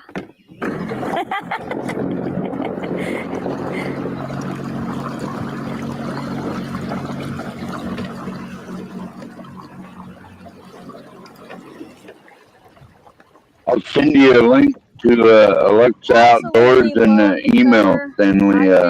She does actual paddle, like a cinder block. real kayak Timmy's, I think, is camping and Horizon. canoe Loved all the camping. extra rails. I'll be putting a fish finder on as well. I'll show you how I Broke hooked that Genius, up with it's about transducer and this everything one like of the that. That's the coming one soon. model I This looked is a at. It's great about boat. Why would you want anything else when you have an actual $3,400. boat? I didn't look at a bunch of models.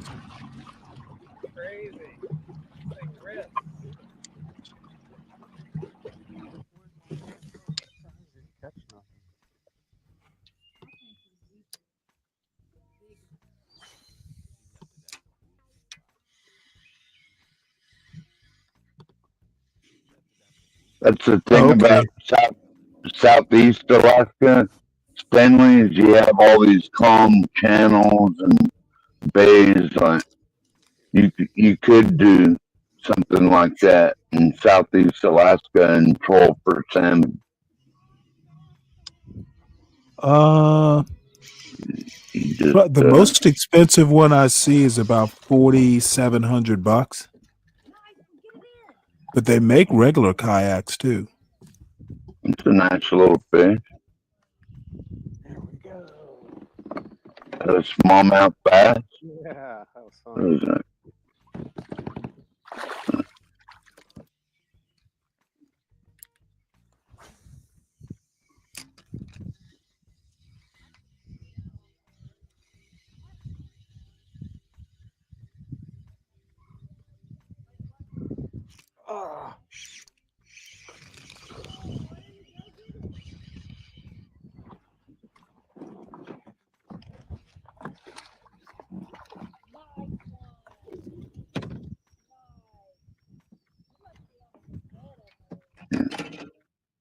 Oh, those are perch. Oh. Goddamn. Is that a perch? Looks like a smallmouth. Yeah. No, it's a smallmouth bass, I think. Oh, okay. I get them mixed up sometimes. Well, the largemouth bass are really easy to tell because they literally live up to Yeah. their name. Yeah, they do.